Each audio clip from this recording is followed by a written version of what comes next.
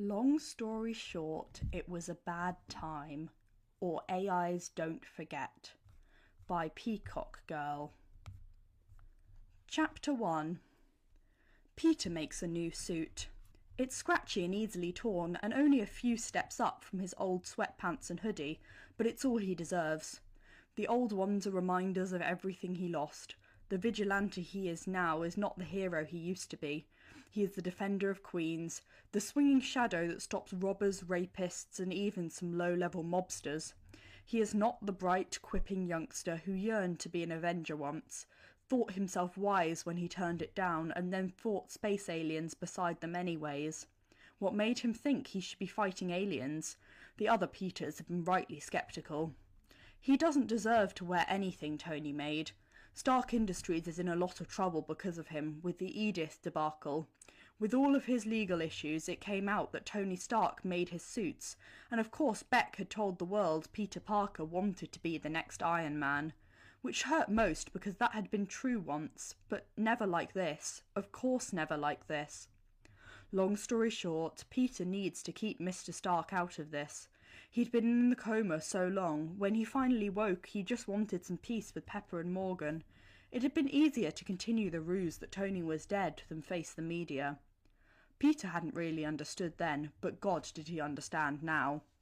Peter had seen him once, right before Europe, but the world had been watching him after he came back, and there was no way to sneak out to the cabin.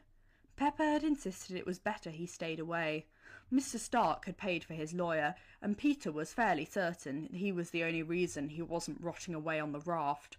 Which would have been better, honestly, because then May would still be alive. But aside from a few video chats, Tony had been basically gone before Peter thought he could fix his life but blew it up instead. But after his first month, he's just so damned lonely.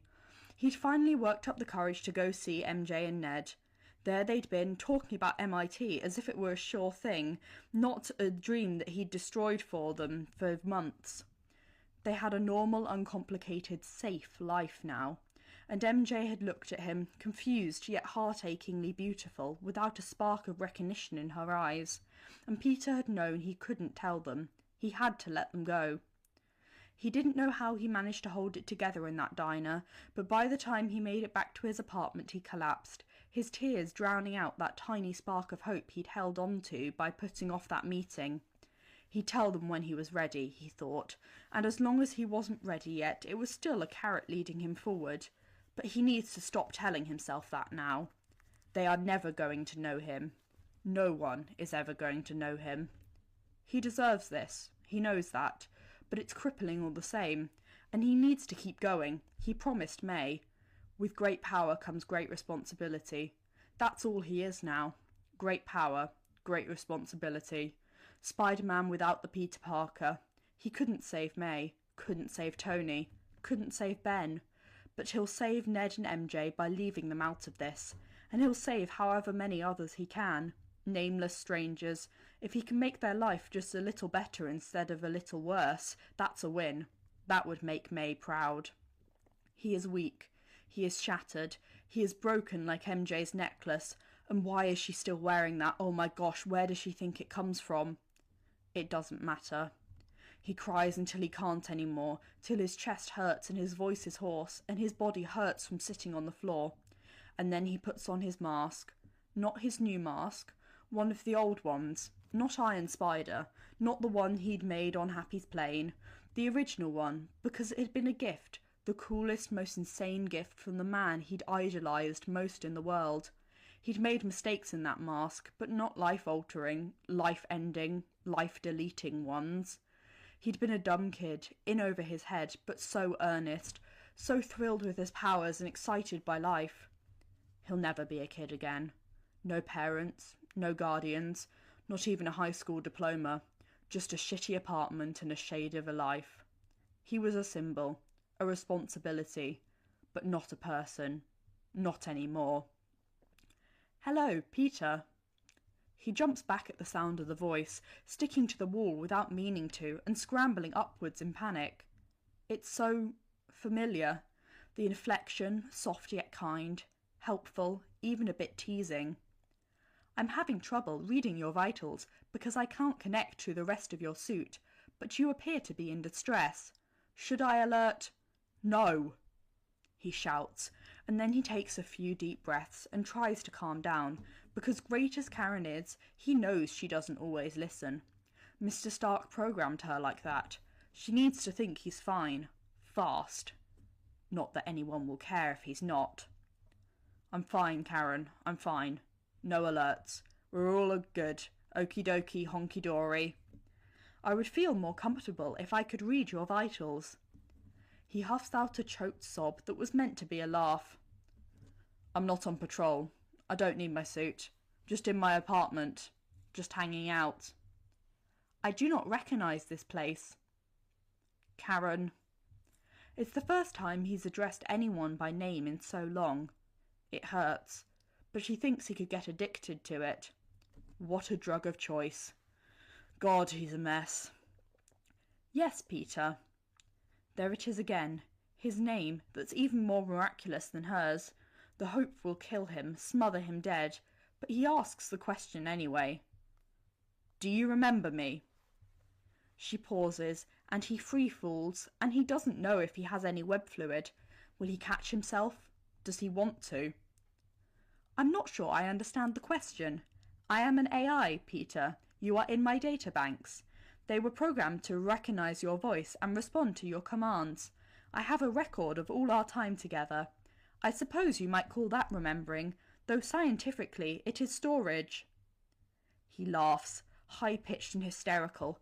A proper villain laugh, honestly, if the villain has spent time in an insane asylum, because what a loophole. AIs can't forget. And Karen's not a person, so she can't be killed, and even if she's lost, destroyed somehow, that'll only hurt Peter. So this is okay, he decides. She knows him, and he can talk to her, and there's no consequences here, except maybe he gets a little extra push to get up in the morning. Someone knows Peter Parker exists. Someone remembers. He's totally okay with a loose definition of someone. He's got this. He still uses the new suit most of the time.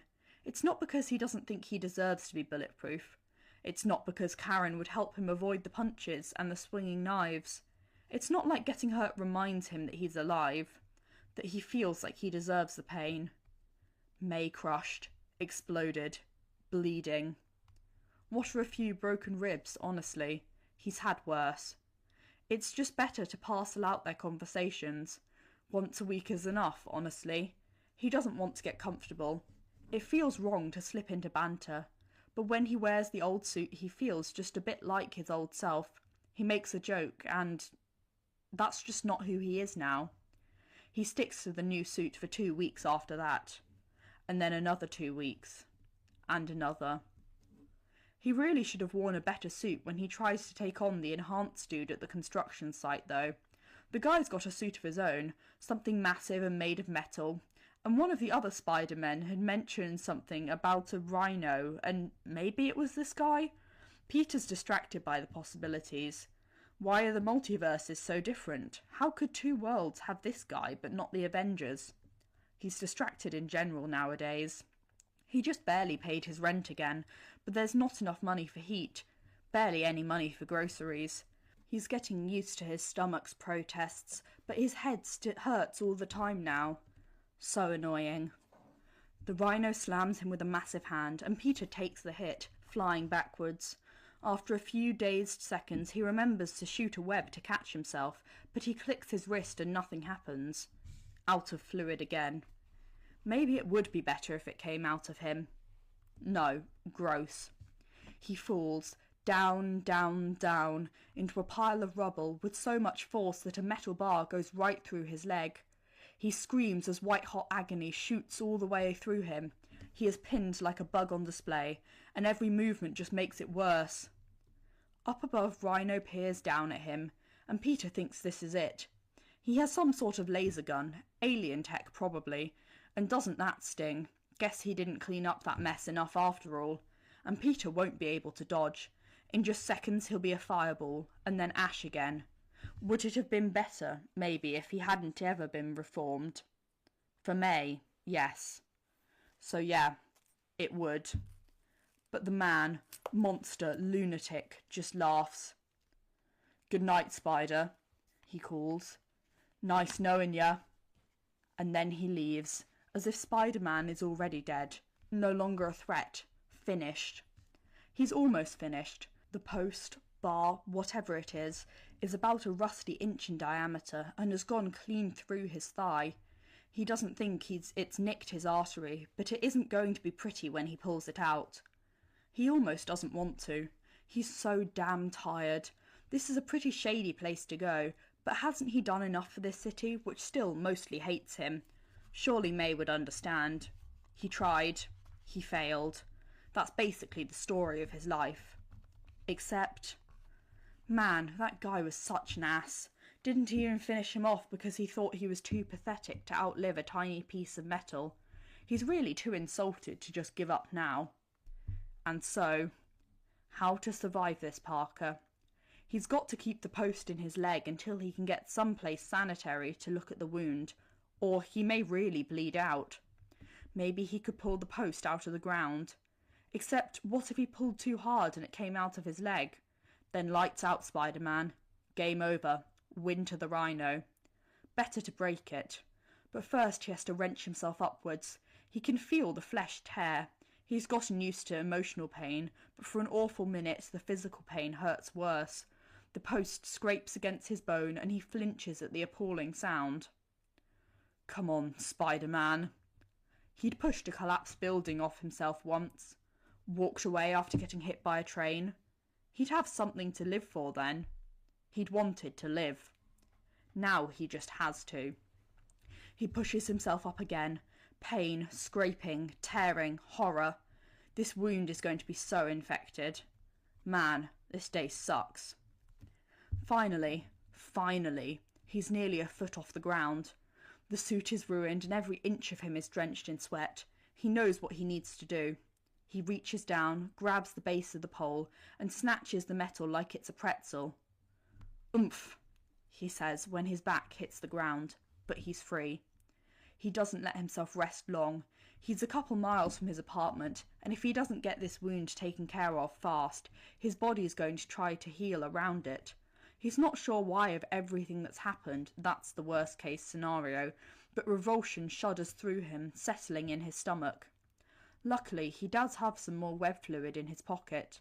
After one bracing breath, he shoots up towards the ledge where the rhino disappeared and begins making his way home. Home.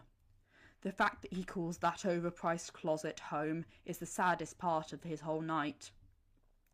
He tries to Google how to apply a tourniquet on his phone, but his fingers don't hit the right letters and leave the screen smeared with blood. 6 months ago there would have been someone to help him. Sometimes, when he wasn't hurt too badly, but he just needed a hug, he'd go home to May. He tried to wash most of the blood off first, downplay whatever had happened. He didn't like to worry her, but she had a soft touch, and she'd kiss his forehead and run her hand through his hair and distract him with bad jokes. Afterwards, she'd wrap him in a fluffy blanket and then cuddle close, and he'd fall asleep with his head on her shoulder. This was far beyond May's expertise, but what Peter wouldn't give for just one soft touch. Happy was good at patching up wounds, with an understandably steady hand and a surprisingly neat stitch. Maybe he should have gone to the cemetery, hoped Happy was there. Died curled up on his aunt's grave. She didn't want that for him. He couldn't go to a hospital. He had no way to pay for it, and if they drew his blood or realised how he could heal... Not being a lab rat was about the only thing he had going for him right now. He couldn't risk it. As Mr. Stark got more involved in his life, he'd freaked out every time Peter got hurt, and insisted they keep what Peter called a secret medical lair about a block from his old apartment, with a trauma doctor and an ironclad NDA on call on the Stark payroll, just in case things went south. What Peter wouldn't give for someone to be there now. But they wouldn't remember him, and he couldn't explain. He's on his own, just like new times. He pulls the first aid kit from under his bed and strips off his sheet, his only sheet. Bye-bye luxury. and then he pulls on his old mask. "Hey, Karen, I need you to tell me how to apply a tourniquet." "Peter, do you require medical assistance?" "No." He's glad he doesn't have on the rest of her suit, so she can't tell how much he really, really does. "This is more of a philosophical question. Just curious. But if you could answer, like, really fast, that would be appreciated. Thanks." "Where is the wound?" "Upper thigh." Karen walks him through it with diagrams and helpful tips, all in her soothing voice, and Peter thinks that maybe he can do this. Until afterwards, Karen says, in that very same tone, "The word tourniquet triggered the 'nice try, kid' protocol. I have informed Mr. Stark of your potential injury." "What?" "No." Suddenly all the breath is gone from his lungs. He preferred being impaled. "Take it back, Karen. Undo it. I'm fine. And Mr. Stark doesn't care anyway. He won't come. He doesn't know me." "He won't come. No one will come." "I do not understand. Mr. Stark is extremely concerned with your welfare. That is why I exist. He has written all these protocols for your protection. I am sure that he is on his way. He has never failed you before." Peter rips the mask off, because everything she said is exactly what he wants to hear. But she is wrong, and it is his fault, and he cannot explain that. Not when everything is already getting fuzzy around the edges. No one is coming. He's not sure he can do this. He should have watched the video again before he freaked out, but he can't put the mask on again. But now he has to get the pole out. If he thinks about it, he can feel the germs multiplying inside his leg, getting ready to eat him from the inside out as the flesh heals around the metal, making it a part of him forever. It's going to hurt like hell. He knows this. The healing started. He can't let it finish. With a deep breath, he grips the pole and pulls it out. It's only after he hears a neighbour bang on the wall and shout, "Knock it off," that he realises he's been screaming. Blood pours from the wound like a river. He reaches for the sheet, but his arm is too light. He misjudges the distance, dragging his knuckles uselessly against the crusty carpet. He'll never get his deposit back now. He won't need it if he's gone, anyway. Maybe it's better if he's gone. He wishes he'd kept the mask on, heard Karen say his name just one more time. Peter Parker was here. Peter Parker was gone. As his mind drifts away, the last thing he hears is repulsor blasts. Chapter 2. Tony's getting bored of being dead. It was novel at first. He'd been in a coma about 8 months after the snap, but Pep looked like she'd aged about 8 years. Not that Tony was dumb enough to tell her that. And Morgan had grown and learned so much that it might as well have been a year for every month he was gone.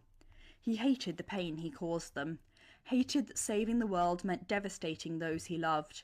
He hadn't realised how much his girls needed him. He'd suspected ending Thanos was a sacrifice play, but he hadn't thought about how much it would hurt those he'd left behind. So when he woke up and Pepper stroked his scarred face and asked if they could forget about the world for just a little longer, he'd agreed without pause. And it was nice for a while. No media, no board meetings or corporate bullshit. It was quite a lot like hermiting out at the lake house had always been, except the world wasn't half full any longer. But they'd still moved on without Tony Stark. But now it's been almost a year where he's barely been beyond the bounds of his property, and honestly he's getting a little restless. He feels like he should be doing more, but when he thinks about what he should be doing, he isn't sure. He's a bit old for an existential crisis. Not that he'd admit that either, but something is off. He thinks about telling Pep they need to come up with a story, figure out how to reintroduce him to the world 6 times. But then she looks at him with those eyes that can go sad with just one misjudged joke, and he doesn't. Tony's selfish by nature, but he's been working on that. Learned a few things over the years, from team-ups and team breakups, and wooing his complex, endlessly patient wife. And from fatherhood, of course, which he'd been sure he would suck at, but somehow excelled, even when Morgan was born in a world in crisis. When Pep had thrust her in his arms, he'd expected them to shake, But they'd been steady, even through the tears he can't remember why he'd cried. It wasn't just that births were emotional. There was something else, tearing his heart apart and mending it back together. It's easy to blame Howard, but that doesn't feel right. His memory of that critical moment feels distorted somehow, like something is missing. It grates, like dragging his knuckles against glass. But selflessness. Tony's working on that. So even though he thinks more and more about declaring himself alive and rejoining the world, he knows Pepper isn't ready, so he devotes himself to his wife and daughter and tells himself that he's happy. He certainly is happier than he has been most of his life, even if one of his arms is metal and half of his body scarred in a badass way that nevertheless takes him out of contention for world's sexiest man. He is clean, he is sober, he is loved. And the threat that's been lurking over him for so long has come and passed. Half of the world lost, yes, but half the world regained, and somehow in the midst of it all he'd found a way to build a life, even within his own failure. All those destructive tendencies that had fueled his youth and early adulthood seemed like a lifetime ago. He no longer even remembers why they held any appeal. Perhaps because whole chunks of those years are missing, because he was too drunk or high to retain the escapades. He's fine with that, less guilt that way. He's gotten used to living life crystal clear, committing to memory each of Morgan's milestones, Pepper's smiles and quips, Rhodey's eye rolls. Except something had changed. Morgan's birth isn't the only moment that feels a bit fuzzy. It's the years before it, mostly, that have become patchwork. He knows what causes memory loss, but that isn't right, because he'd been sober then. Maybe a slip-up here or there, a bad night after Siberia, but he shouldn't have more than a handful of gaps. Yet there are whole months with all the specificity drained, even though it feels like they'd been happy ones. He thinks that he laughed at a million jokes he can't recall, that he'd found a purpose that had since evaporated. He'd asked Rhodey once if he'd gone on any benders between the Mandarin and Thanos, because it's the only explanation he knows for blackouts. He'd never forget the devastated look on Rhodey's face, as if he feared that Tony had just thrown himself down a cliff voluntarily, and all that he had left was to fall. Are you okay, man? You've been so good, but if you're having these thoughts we can get ahead of it, get you help. And if it's too much in the cabin all the time... Christ, platypus, I don't want to drink now, he'd snapped, and Rhodey had started breathing again. I'm asking you about years ago, because there's stuff that I don't remember right and it feels important. But if I wasn't drinking, why can't I remember it? Rhodey doesn't have an answer for him. It gets worse, and for a reason he can't explain, but one that guts him organ by organ, starting in his stomach before absolutely shredding his heart to pieces. It's worse when he's with Morgan. He loves his little girl with a ferocity that he'd never thought possible. She's the very best of him and Pepper, brilliant and precocious and adorable, and only occasionally annoying as all hell, and he knows she gets that from him. She's most of the reason he doesn't protest staying dead. His days are full of Morgan, and he doesn't want to miss any more of her life. He realises how close she came to growing up without a father. He wants her childhood to be better than his was. That's why he focuses so much on praise and validation, makes up inside jokes for just the two of them, tell her he loves her every chance he gets. But every time his heart swells with love, it clenches with pain right afterwards. He doesn't understand why. She hasn't done anything wrong. It is he who is broken. Inextricably broken. Missing something. He is cold. He is empty. He is numb. No, wait, that's Frozen too. Morgan had made him watch the damn cartoon roughly 5 dozen times, but he finds himself running the lyrics in his mind over and over. It's a dark, heavy song for a kid's movie, but he supposed everyone was fucked up after the blip. Might as well sing about it.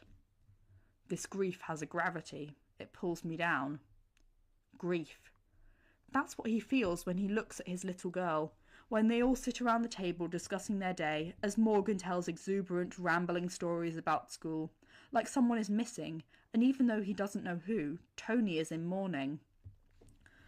Pep, I'm gonna ask you something, and it's gonna sound crazy, and insensitive. Pep raises an eyebrow at him from the mirror as she smooths her hair back in a ponytail. He's whined it isn't fair that she gets to go to work, but she reminds him how far they've come. For years she had to drag him to the meetings he now claims to miss. Oh goody, crazy and insensitive. He knows he's going to upset her, but he asks anyway, because he needs to know. The pain is getting worse, he can't trust his own mind, and he's afraid if he just keeps stewing and wondering and grieving and spiralling, he is going to break them, and he can't do that. He can't. He needs his family. He's been so good. He doesn't want to fall down that rabbit hole. Did you ever... we didn't. Did you ever lose a baby? She flinches, the same way he always had when Howard's hand shot towards him, and then she spins, so she's looking at him and not the mirror. Why would you ask that? She whispers. Do you honestly think I would keep something like that from you? And God, no, he's losing them, breaking them. This is bad, bad, bad. Of course not. He reaches out and grabs her shoulder, trying to be steady. This isn't you, but maybe it happened and I forgot somehow. She closes her eyes. Her whole body rises and falls with her breath. Tony, are you drinking again? No, babe, of course not. How could I even? I never leave the house. But he wants to, he realises, and that shocks him into silence. But then he recognises the emotion that assails him, acid churning from his stomach up his throat. Guilt. Guilt and grief. What the hell is going on? It just feels like we lost a kid, he stammers. Morgan is downstairs. I know, it isn't her. Feels like there should be another kid. I don't remember them, but there's this hole where they should be and I can't figure it out. Pepper watches him for several long seconds.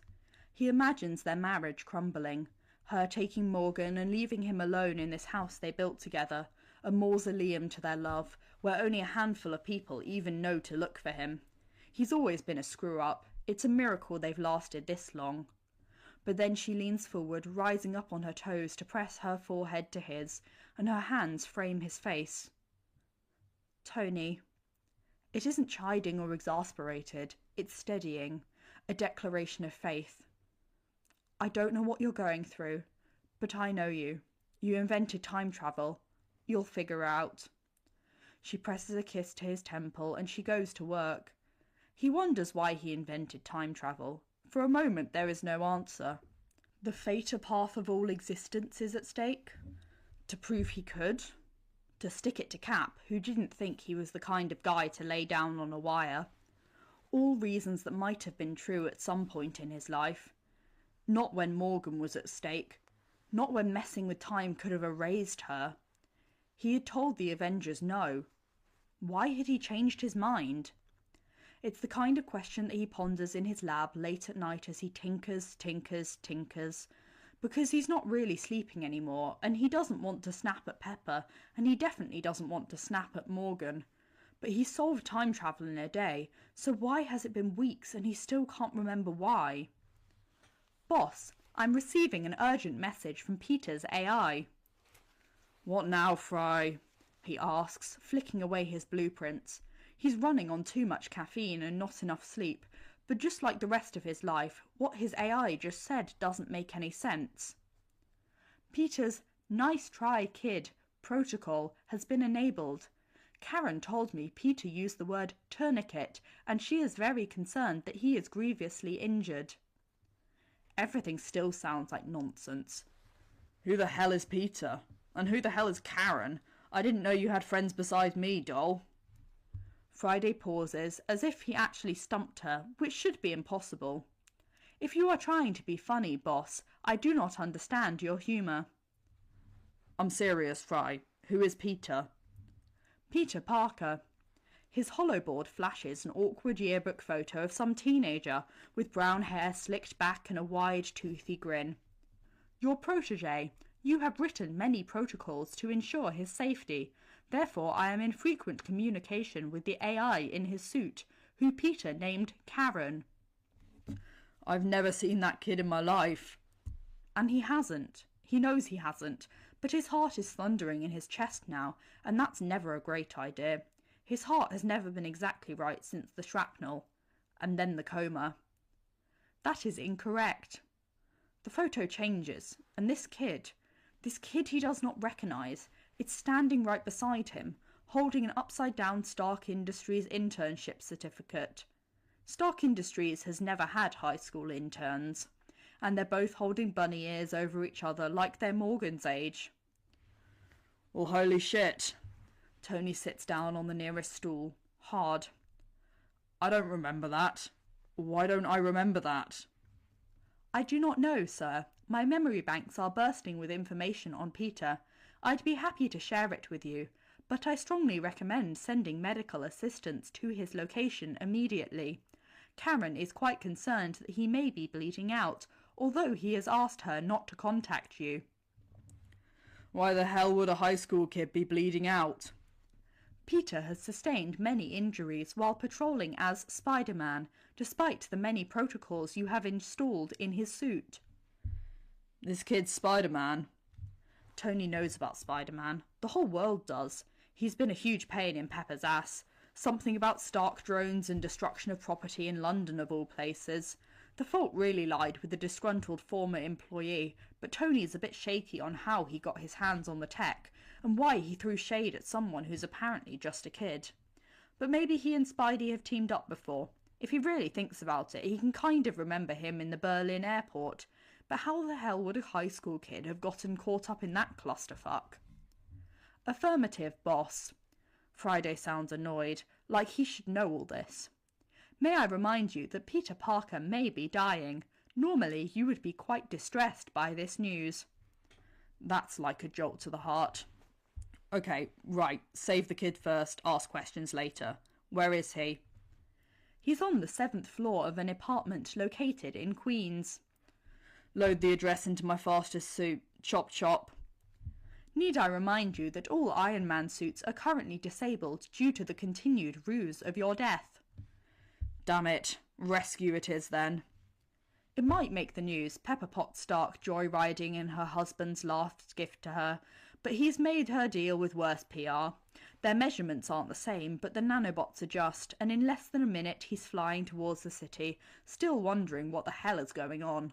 But beneath the adrenaline and fear and the mind-bending confusion, there is a strange sense of calm, as if there is something familiar about this scenario. Something right, as if the mystery that's been haunting him is about to be solved. He crashes through the apartment window in a spray of glass and finds Peter Parker lying in a rather alarming pool of his own blood. Shit, shit, shit, shit! All his calm has evaporated now. He'd been arguing with his AI while this kid was dying, and there's a black hole in his chest at the very prospect. Friday, what do I do? It seems Peter Parker was unsuccessful in securing the tourniquet, despite Karen's instruction.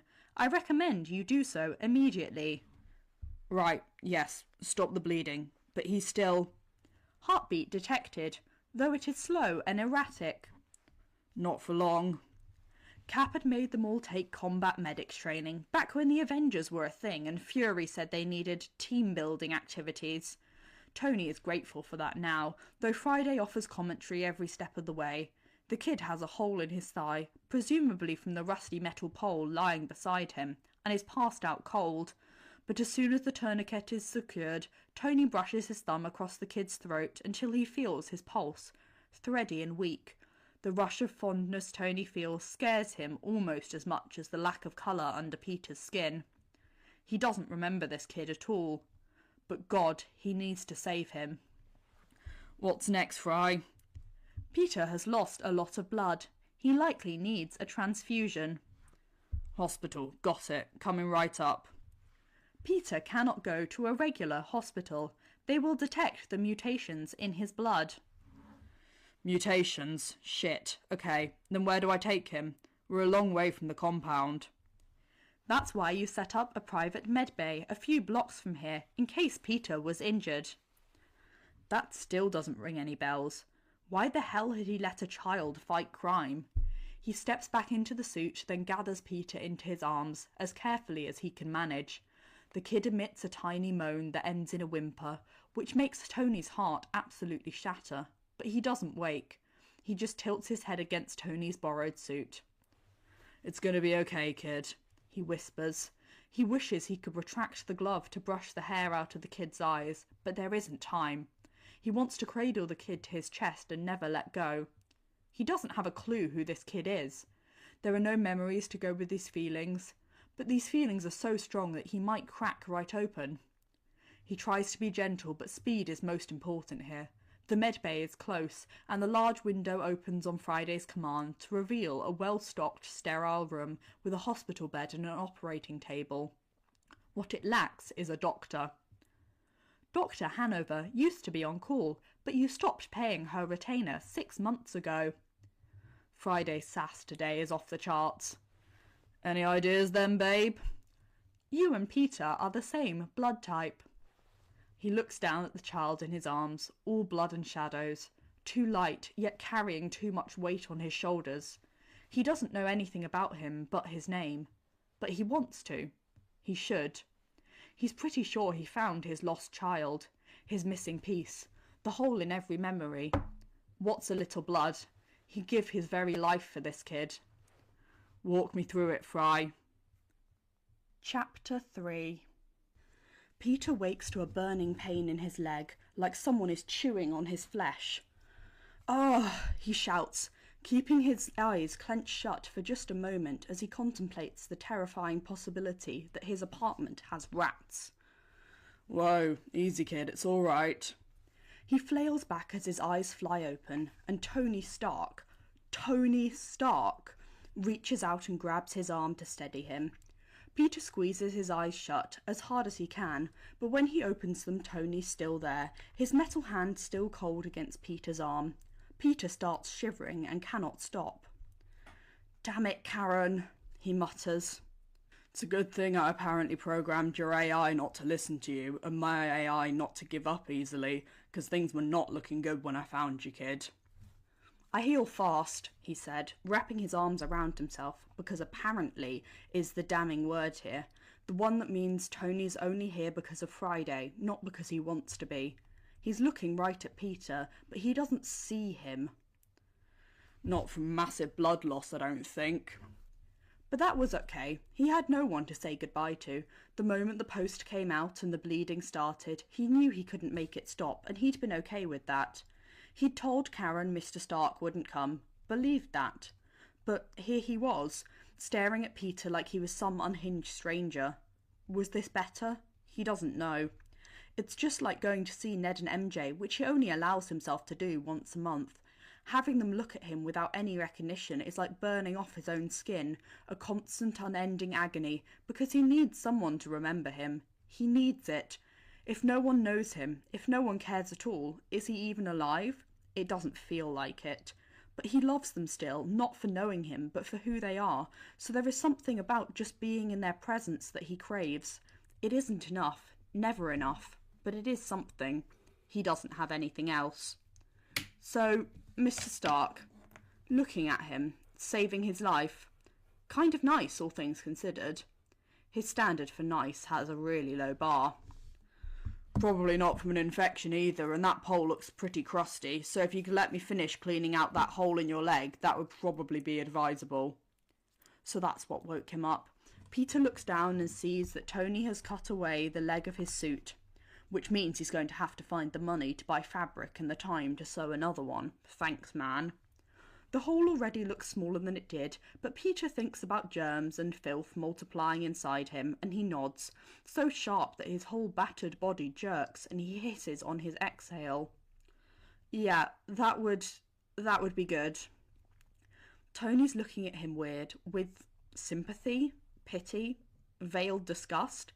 Peter doesn't know. His leg hurts, and the rhino has gotten in a few good hits before the fall, and his head's still kind of fuzzy, and bleeding out is seeming more and more like the preferable option here. "At least since you're up, I can give you some painkillers." "They won't work on me," Peter says, and it's a major fallback of his powers. Aspirin might as well be candy for all its medicinal value, and it sucks, especially now that he's on his own, and there's no one to soothe the emotional pain either. Broken ribs didn't hurt so bad when he was curled into May's side, or when he talked to MJ on the phone, making her smile with his latest escapades as he downplays the serious parts. He could synthesize something that would work, but that seems like a bad idea. Just getting the components he needed would be shady, and relief was something he could get hooked on. He's not strong like he used to be. Relief isn't something he deserves, either. Tony holds up a bottle, a familiar one, without any branding. Fry says these will. Spider Kid approved. Got 'em from the cabinet over there. He wants to cry, but he doesn't let the tears fall. Well, yeah, those should work. Tony shucks off his gloves and taps 2 pills into his palm, but instead of handing them to Peter, he shifts closer and presses a hand to his back to help him sit up. And Peter absolutely freezes, because the gesture is so soft, so kind, and no one has touched him like that since before the spell. Before, there had always been hugs from May, and forehead kisses, and handshakes with Ned, and then real kisses with MJ, and he'd taken all that touch for granted, never realising it was more sustaining than food, than oxygen. He misses so many things in the after, but this is one of the hardest. And now Tony is here, and it's not even a hug, but just one touch on his back, and this time the tears fall and he can't stop them. Crying comes like a wave, all heat behind his eyes and misery. Or is it relief? It seems really bad that he can't tell them apart. Tony practically has to lift him into a sitting position, because Peter is no help at all. Then he hands him the pills and a bottle of water. Peter downs them quickly and then covers his eyes with the back of his hand, because he doesn't want to see what Tony makes of his breakdown. Thanks, he whispers. Tony's heart is beating fast, erratic, and his breathing is a little loud, a little laboured. With his eyes closed, Peter can also hear a whooshing sound, quiet but constant. He looks that way when he opens his eyes and sees the tubing running from his arm all the way across his bedside and into Tony, blood rushing between them like a river. "You're giving me your blood?" he says, stupefied. Tony's lips twist upwards, wry. "Well, I'm certainly not taking yours." His hand had slid up Peter's back and now rests between his shoulder blades. "Who knows what would happen? Iron Spider." Peter means to laugh, but it comes out as a sob, and Tony looks like Peter just punched him in the chest. "That was a joke. I'm not going to take your blood." "You don't know who I am." He knows this, but he has to say it. He's letting himself wonder, pretend, and he needs to face reality. "You're Peter Parker." "But you don't remember me," he chokes out. Tony shakes his head. Tears fall down Peter's cheeks like a rainstorm he can't stop, but he doesn't make a sound. He knew Tony didn't remember. But then Tony's hand is brushing the tears away, his human hand, calloused but so warm and so gentle it breaks Peter into a million pieces, and then puts him together just as quickly. Dusting, undusting. Crazy that half the world understands that metaphor. "Thing is, kid, I know you. Moment I saw you, I knew I had to save you. Forget the blood. I'd give you my other arm if I could get you to stop crying. Care to explain why I feel all that when I don't have a single damn memory of ever seeing you before?" "Not really. The drugs are hitting hard. They always work fast, between their strength and his metabolism. Everything is getting warm and hazy and numb. His eyes drift shut, but he can still feel Tony's hand brushing away the tears that continue to fall. He didn't know Tony cared about him that much, even before. The fact that those feelings are still here now, he can't process it. He's gotten too used to expecting disappointment, and this is the opposite. This is the type of hope that could break him. Or maybe put him back together? Does he even want that anymore? God, yes. "Right, kiddo, get some sleep. I'll clean out that leg of yours, but when you wake up I need some answers." He doesn't answer. He can't. He feels pressure on his forehead and then falls into oblivion. The moment the kid passes out again, Tony loses his shit. "What was that, Friday? Oh my god, what was that?" He feels like he just went 10 rounds with Thanos, like he'd lost and something worse was about to happen. but also like the moment they were ready to lose again, in the repeat, and then Strange brought all those reinforcements, and there was one particular moment of absolute jubilation, but he can't quite remember why he felt that way. I really would advise you to finish cleaning Peter's leg. The wound is beginning to heal. Tony is clearly unfit to be a nurse. His bedside manner is an absolute disaster, and he'd lose all his patience on the table if Friday wasn't so naggy today.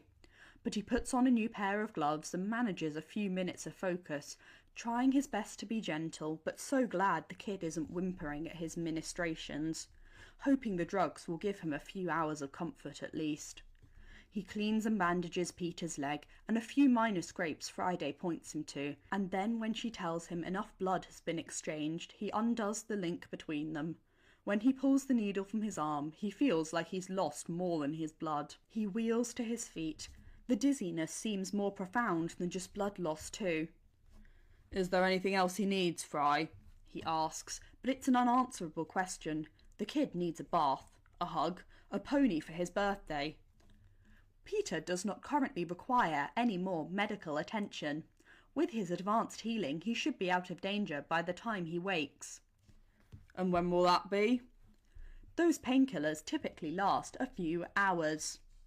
So Tony paces a bit and spins on his heels and runs his hand through his hair because he feels like his whole body has rebelled against him. This is how he felt when Morgan had tonsillitis and just wouldn't stop crying, and he had to watch the doctors wheel her away into surgery, and there wasn't anything he could do. Pepper had called him a drama queen after, which, fair. Morgan had been perfectly fine. Peter isn't fine, though. Except for a few particularly rough patches in his own life, Tony has never seen another soul who seemed less fine. There are granola bars in the pantry, side by side with M&Ms and Doritos, and the fridge is stocked with bottled water, Gatorade and Mountain Dew, as if the place is ready for both a medical emergency and a sleepover. Tony can't fathom any of this, but his blood sugar's been halved with his blood, so he grabs a soda and a candy bar and sits back down at Peter's bedside. He pops the tab and takes a long drink before he says, "So, he's my son, right?" The timing lines up. He knows why there are gaps in his memory so far back, and maybe all the partying and sleeping around and all the time he spent blackout drunk was worth it for this one result. The best mistake he ever made. Tony stares down at the messy curls, wild with sweat, the shape of his nose, the curve of his cheek, remembering his brown eyes absolutely swimming with pain. There's not a resemblance exactly, but there's not a resemblance. And he doesn't know who the kid's mother is, so he can see it. According to the half-dozen paternity test results in my databanks, Peter is not your biological child. He's not expecting the way that stings. "Why did you run the test 6 times? "Because you kept requesting I do so, boss, sometimes at the behest of others. Colonel Rhodes in particular seemed unable to accept that Peter was not your son." It feels like a loss, almost as strong as the memories.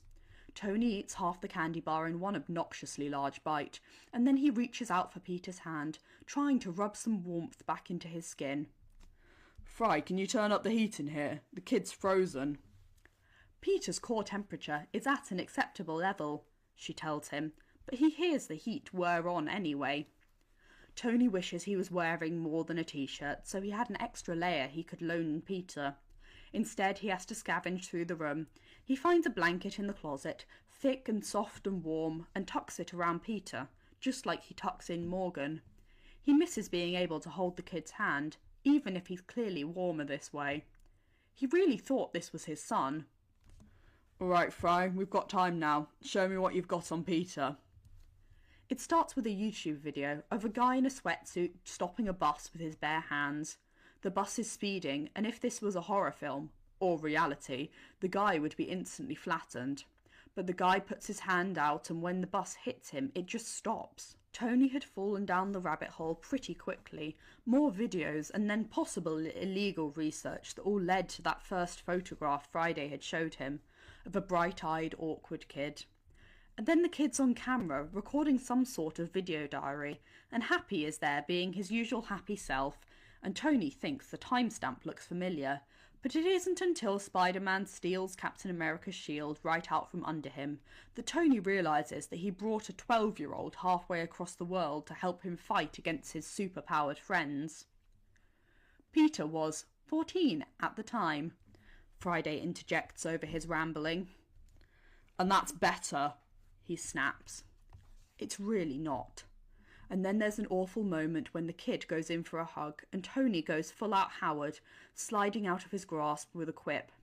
He wishes he could go back in time and give the kid the hug he deserved, because the Peter in that video is a puppy. The Peter lying right beside him is a dog who's grown up on the streets, watched all his littermates starve and now expects every person to kick him in the face. And it hurts, like someone pulling every bone from his body one by one. His cells are absolutely exploding. Something has gone wrong with the universe, because Peter was supposed to be that puppy child forever. Soon as the kid wakes up, he's giving him that hug. He understands why he asked Friday to run so many damn paternity tests. He kind of wants to ask her to run one right now. Clearly this is his fault though. Clearly. The kid needed affection and Tony was aloof, and then something broke Peter into a million pieces. Or someone. If Tony did this, he will never forgive himself. Is this why he can't remember? Did he block it out because he traumatised himself with his failure? Friday keeps playing video clips and audio files. There are rough patches, times he does sound too much like Howard, a tough love incident that almost leaves the kid dead in his sweatsuit, but somehow results in him saving Tony's ass by single-handedly bringing down a plane, and then rescuing the guy who'd been trying to kill him for the past half hour. It was crazy, Mr. Stark, Peter says some time later when they're working in the lab together. I showed up at Liz's door and her dad was the Vulture. Worst first date ever. Can you beat that? The kid is a genius. Tony prefers to work alone. Only Brucey has ever been able to keep up with him, but they have different specialities, and that one time they collaborated was an unmitigated disaster. But Peter is sharp and their interests align, and Tony watches himself let the kid more and more into his life. The internship becomes more than just a cover for Peter's crime fighting. Tony's lab stops being the place he goes to hide and spiral, and becomes a place for banter and eye-rolling and laughter and genuine discovery, and a few far smaller scale disasters. But then Peter's in his penthouse too, talking through movies and eating abdominal toppings on pizza, like it wasn't weird for a grown man to be hanging out with an unrelated teenager, like he's known him all his life. It isn't weird.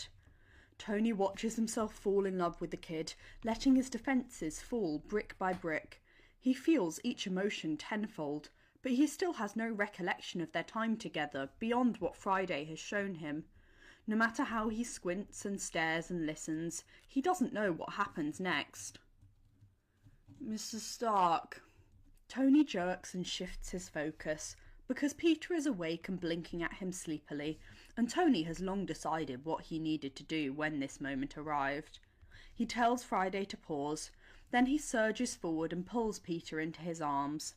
He thinks of how Morgan likes to be held, with a constant pressure and a soothing hand carding through her hair. Peter's practically grown, and the blanket's in the way, but Tony is persistent, and he wraps himself around the kid as the best he can, remembering how he'd gone to pieces at just one touch to his back. All of Tony's dad's synapses are firing. Protect, protect, protect. And so he tries and tries and tries. The kid goes absolutely boneless in his arms. Tony pulls him even closer, his metal hand running up and down his back, and the other stroking through his hair, rubbing what he hopes are soothing circles across his scalp. I got you, Pete. You're all right. He promises over and over, even though he still doesn't know what is wrong. But the kid's every breath is a sob. I'm sorry, sir, he chokes. I messed up so bad. I'm sorry, please. And Tony's not there anymore. He's left Queens behind, left Earth. The sky is red, the air is thick with dust, and Peter is in his arms, in an iron spider suit, even paler than he is right now. I really don't know what's happening. God, Tony can relate. I don't want to go. Sir, please, I don't want to go. he begs, and then he's fading, crumbling, and the last words on his lips before they drift away are, "I'm sorry." And nothing is the same after that. Nothing is ever the same again until he invents time travel just to bring this kid back, because the world isn't right without Peter Benjamin Parker. Then the memories all slot back into place, a golden flood of laughter and mistakes and love, and Tony feels the tears on his own cheeks, back in Queens again, and he turns his head and presses a kiss to the kid's temple. "Don't apologise to me, kid. Don't. You know my heart can't handle that." The kid tenses, pulls back. Tony doesn't want to let him out of his grasp, but he's too strong, even now.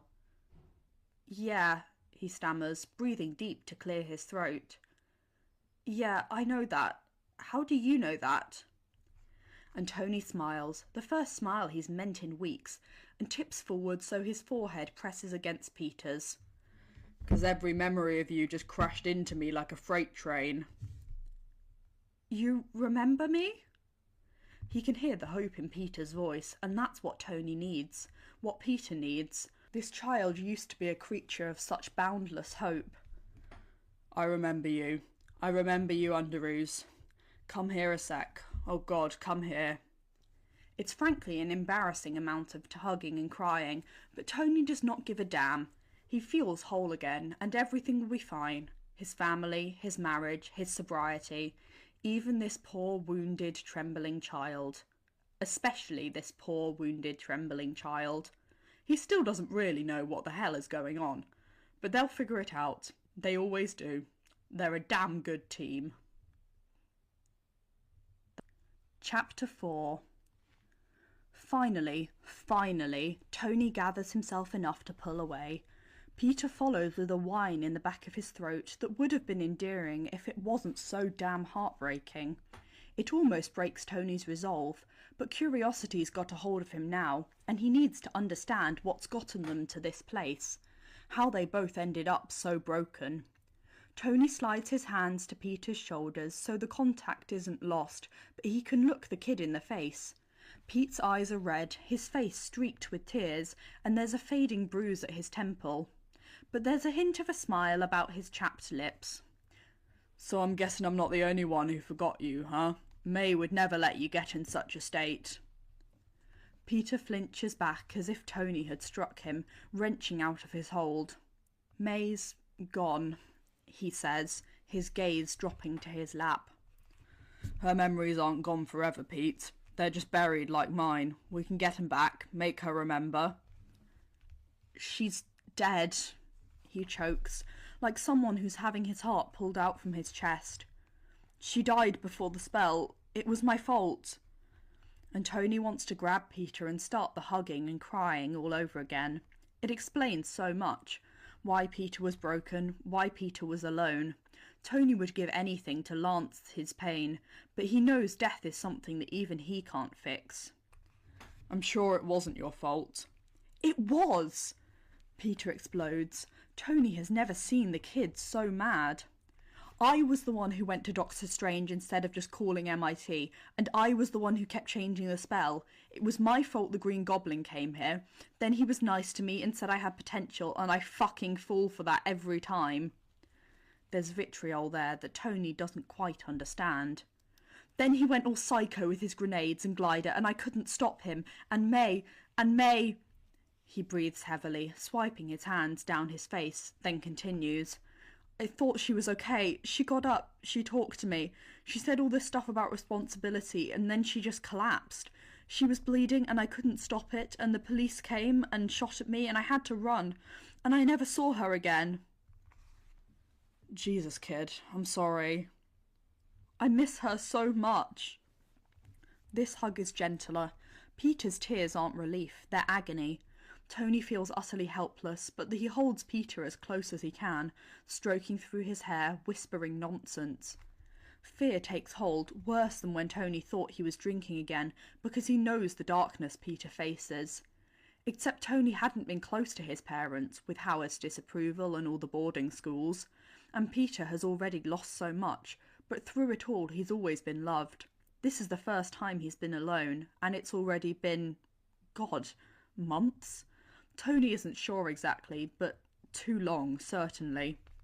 Tony tries to think what had helped him back when his parents had died, if there was anything he'd needed that he hadn't gotten.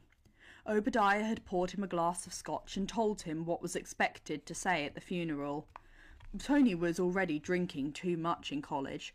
His problem started long before his parents' death, but that was the first moment that an adult actually implied that drinking was an acceptable and expected response to emotion. That had led him to a particularly hard spiral, which, knowing what he did about Obi now, had damn well probably been intentional. Only Rhodey had shown him the proper amount of empathy. He'd wrapped Tony in bear hugs any time he'd seen him, prompting the Honey Bear nickname that still persisted decades later. It had helped to know someone had his back, someone cared, but it hadn't been enough. Peter needs so much more than hugs. Tony would do anything to give it to him, but he's at a loss. All he knows is Peter can't become Tony. He needs to be better. He will be better. Once the kid finally cries himself out, Tony presses a kiss to the top of Peter's head and then rests his chin there. "You said something about a spell?" So Peter starts from the beginning, painting a more coherent string of events. The kid's heart is incredible. What other hero goes around trying to cure all his nemesis? And his bad luck equally astounding. But Tony can't shake the guilt. Beck was Tony's mess. Peter had just got caught in the crossfire, and Tony had been too newly awakened to stop it. Beck had ruined Peter's life, and Tony hadn't done enough to put it back together. He'd listened to Pepper, who'd hired Murdoch to clear the charges, and promised it would all blow over. Once it did, Peter could come around again. Once the whole world wasn't watching, and a news helicopter wouldn't follow him to his not-so-dead former mentor's secret lake house. Truth be told, Peter shouldn't have needed a magic spell to get his friends into MIT.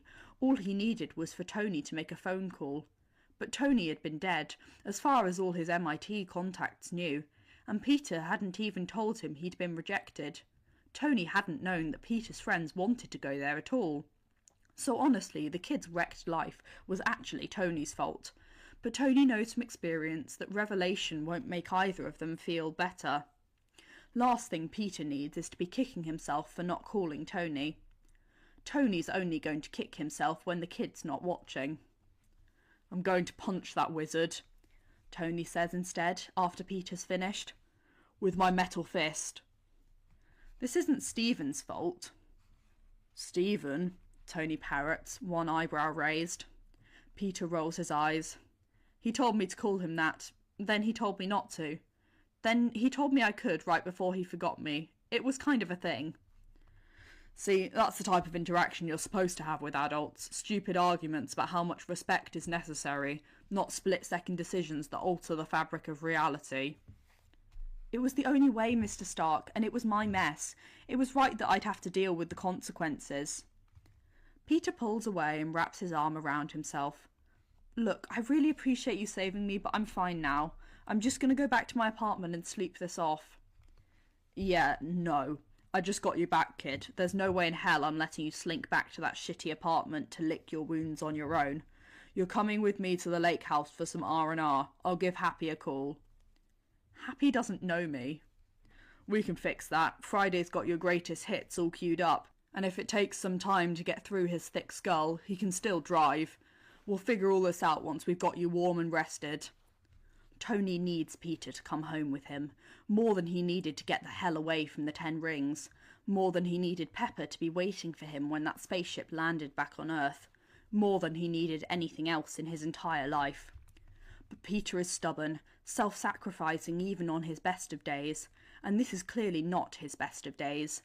Tony is expecting Peter to fight him, at least a little, probably a lot, insist that he's really fine, that he can take care of himself. So when Peter nods, mumbling a quiet, "Okay," even though it's exactly what Tony wants, his worry grows exponentially. Is Peter really too tired to fight? He does look it. But Tony says, "Good man," in as encouraging a voice as he can muster, and speed dials Happy. The man picks up on the 3rd ring, groggy and grumpy. "D'you know what time it is, Tony?" He doesn't, actually. This whole night is a blur, some strange fever dream full of magic and feelings. He used to be a man of science. Emotionally, that was a hell of a lot easier. Doesn't matter. Look, Fry's gonna send you an address in Queens. I need you to get here stat. Bring a medium sweatsuit and 5 cheeseburgers. It's 2 in the morning. Where am I supposed to get a sweatsuit? You're not even size medium. I don't know, 24-hour Walmart. Improvise. Clothes aren't for me. The 5 cheeseburgers not for you either? Nope. He smiles despite himself. It's always fun to rile Happy up. Best order 7, so there's 1 for you and me, and a large fry, and a strawberry milkshake. Chop chop, kid's hungry. What the hell are you doing with Morgan in Queens at 2 a.m? That girl's a monster, but she can't eat 5 cheeseburgers. Peter's watching the exchange with wide, sad eyes, probably able to pick up both sides of the conversation with those super senses of his. Not that, kid. You'll see when you get here, Hap. Can you just get here? Happy hesitates, and what follows is far worse than aggravation. Worry. So there's another kid. I'm getting major old Tony vibes here. Are you okay? You haven't been drinking, have you? No, I have not been drinking. And maybe he snaps a little, because he'd honestly considered it ever since Pepper asked him that very same question. But the last thing he needs now is a drink. Just a time machine. Or at least all the benefits of 6 months of therapy to go into effect retroactively, so that he can honestly believe that his kid will be okay. I'll explain when you get here. He hangs up the phone and Peter keeps watching him, silent but curious. Tony counts that as a win. People have been a little, worried about me, Tony admits, because maybe it'll help Peter out to see others are capable of weakness. Ever since I realised I was missing something important. I'm sorry, Peter starts, but Tony glares, raising a finger and clearing his throat, and Peter stops. I'm not, Tony finishes, resting his hand on Peter's shoulder. I'm not at all. Happy arrives clutching 2 bags and a milkshake, and stops dead when he sees a kid in a bloody costume huddled on the hospital bed. You didn't tell me this was a Spider-Man thing, he says, assessing the room. What the hell is this place? And what the hell is going on? His eyes fix on Peter, narrowing slightly, and Tony holds his breath and hopes it will be easy, even as a treacherous part of him hopes it won't, because damn did Tony himself take a lot of convincing, and surely Hap didn't get any closer to the kid while Tony was playing dead. But then Happy just squints deeper and says, Wait, weren't you that kid at the cemetery? Yeah, that's right. And you're Spider-Man? Peter gulps and nods. Yeah. Then Happy turns to Tony. I didn't know you knew who Spider-Man was. Tony snatches the takeout bag from Happy's hand and tosses it to Pete. Peter opens it and stares down at the mound of grease. This is a lot of cheeseburgers. And I can see a lot of your ribs through that spandex. But the joke leaves him feeling gross, because Peter blushes, but he is also staring at $20 worth of takeout like it's more food than he'd seen in a week, and Tony knows how much food the kid needs to eat just to stay comfortable, let alone full, and the thought of his kid not only absolutely alone in the world and a ghost in his own life, but also literally starving is too much. He grabs the milkshake from Happy, Peter's favourite flavour, and pushes it into Peter's hand. Then he holds out his palm so Peter passes him a burger. His stomach is rolling, but it might be less awkward for Peter if Tony eats too. So he takes an exaggerated bite and then turns back to Happy. Yeah, you did. We've both known for years. I gave Peter your number so you could screen all his calls because I was having major daddy issues at the time. Also, it amused me. He left you so many voicemails. No, I ran in point with Spider-Man on occasion, but I never knew who was under the mask. Nope. Think again. Those memories, is there something off about them? Something fuzzy? Something missing? But Happy just shrugs. I don't know, boss. You've made me do a lot of weird shit over the years. And Tony can hear Peter breathing, too loud, like he might hyperventilate, and he feels like an arsehole for not wanting this to be easy. They have to do this fast. He can't even imagine what Peter must be going through. What would Tony do if Rhodey looked him in the eye and didn't know him? He'd want to die. Fry, play Parker's greatest hits. All the songs with Happy, please. Of course, it starts with the video diary, because Happy is there, disgruntled for the first time with the spider kid that he'll grow to admire. This didn't happen. Happy splutters. Then how did Friday record it? I don't remember this.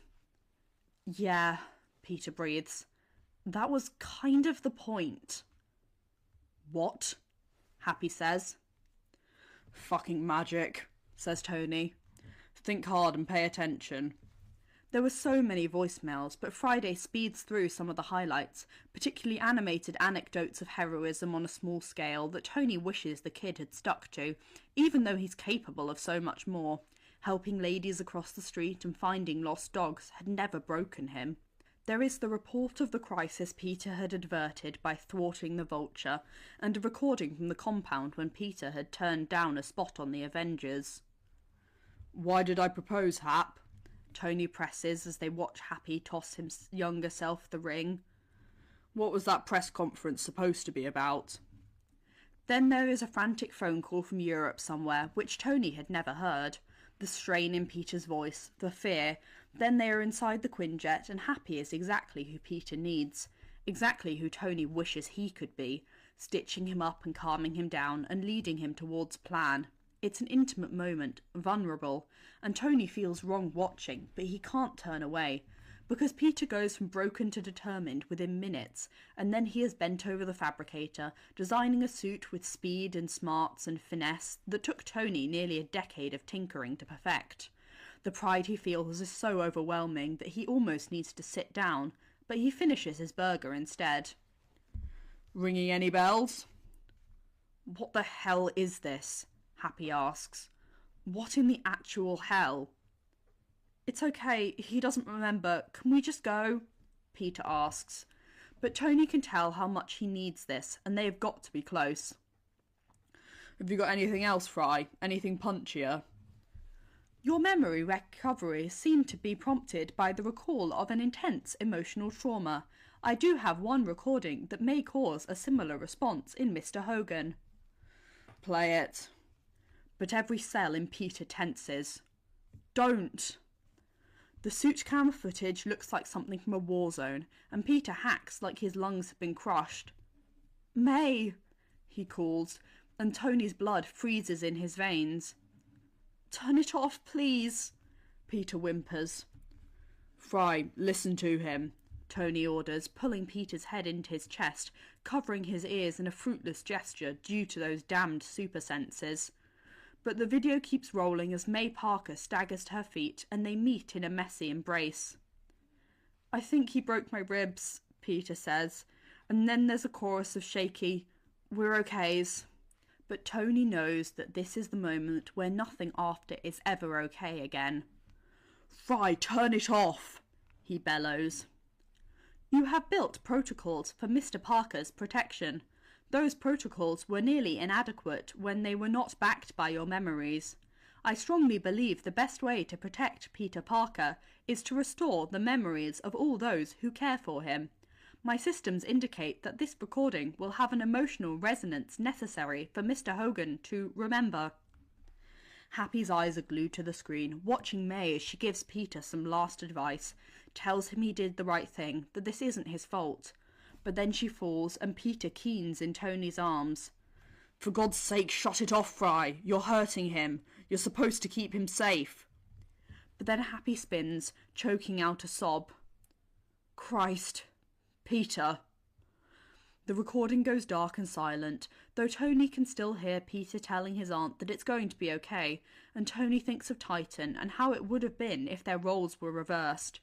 He understands that damn helpless feeling of watching someone you love fade right before your eyes. Where have you been all this time?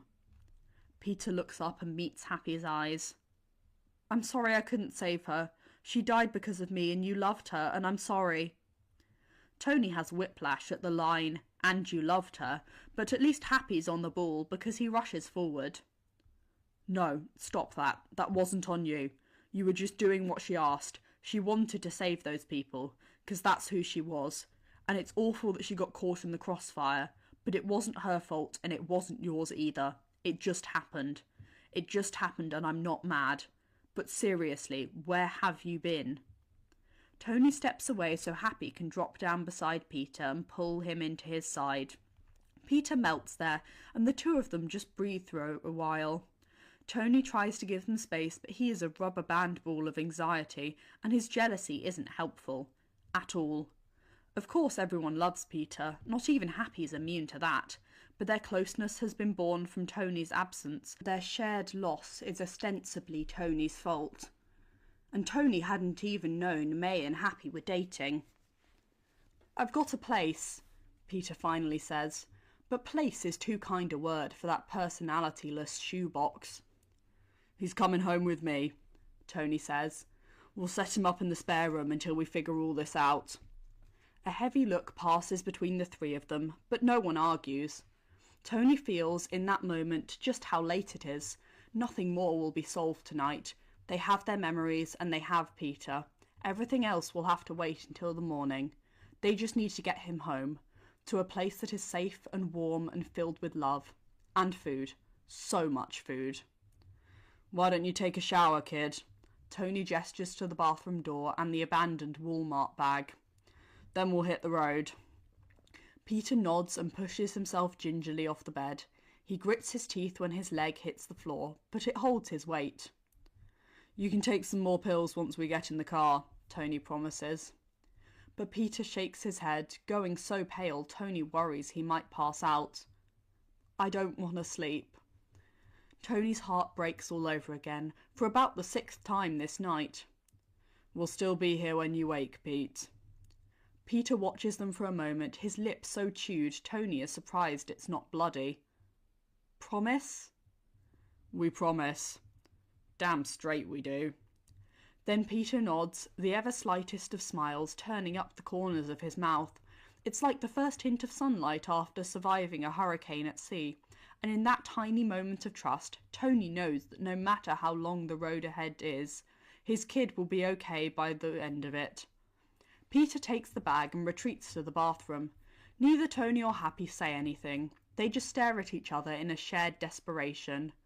But once the water turns on, Happy whisper hisses, "Is he okay?"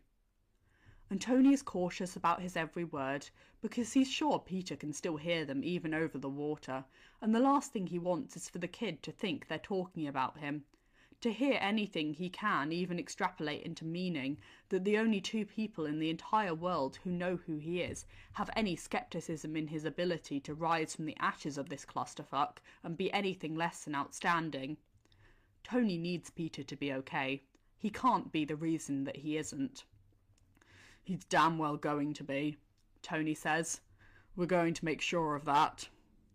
And Happy seems to understand that it isn't safe to talk, so he doesn't press. But he does mouth to Tony, "He hasn't had anyone." And Tony shakes his head.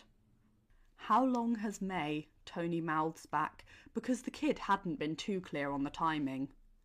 6 months. And Tony really wants to punch a wizard.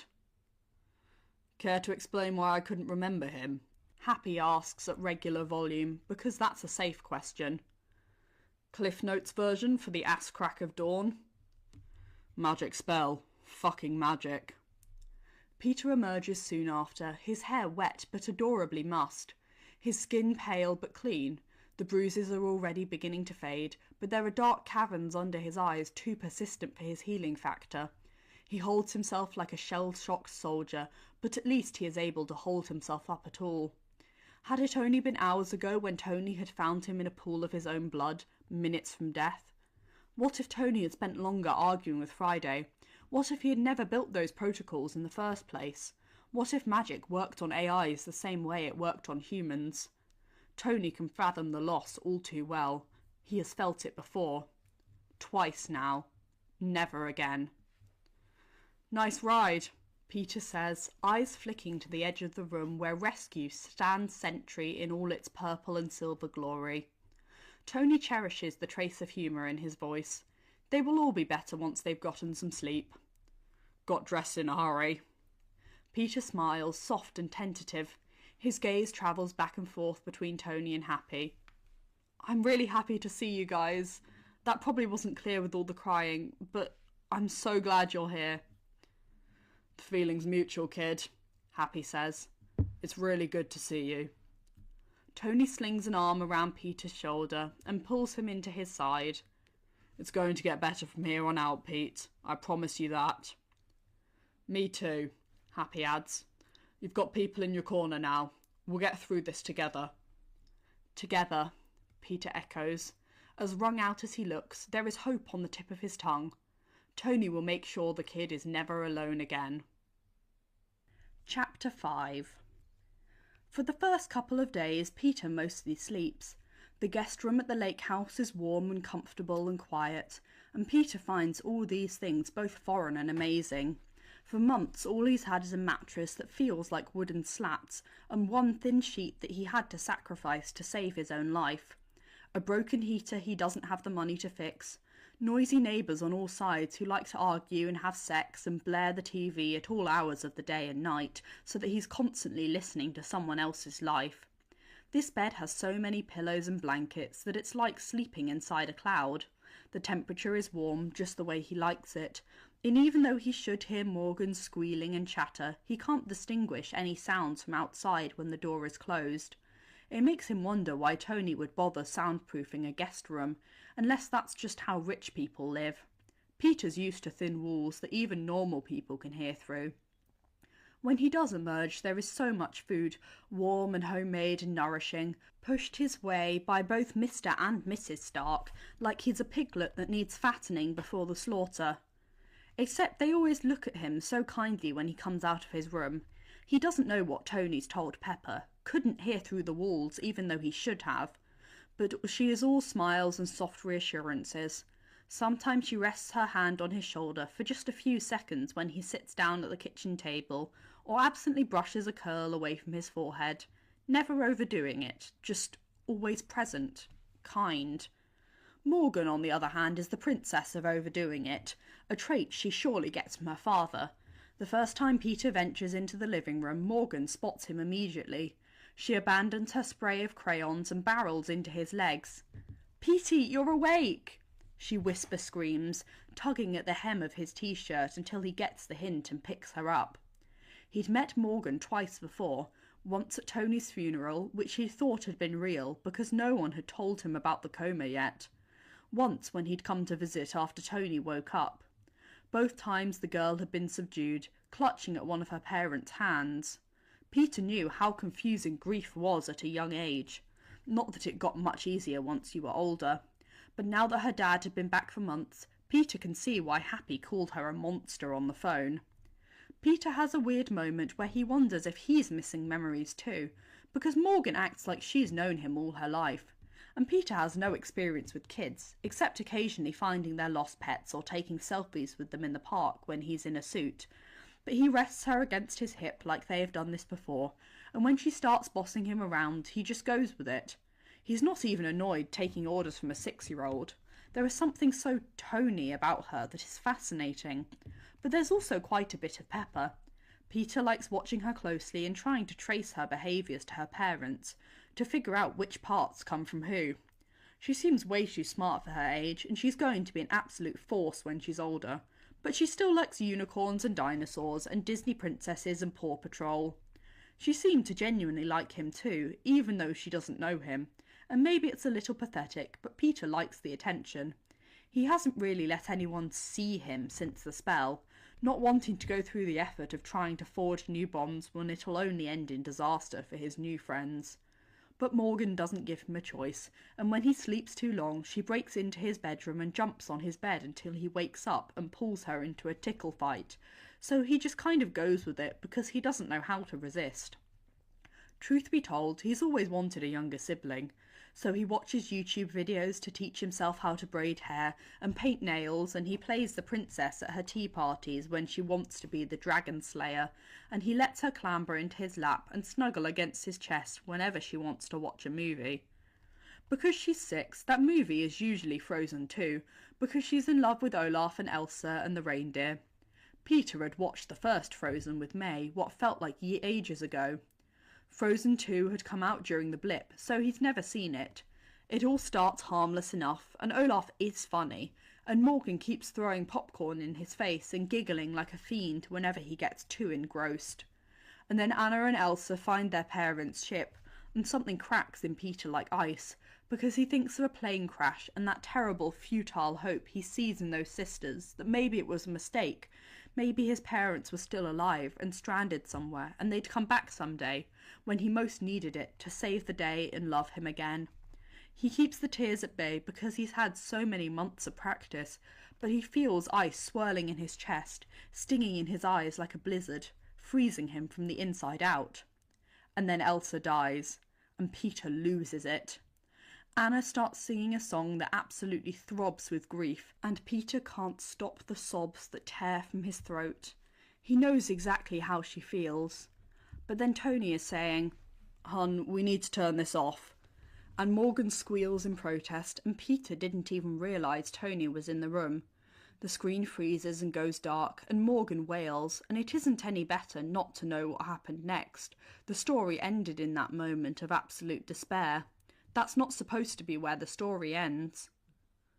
"It's okay," he says. "We can finish." Tony looks at him too long, with a look that must be pity. "Are you absolutely sure?" he asks. "Yeah," Peter says, swiping at his eyes. "I want to see what happens."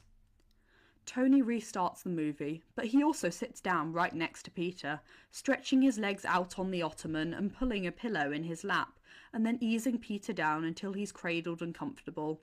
One hand stays on his head, running almost absently through his hair. Peter ought to protest that Mr. Stark is treating him like a house cat, but all the tension drains from his body and most of the pain leaches out from his heart, so he keeps quiet. It's the sort of thing May would have done when he was upset. Sometime, in all those years Peter was blipped, Mr. Stark had become such a dad. But he's not Peter's dad, and Peter knows that, but it's still kind of nice to pretend. This is just temporary, a transition period, and Peter knows that full well. Soon enough reality will come calling. Maybe that's why he sleeps so much and spends most of his waking hours with a 6-year-old who doesn't yet know how cruel life can be.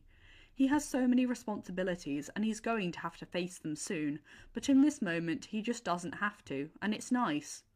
He's letting May down, but he kind of thinks he needs this, so that he can eventually pick himself back up and be the kind of person she told him to be.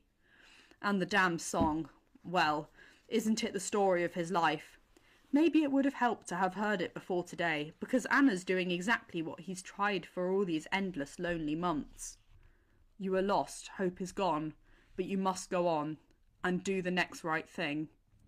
The world still needs Spider-Man, even if they don't need Peter Parker. There are people he can help and save, and if he does that, then May will live on. All she stood for will continue. He understands what Happy was saying, that desperate fear that no one matters after they're gone, but he won't let that be true. I won't look too far ahead, it's too much for me to take, but break it down to this next breath, this next step, this next choice is one I can make. He just keeps choosing to wake up every morning, pick himself up after every fight, not bleed out in a construction zone one night, no matter how much it hurts after. He can do this. He fought aliens. He pushed a building off himself once. In at least 2 other multiverses there are versions of himself who lost a lot and managed to keep going. If they can do it, so can he. Elsa's alive, because of course she is. This is Disney. And Peter can't help but being slightly jealous of Anna, because it turns out she hasn't lost anything new, and by the end of the movie she has a sister and a fiancé, and a kingdom to boot. And Peter is still alone. But he hates himself for that. He's never been bitter, never one to wish misery on others, even fictional characters, just to make himself feel better. May wouldn't like this side of him. Morgan starts dancing as the credits roll, and asks Tony to play it again. Actually, Morgana, could you go help your mom in the kitchen? I need to talk to your brother for a sec. Morgan wheels on her father and says, Fine, Dad, with such abundant sass that Peter can't help but chuckle, even though his brain short-circuited on the word brother, which is surely something he imagined and not what Tony actually said. He pulls himself up from Tony's lap and situates a respectable distance away at the end of the couch. Tony rolls his eyes as soon as Morgan skips out of the door, exhaling a chuckle of his own. That girl is going to turn me completely grey before she's a teenager, I'm sure of it. She's a handful, all right, but she's wonderful. Tony's grin softens. There's a certain way he looks at Morgan, or looks when he even talks about Morgan, like he's just absolutely delighted at her very existence. What Peter can't quite figure out is how the look changes when Tony sees Peter and Morgan together. It seems even softer, more fond, but that can't be right, and Peter doesn't understand. But Morgan is gone, and Tony is looking at Peter now with that same look. It's really good to see the two of you get along. Peter just kind of blushes and doesn't say anything.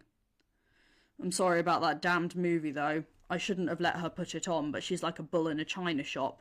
I've seen it 500 times. And you're not the first one in this household to cry when things get dark, so there's no shame in that. That movie wrecked me when I was missing you. It's okay, Peter says. But Tony's face falls, and so does Peter's stomach. Is it really? Tony breathes heavily, and it's like he exhales every bit of happiness Peter has managed to store up in the past week. This is it, the moment he's been dreading. I think we need to talk. I've been putting it off, letting you level out a bit, but I'm the adult, so I guess I should start the conversation. The truth is, Peter and Tony have barely talked since the medbay. There have been light-hearted dinner conversations and exchanges about what to watch on Netflix, but nothing substantial, nothing beyond what one would say to a house guest. Peter figures that Tony's embarrassed about all the hugging and crying that night he got his memories back. Peter's certainly embarrassed about all the hugging and crying. He had been an absolute wreck that night, and when Tony had saved him and touched him, and then remembered, he'd barely been able to do a thing besides clutch onto him and blubber like a child. Looking back, he can try to blame hunger or blood loss or shock, but the truth is it was the damn loneliness. He probably would have come undone if anyone knew his name. But to have Tony, and Happy, back for one night, holding him kindly and pretending that they cared, it was like a fairy godmother had granted him a wish, and he had been so relieved he had just absolutely lost it. It's mortifying now, though, because neither Tony nor Happy are exactly tactile people, and Peter knows Tony's let him stay so long out of pity. Clearly he's thinking that this child who couldn't look at him without bawling wasn't capable of living alone. And Peter is capable. He was capable. This was all just a little setback. A warm, comfortable, wonderful setback that he will cherish the memory of for the rest of his sad, friendless life. But Peter knows it's time to go. He feels like his batteries have been recharged, metaphorically speaking. He's gained a couple of pounds, and he's watched Pepper in the kitchen enough to pick up a few tricks to make his food less tasteless, even if he can't afford fancy ingredients. And even once he leaves, there will be 2 people in the world who know more than just his name. He bets Tony will let him text him every once in a while, as long as he doesn't overdo it. Maybe they can talk on the phone, just once a month, or every other month, just so he can hear a friendly voice, and maybe he and Happy can go to dinner once in a while. It's time for me to go back, right? It's for the best anyway. My rent's due and I have to get back to studying, and people are probably missing Spider-Man. Pete, I love you, but that's the dumbest thing I've ever heard you say. There's a lot in that sentence to unpack, but Peter's brain gets stuck on those first 4 words. You love me? He echoes, waiting for Tony to correct him or retract the words or laugh it off as some joke Peter doesn't understand, or scold him for his mind's outrageous lie. He does not expect Tony to say, "Damn right I do," and reach out to still the hand that he's running repeatedly around the edge of the couch cushion. "Oh," Peter squeaks, and then sometime later, "Huh."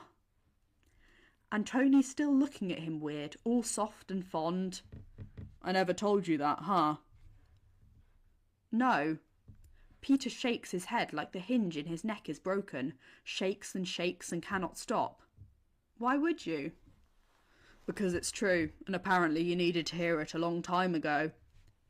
Peter has lost the entire thread of this conversation. He feels more confused that when Tony showed up to save his life. Did he fall off the couch when he was watching the movie and knock himself in the head? Did he die from that wound in his leg after all, and this is just what comes after? He doesn't deserve an afterlife this kind. Tony sighs, and Peter doesn't like that he is sad. But he has no comforting or coherent words to offer. I'm sorry. When I saw you on that battlefield alive again and right in front of me, suddenly I had all these plans. I was going to introduce you to Morgan and be a proper mentor figure and apologise for not realising how important you were to me until you were gone. I was going to be better for you because I'd spent 5 years agonising over how I hadn't been enough when you were alive.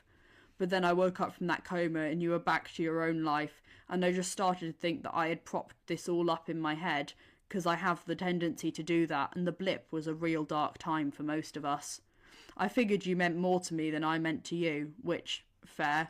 Back when you knew me, I was pretty much a walking disaster, and you were this big-hearted, super-powered genius that surprisingly seemed to have all his shit together. I got comfortable and complacent, and I wasn't there when you needed me. Your whole damn life fell apart, and it was largely my fault. And that blame, it doesn't change anything. It doesn't make it better.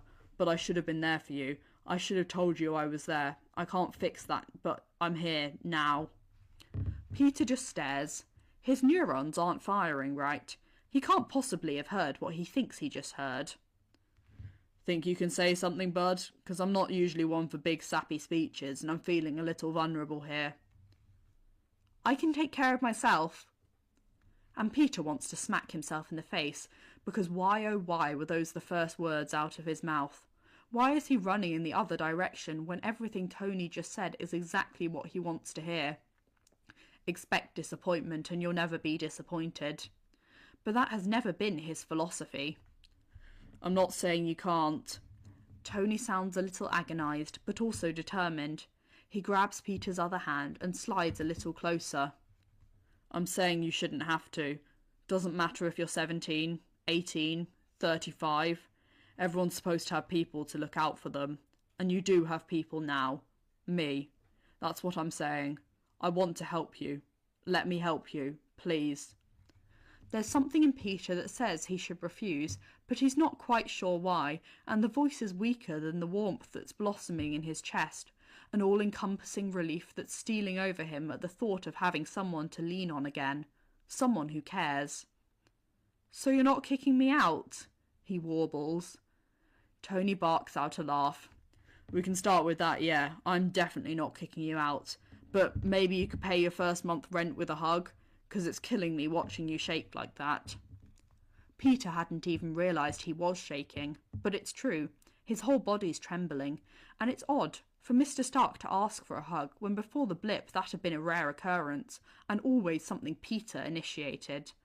But a hug sounds really good right about now, so Peter slides the rest of the way towards Tony and lets him wrap his arms around him. There's no crying tonight, no catharsis. Back in the medical room it felt like Tony's arms were the only thing holding him together. But this is comfortable, like a brand new hoodie, still all fuzzy inside, warm and comforting. Peter isn't breaking apart. Maybe he's knitting back together. It doesn't last forever. Tony pulls away and he's got that lab book where he's about to ramble off half a dozen things they need to do together. Peter's always found that exciting. He's never quite gotten over the rush of Iron Man including him in his plans. So I've been thinking, you can take all the time you need here, but you're missing class and you'll probably want to get back to the city. I've still got the penthouse so we can stay there. Morgan's got about 6 weeks left of school and then she and Pep can join us and we'll spend the summer in the city before you go off to MIT. He should want to go back to the city because Spider-Man. There's not exactly a lot of crime in the middle of nowhere. Maybe he could save a squirrel or a rabbit from their natural predators, but he doesn't understand the rush. The life Tony described vanished with everyone's memories. I don't want you to be separated from Morgan. We'll figure it out. She survived 8 months of me being unconscious. I think she can handle a couple of weeks of video calls and weekends in the city. I don't go to Midtown anymore, and I'm not going to MIT. He tries to hide it, but Peter sees Tony's disappointment. His protégé, the prince of wasted potential. Why not? The spell wiped out all my records, birth certificate, social security number, scholarship account. Midtown forgot I'd been enrolled. I didn't have what I needed to reapply, and I couldn't pay for it anyway. Same with MIT. God, Pete. It's okay, Peter shrugged. It's not, but he's told himself this so often, words are instinctive. I've been studying to take the GED. I figured I'd take a gap year and then see where I can get a scholarship. I can fix this. Pepper can get to work on all the records, but I'm sure I can throw enough money at Midtown to get you enrolled. Stat, no questions asked. And I've got some favours I can call in to MIT, and that's not even cheating. You would have gotten in on your own merits if Beck hadn't ruined it. That's too easy. Peter had dug and researched and cried over the fact that not only was his memory erased, but his very existence. And Tony is waving it off like it isn't a problem. Would it have been better if he'd been able to go back to Midtown, to walk invisible among all the people who days earlier had been absolutely fascinated by his existence? Every day might have felt like dying, but maybe he could have truly started again. Would he and Ned have been friends again, even without the memories? Would he and MJ have been more? You can't just do that. I know, it really isn't fair. Capitalism's flawed. Believe me, I have a new appreciation for poverty in NYC, but I have the resources to help you out, and you damn well better believe I'm going to do it. But you can't call anyone at MIT. You're supposed to be dead. Ah. Tony pulls back a bit, looking sheepish.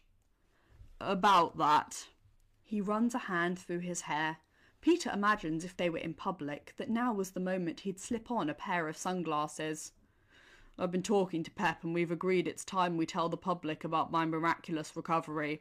It started out we just needed a little time without all the media attention, but it's gone on too long. I can't spend the rest of my life confined to this house. That's not the best way for me to be a father. To Morgan or to you. To me? Peter stammers. Yeah, to you. Tony says it like a foregone conclusion, like it's easy. He rests a hand on Peter's shoulder and then he moves on. So you go back to Midtown? But the prospect makes his stomach squirm. What's the point? The year's almost over. I might as well just take the GED. We can talk about MIT though.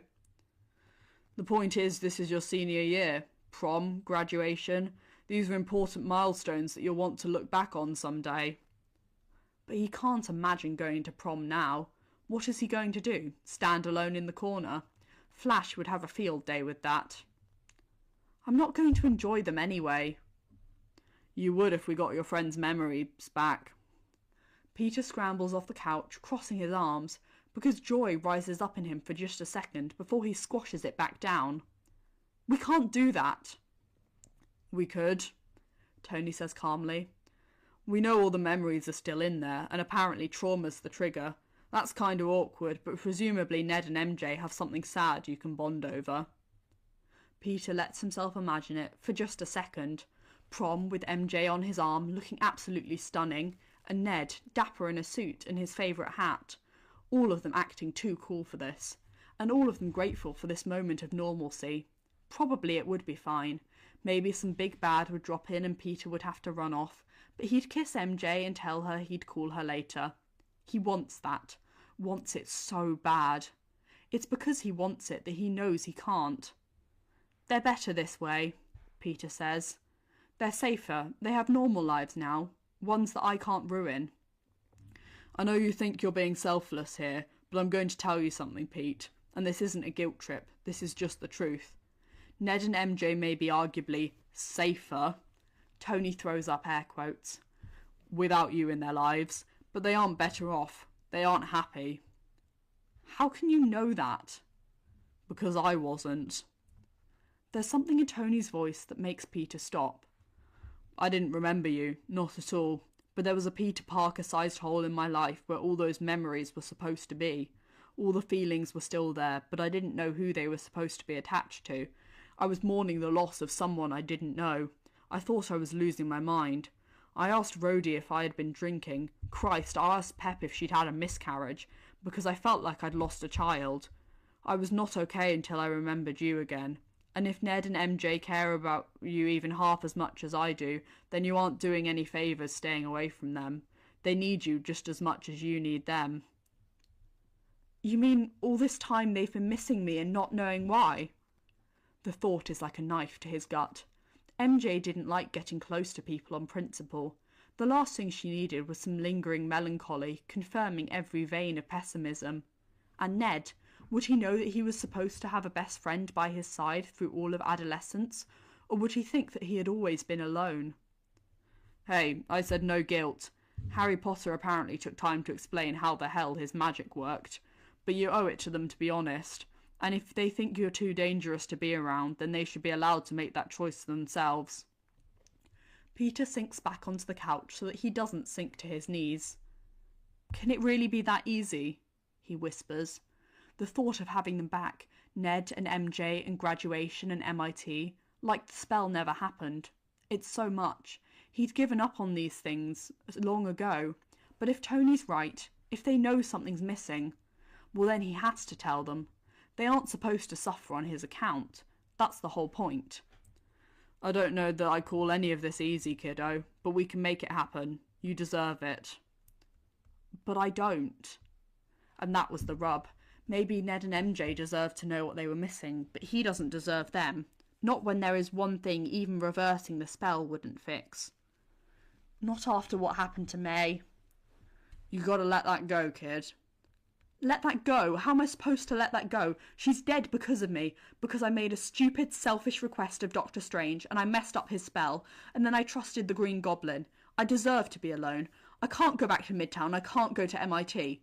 I just need to focus on Spider-Man and helping as many people as I can." He can't even see Tony through his tears. It's the rage that surprises him. How had he forgotten this was his fault? How had he ever contemplated moving on? "Do you think this is what May would have wanted?" Tony's voice is quiet, like he didn't rise to the bait. It makes Peter pause, and the anger fades just a little. "May wanted me to take responsibility for the messes I made. With great power comes great responsibility. That's what she said right before she..."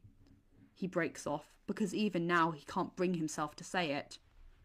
"I have these powers so I can help people. That's what I need to focus on.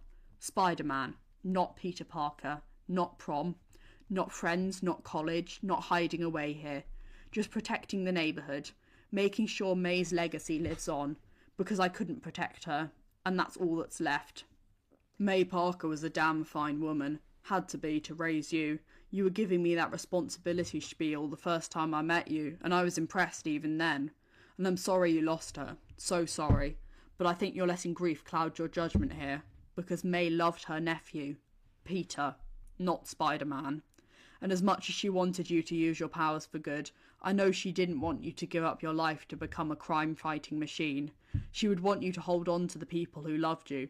She would want you to graduate, go to college, get married, start a family someday, live, not stay stuck in the memory of her death, punishing yourself for the rest of your life. It doesn't matter what mistakes you did or didn't make. She'd want you to move past them." "I don't know how to do that," he whispers. There is something enticing in Mr. Stark's words. He cannot imagine May looking at his crappy apartment and being pleased with where he's ended up. She would have loved taking pictures of him and MJ right before prom, holding up an embarrassing sign at graduation, making a scene when she and Tony dropped him off at MIT.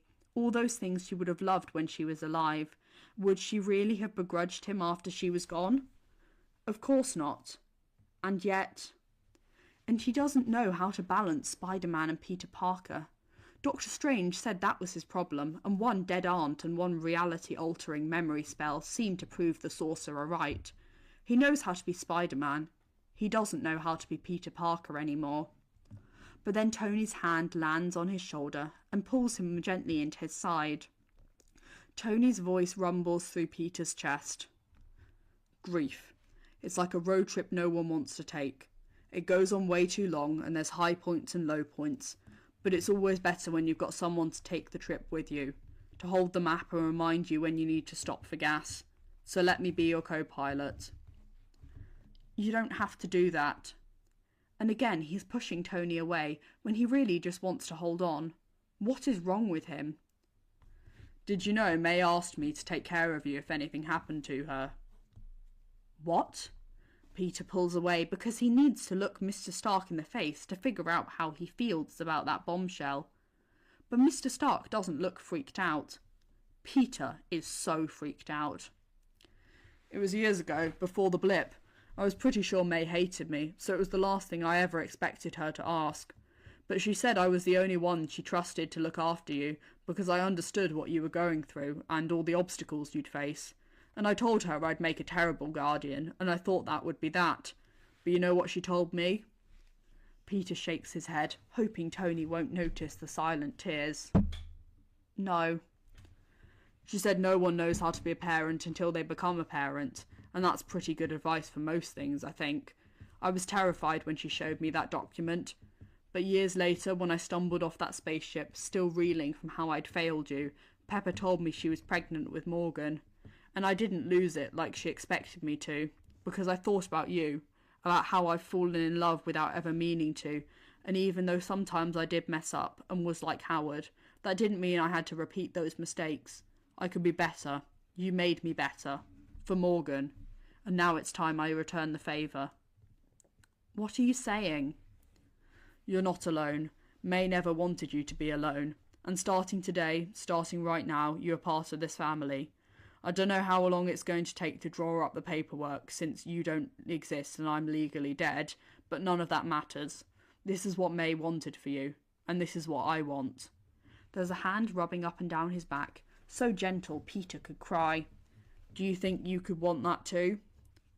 It is everything he could possibly want, besides getting May back, but he can't force the words through his throat, can't say anything at all, and the seconds tick by as this last chance of happiness slips away.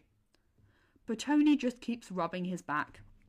It's okay that you're not okay right now. All the hell you've been through. Healing's a process and it's not very fun. Wish I wasn't speaking from experience, but I am. I do want this, Peter whispers, and some of the pressure in his chest lifts.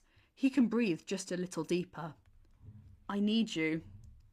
Tony presses a kiss to his forehead, and Peter feels like Morgan, like a kid safe in his father's arms. I've always worried you're a bit too much like me. Brilliant, orphaned, scared me off a bit in the beginning. That's where that self-righteous I wanted you to be better speech came from.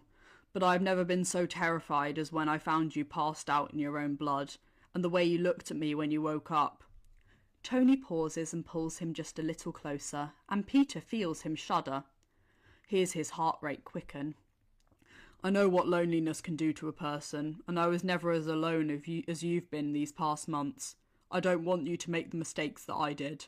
I wasted a lot of years destroying myself. I won't let you do the same. I will do everything within my power to make this better. If there's anything you need, all you have to do is ask. A therapist, a tutor, a life coach, anything. I am not going to let you drift, and I am not going to let you sink. You, Peter Parker, were made to soar. It is so much, and he is still so tired, and he doesn't know how to process any of it. There is something about this that feels too easy. Part of him that still thinks he deserves to be back in that room, utterly alone. But most of him knows that this is good. He thinks May would be proud of them both. He helped Tony. Now Tony would help him. I love you, he whispers into Tony's neck. And finally, he lets himself rest. Long story short, it was a bad time. Long story short, I survived. Chapter 6. Epilogue Part 1. Peter's shrink is Captain America. He can't quite decide if that's amazing or awkward. Most of the time it fits somewhere squarely between the two, which is a lot like healing, he learns. Tony had mentioned therapy a couple of times, but he insists after Peter wakes up the whole house screaming bloody murder from the ceiling. Tony has to poke him with a broom handle to wake him up from the nightmare. I'm not equipped to deal with this, he muttered under his breath, but Peter hears, and the last thing he wants is for Tony to give up on him, so he agrees to talk to someone. Trouble is, just thinking of telling anyone else that Peter Parker and Spider-Man are one and the same sends him into a panic attack. It doesn't matter how ironclad Tony swears the NDA will be. Peter thinks of his face plastered across every screen in Times Square and he breaks down. He just can't. And then Sam Wilson waltzes through the lake house door. "This is the squirt that stole Steve's shield," the newly minted Captain America says, arms crossed and head tilted, looking thoroughly unimpressed. Peter has seen the YouTube video of Mr. Wilson's speech about believing everyone can be better, and he's more than a little impressed. "That's me," Peter squeaks, feeling a little betrayed, but Tony is nowhere to be seen. "You've got some moves, kid, and a big mouth." The Falcon had never known who Spider-Man was, so nothing's missing. Peter warms at the praise, but it's the shared experience that really buoys him. "Congrats on the promotion, sir. I think it's really cool that Captain America can fly now." Steve stares at him for a second, as if he's trying to figure out if that's a joke or an insult, when really Peter was just trying to be sincere. "I'm not actually a therapist, I just want to make that clear. But I know a thing or two about PTSD and this superhero life, and Stark sounded really desperate on the phone, so I said I'd help him out." "I appreciate that, sir." "Drop the sir, kid. The name's Sam." Peter holds out his hand. "Peter." Sam's grip is firm, his eyes are wary, but his smile, when Peter can drag it out of him, is kind. Sam is easy to talk to, he asks all the right questions, and even though some of his responses sting, they are always fair. It's easier to tell Sam about the panic attacks, about the nightmares he had long before the spell, of everyone leaving, everyone dying, half of the universe turned to dust, and it's all his fault. Tony takes everything personally. That makes him overreact. He paces and swears, and sometimes he tears up, which is the absolute worst. Peter hates to see Tony upset, so he keeps things to himself, except in his bi-weekly sessions with Sam, who is always calm and impartial and full of good advice about what things he should tell Tony anyway, and which are okay not to mention. In their third session, Peter tells Sam about the dark thoughts, all the times he plummeted a bit too far and contemplated not releasing a web to catch himself, the time he held a whole bottle of aspirin and wondered if it would kill him if he took them all, how he was going to let himself die impaled on a rusty pole if Rhino hadn't been such an arsehole, how he'd been bleeding out moments before Tony found him, and how all he'd felt was relief. How sometimes even at the lake house, when everything is so extraordinarily better than it once was, he wakes up and the thoughts are still there, when all he can think of is that he doesn't deserve to be here, ruining Tony's life, when he killed May and almost killed his friends and broke reality, and he shouldn't steal Morgan's father and put her whole family at risk. It would be so much better for the Starks if he just filled his pockets with rocks and walked out into the lake. Peter thinks telling Tony about those thoughts would be worse than actually acting on them. But Sam stays neutral as he listens. He says these thoughts are understandable given everything Peter's been through, that overcoming depression is a process. It's not like flipping a switch where one day he's sad and the next day he's happy. It's like climbing out of a pit, and sometimes he might slide down a few rungs, but that's okay as long as he keeps climbing. Peter's not going to let go of that rope, because his days are more good than bad now, and every day he does feel a bit more like his old self. Sam's helping him see that it's okay to want that it's healthy to be a little selfish sometimes. Like admitting how much he enjoys the time he gets to spend with Tony, just the two of them. He adores Morgan, and Pepper's great and very tolerant of the fact her husband has just emotionally adopted a teenager she cannot remember, and legally wants to adopt one that does not legally exist. But Peter loves the hours he and Tony spend in the lab when Morgan's at school and Pepper's at work, and it's like the old days after the internship became real, except with more casual pats on the back and more feelings, more validation and fond looks, and less worry that Mr. Stark is going to get tired of him. They make him a new suit, one that incorporates his brother's designs, but also will, stop bullets, because Mr. Stark thinks that's important. But they also work on a new coating for Tony's bionic arm, one that looks and feels and acts more like skin. Tony admits he's been putting it off, but Peter has so many ideas, and even though they haven't quite figured it out yet, they are getting close. Peter likes the idea of giving Tony back a piece of himself. Not that he's any less than with the metal arm. It feels different, yes, a little cold and strange, but it's so much better than no arm at all, and he can do everything he used to before, and also he is alive, so those are clearly more important. But if Peter can help him, even in this little way, well, that feels like payback for everything the man has done for him. Which Tony insists isn't necessary, but he has spent several $1 million on Peter with all the Spider-Manning, and the total is about to go way up with 4 years at MIT. Peter also likes those rare nights when Morgan goes to bed at a reasonable hour and Pepper excuses herself to do CEO things, and Tony asks Peter what he wants to watch. The second time it happened, he can't make up his mind, but then Tony suggests Star Wars and stretches his arm along the back of the couch. And Peter nods, and before long he's tucked into Tony's side, a soft, bright red blanket draped around them both. Peter knows Tony tolerates Star Wars, but doesn't love it, because they'd worked their way through all the movies together before the blip. But he still discusses the physics of lightsabers and the politics of the Empire, without ever once making Peter feel silly or stupid. Just like he hadn't all those years ago when Peter had been so self-conscious and desperate to please. Peter thinks that might have been when things started to shift between them, all those popcorn and movie-filled Friday nights. Though they'd never been this close, literally curled up together, Tony had always made it clear that he preferred his space. Now he's constantly inviting Peter into it, and Peter is drawn like a magnet, despite Sam's warnings of things like codependence. Despite the knowledge that in 5 months he may be in Boston, hundreds of miles away from a man who has far better things to do than to coddle him. But for now, when he offers, Peter can't help but take him up on it, because when he's this close to Tony, all the frantic voices in his head just quiet. He stops worrying about what came before or what comes next, or how much of a burden he is, or how he's not supposed to feel that way anymore. He listens to Tony's heartbeat and just breathes. And he's okay. For at least a little while, he's absolutely 100% okay. "You're a really good dad, Tony," Peter says as the credits roll.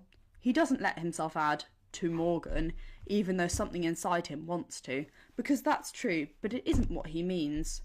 He's working on calling him Tony, because the man is insistent. It's still a little awkward, but Peter is trying. He's pretty sure by the time he gets the hang of it, he'll be ready to call him something else. He's already on the precipice, just waiting for the nerve to jump. "I try," Tony answers, a little bit flippant, like it's a joke, because humour is his default response to vulnerability. But then he pauses, and he looks down at Peter, and there is something raw and open in his gaze. "Thanks." There are a million things Peter wants to say, and Tony deserves to hear them all, but tonight he just presses himself a little closer, their breathing and hearts in sync. "Any time." "How was your session today?" Tony asks a few days later. He used to ask, "Are you okay?" each and every time, until Sam made Peter explain that the question itself set unhelpful expectations, because okay is a spectrum, and not being okay didn't mean failure. Peter had stammered through the entire explanation, absolutely mortified, but Tony's been much more careful since. "Sam thinks it would be good for me to have a funeral for May." Tony drops the pot of water he'd been filling into the sink, where it clangs and splatters. "There wasn't a funeral for May?" he asks, his voice a whole octave too high. "There was a funeral." Peter thinks of that day, the church half full of all the people May had helped, and no one giving a second glance to the boy silently losing it in the back row. It had been the day he'd considered taking the whole bottle of aspirin. "Happy was there. He gave a nice speech, but no one knew who I was, so I couldn't say anything." "Christ, Pete, I'm so sorry." "It sucked. A lot," he acknowledges, because Sam says it's important to own his pain, to name it so he can move on. Tony lays a wet metal hand on Peter's shoulder. "Do you want to have another funeral?" Sam is always full of ideas, but Tony likes to hear what Peter thinks, and he appreciates that. Peter's been mulling it over for a few hours now. He's worried about the dark thoughts and the lake and those moments when his body betrays him and all he can do is cry for hours. But it feels necessary. Feels right. Yeah, I think so. We can do it by the lake, Tony suggests. But Peter's nose wrinkles. Or not. The lake would be fine, but the lake still reminds him of Tony's superfluous funeral, and he doesn't think staging another wake there will help him with those lingering thoughts of sinking to the bottom. It's more than that, though. Tony hasn't been dead. It's like if Anna and Elsa found their parents camped out somewhere by that boat, just waiting for their daughters to find them. Tony's current aliveness is a miracle, but it's not something that will be repeated. He can't have May's funeral at the lake, because then there will always be a part of him wondering when the universe will take back her death. And it won't. It can't. So that's no way for him to live. This funeral needs to be closure, not a way to hold on. Because that's what she'd want. According to Sam. And Tony. Peter still thinks she'd rather just be alive, but that ship has sailed. I was thinking we could have it at her grave, in the city. Peter's been putting it off for a long time, but he thinks it's time to go back. Tony nods once. New York City it is. His hand tightens on Peter's shoulder. I'm proud of you, kid. Peter, Tony and Happy gather at the cemetery on a Sunday afternoon. It's the kind of glorious spring day which means Central Park is probably full, but the graveyard is mostly empty. It's simply too beautiful a day to be sad. Peter feels it though, itching his neck like the brand new suit Tony insisted on buying him, which probably cost more than a year of rent for his crappy apartment. But every other time he'd visited May, it had felt like trying to hold that ferry together, like the grief might literally tear him apart. He can handle a little itch. It certainly helps to have Tony and Happy by his side, each with a bracing hand on his shoulder. He's used to visiting May on his own. The time he'd run into Happy had been the worst, to witness the man's shared grief and yet to be asked how he had known May. He had tried to comfort Happy. When Peter had told him that what May stood for would live on, he'd been talking about all the good Spider-Man could do. But that night he'd gotten shot up in a drug bust and he'd considered not digging the bullets out, laying collapsed in the alley for hours before finally dragging himself home. But today Morgan and Pepper are waiting for him back home, and Tony and Happy are here, and there is nothing in Peter that does not want to see tomorrow. He pulls the note card out of his pocket. This one is not as worn, though just as tear-stained as the one on which he's scrawled the speech he's never been brave enough to give to Ned and MJ.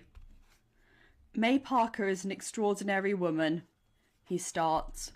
Happy does a fine job trying to hide his sniffle, but Peter hears it anyway, just like he hears the way his heart goes out of rhythm.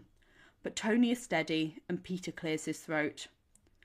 She cared about everyone, whether it was the homeless guy walking into the shelter for the first time, or a new mother with a screaming baby in the emergency room, or her 6-year-old nephew that got dropped on her doorstep. She even cared about people who made mistakes, who society labelled as bad guys.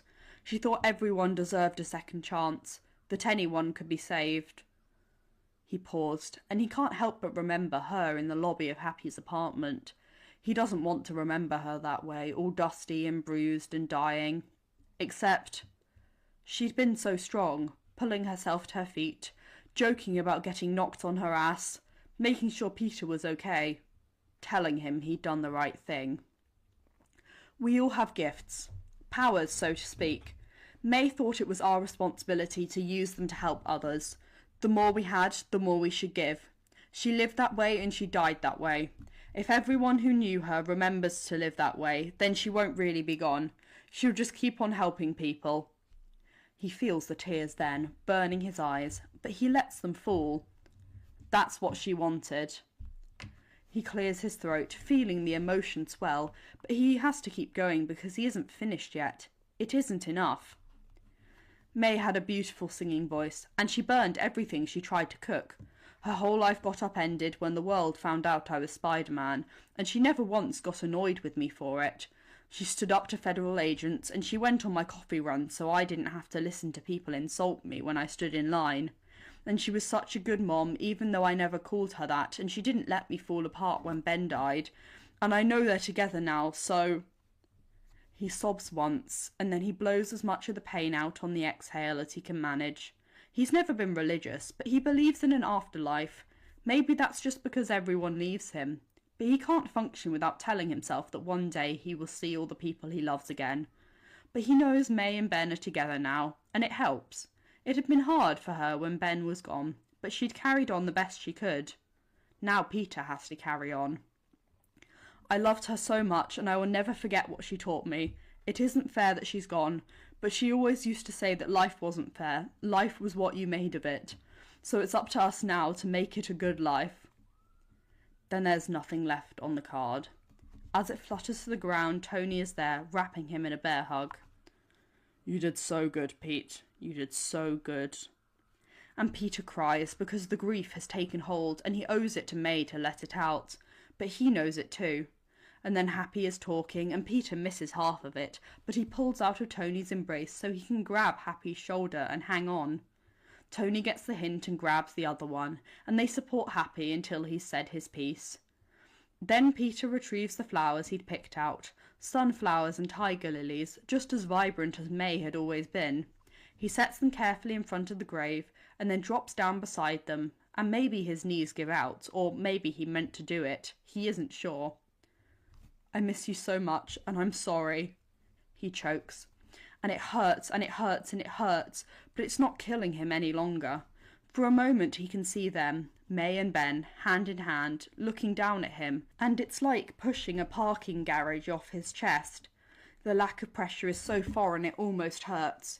He reaches out and traces the indentation on her headstone. She could always get a little worked up at times, but she had always steadied him for when it had really mattered. I lost my way for a little while there, May. But I'm back on track now. I'm going to take care of myself, and I'm going to let other people help me. And I won't forget that helping other people isn't weakness, it's strength. His fingers drift down to the dates cut into the stone. We saved them all, May. Even the Green Goblin. I didn't want to, but I did, and MJ and Ned helped, and also I met a couple of other Peters from different universes, and they both lost people too, but they kept on going, and we cured everyone and sent them home. You would have liked to meet them. They would have liked to meet you. He breathes deeply, trying to clear the gunk from his throat, and wipes the back of his hand across his face.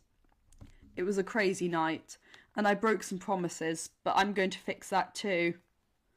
He knows it's almost time. He is going to have to stand on his own 2 feet again, and keep on standing, no matter what. Thank you, May. Thank you for teaching me right from wrong. Thank you for always being there. Thank you for loving me. He takes it all in for one last time. He wishes he hadn't had to flee from the police. Wishes he could have just held her a little longer. They should have had so much time. But the only thing in his control, Sam says, is how you react to the cards you've been given.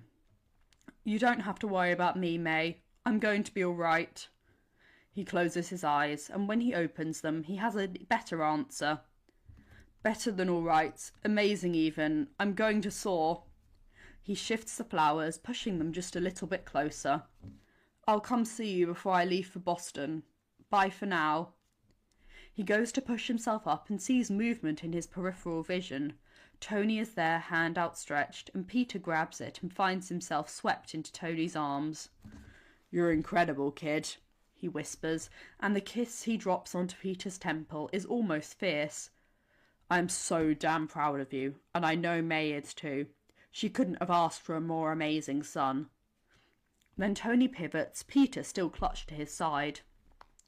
I'm going to take care of our kid, May. I promise you that. Thank you for trusting me with him before I even trusted myself. I won't let you down. They stand there for a while until the tears dry, and Happy hands out handkerchiefs, and Peter hugs him tightly and whispers, You really were a handsome couple. Once they're all less of a mess, Tony suggests they clean out Peter's apartment. But Peter looks out towards the city, and then he looks back at May's grave. He knows what she'd want him to do. Actually, I could really use a cup of coffee.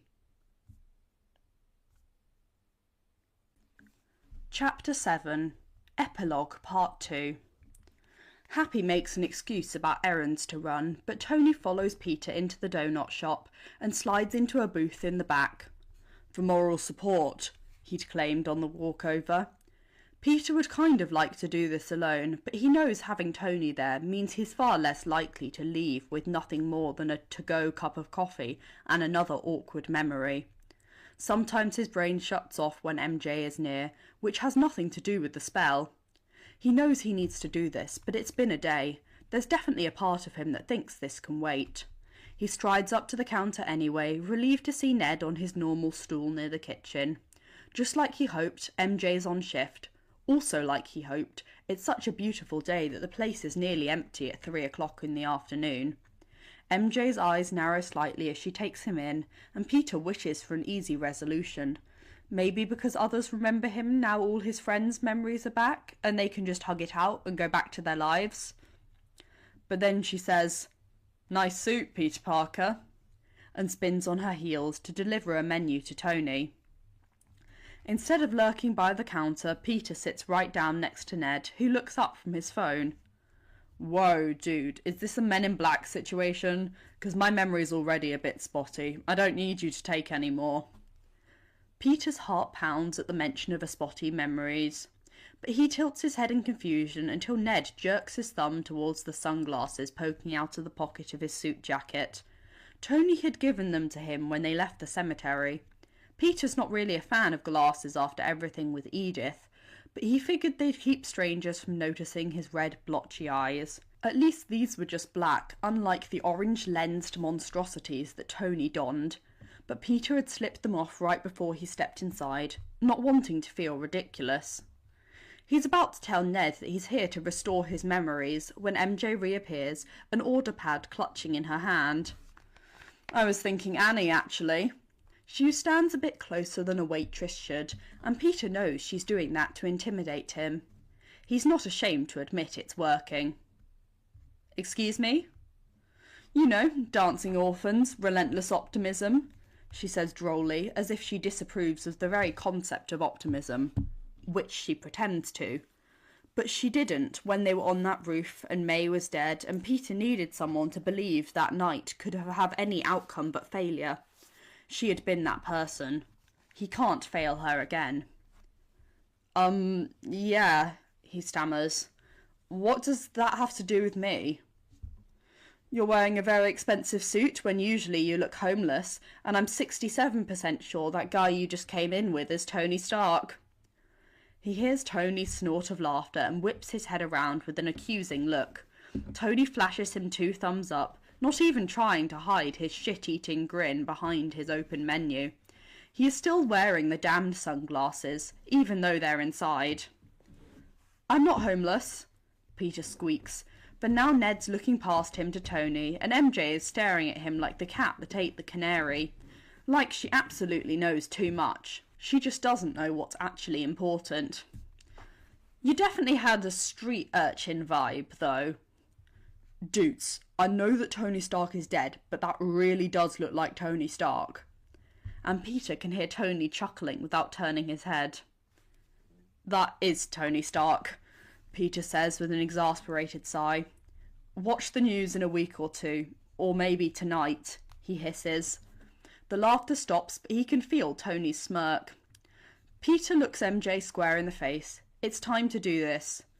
"You're right. Just like you're right about me being Spider-Man. You're 67% sure of that too, aren't you?" "Wait, you're Spider-Man?" Ned whisper yells, and Peter's anxiety spikes, but there's no one to hear. He turns to MJ. "And you knew about this and you didn't tell me? Spider-Man's biggest fan?" "You're not Flash, loser," she snaps, but she's still looking at Peter. "How did you know that I know?" "We've had this conversation before, and you told me you'd figure it out again. I'm not very subtle." Tony is finding this whole exchange hilarious. "And you're brilliant." "Are you trying to flatter me?" "I'm trying to tell you the truth." "Well, that's new, mystery boy."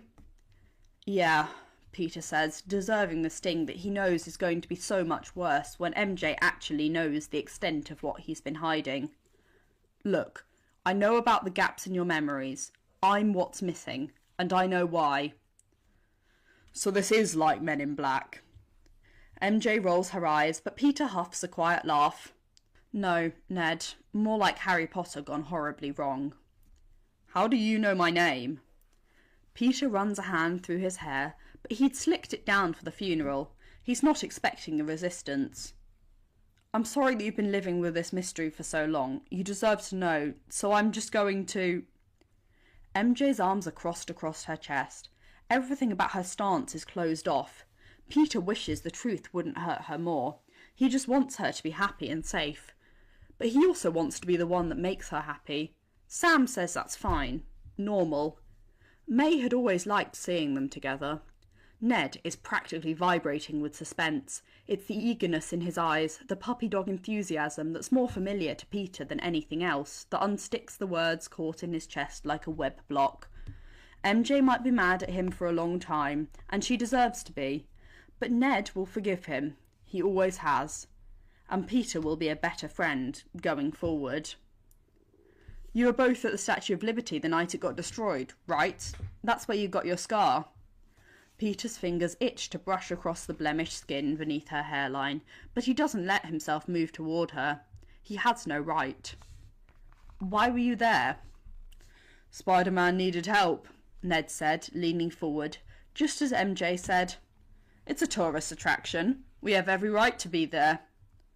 Nope. Peter turns to her. He knows lying is a defence mechanism. God, does he know that now. It was like 4 a.m, and you wouldn't have gone there in daytime either. You were so mad when they announced they were adding a shield to the Statue of Liberty. You said it was the opposite of what Lady Liberty was supposed to stand for. You wrote letters to the President and the National Park Service and a whole bunch of senators. You were going to stage a protest, but then I got all famous and you thought that would muddy the issue. How do you know that? MJ whispers. Her voice is quiet, almost broken thing. There's only one time he's ever heard her sound like that. It's the time he needs her to remember. Because I know you. He wishes it was that easy. Couldn't she see the earnestness in his eyes? Couldn't she just trust him? I did need help. Ned's right. My aunt had died and you came to find me, on the school roof. It was sort of our place. There were all these villains from different multiverses. May wanted me to cure them before they got sent back, so they wouldn't die where they came from. So we lured them to the Statue of Liberty so no civilians would get caught in the crossfire. And you both almost died, and I wasn't the one to save you. But you did get saved, obviously, by another version of me. And also a magical cape, because your Lola is right, Ned. You are magic. Wicked, Ned whispers, eating this up. But MJ's face is blank, and it's been too long, and he doesn't know which will be worse.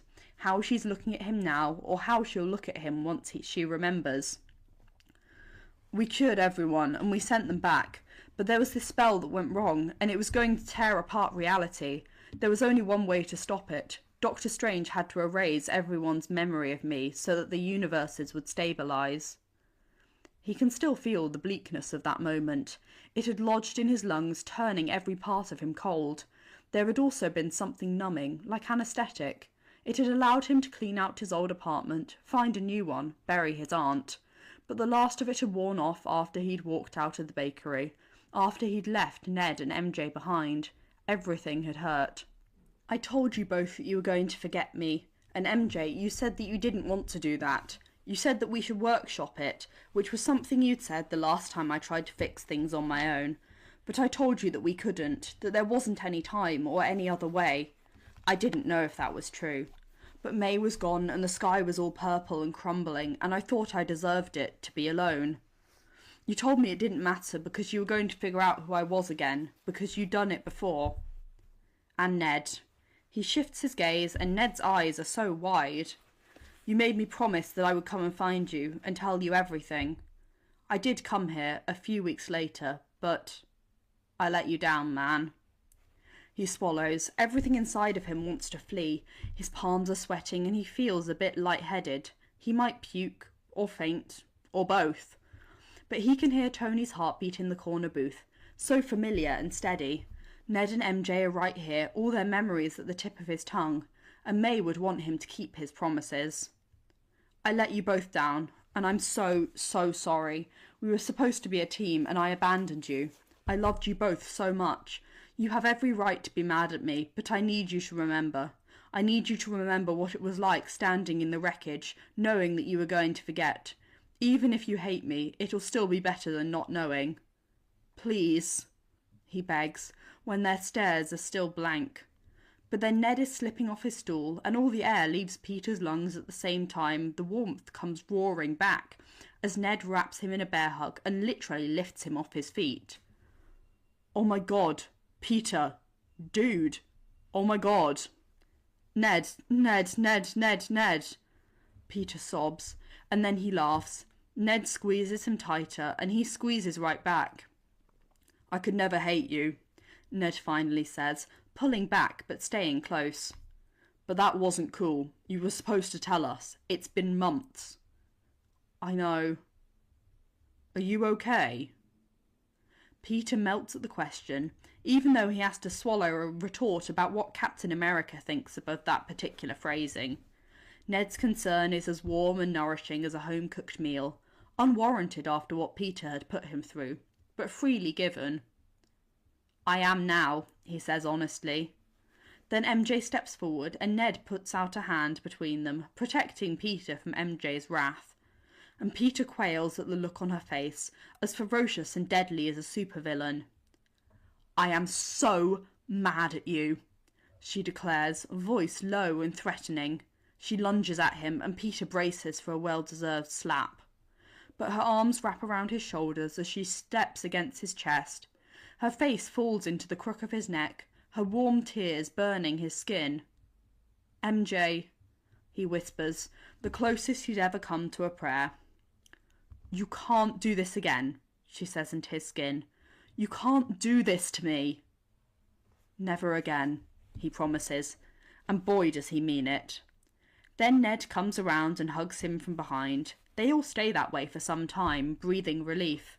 It is the antithesis to every moment Peter spent alone, and he thinks he could stay like this forever, just the three of them, together again. But then he feels a prickling up and down his neck, not screaming danger, imminent death, a crime he needs to stop. Just a bad idea on the edge of conception. Tony's left some cash on the table and is about to sneak out. Peter reluctantly disentangles from his friends. I am so sorry. Can you give me like 1 minute? He sidesteps away before they can answer, intercepting Tony at the doorway. Nice work there, Annie, Tony cracks. Peter wants to scowl, but he smiles instead. That is not sticking, oh my gosh. I dunno, you're pretty sticky.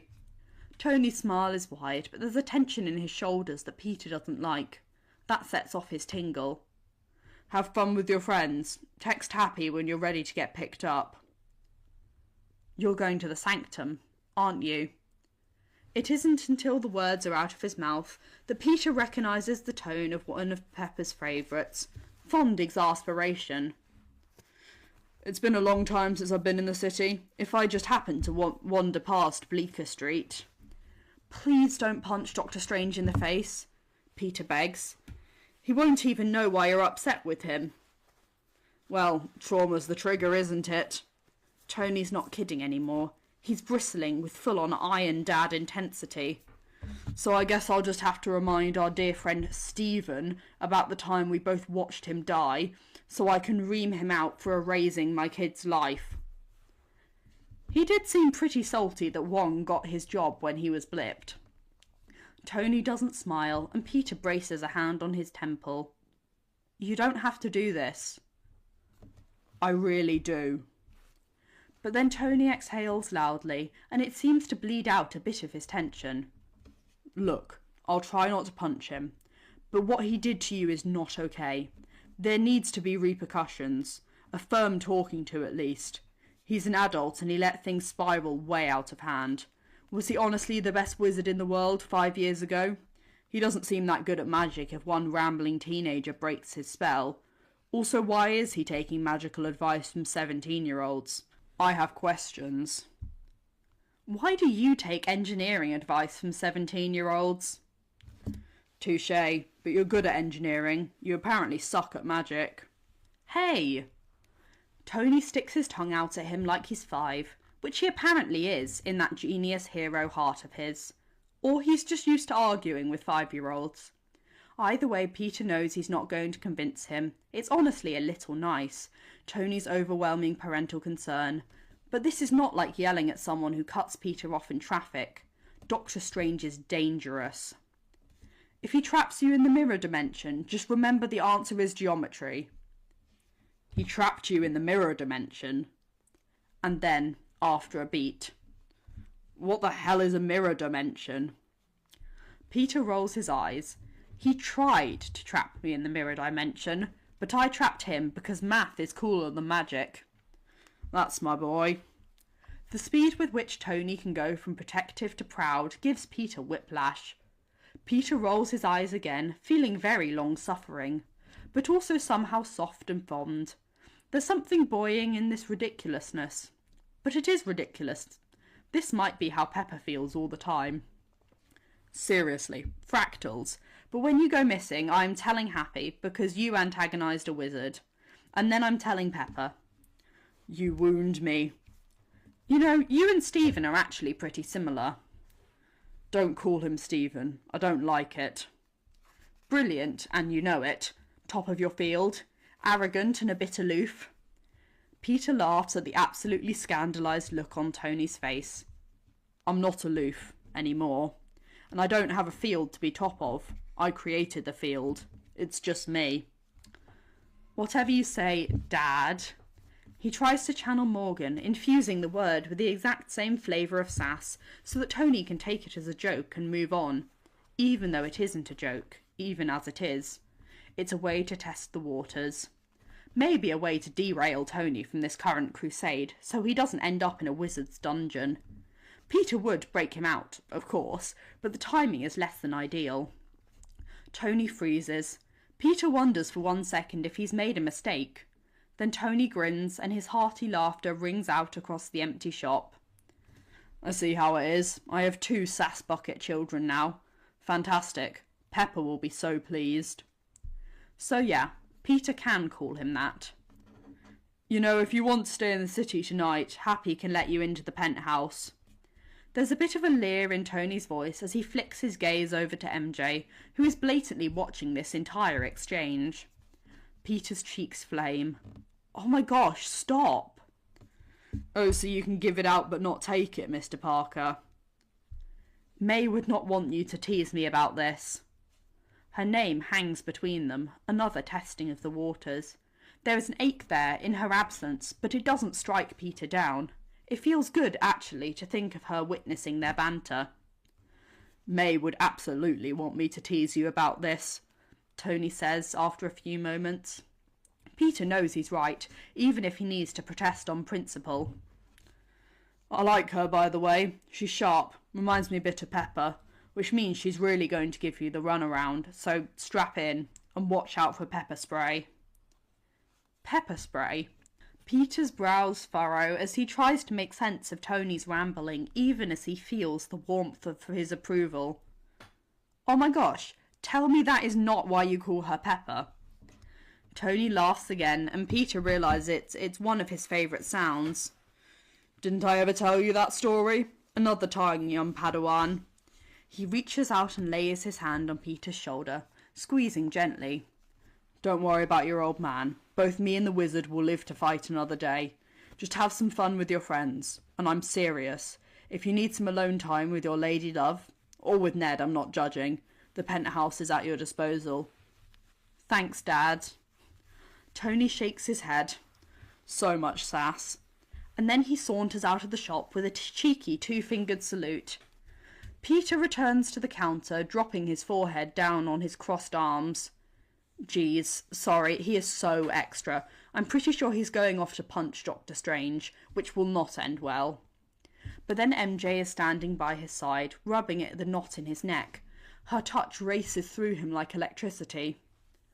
Can he wait until my shift is over? I'd like to give that wizard a piece of my mind. And Peter laughs, thinking of how she sassed Strange the last time, and how, finally, everything is almost all right in his world. Leeds, I need you to hold down the shop. Ned looks up at MJ.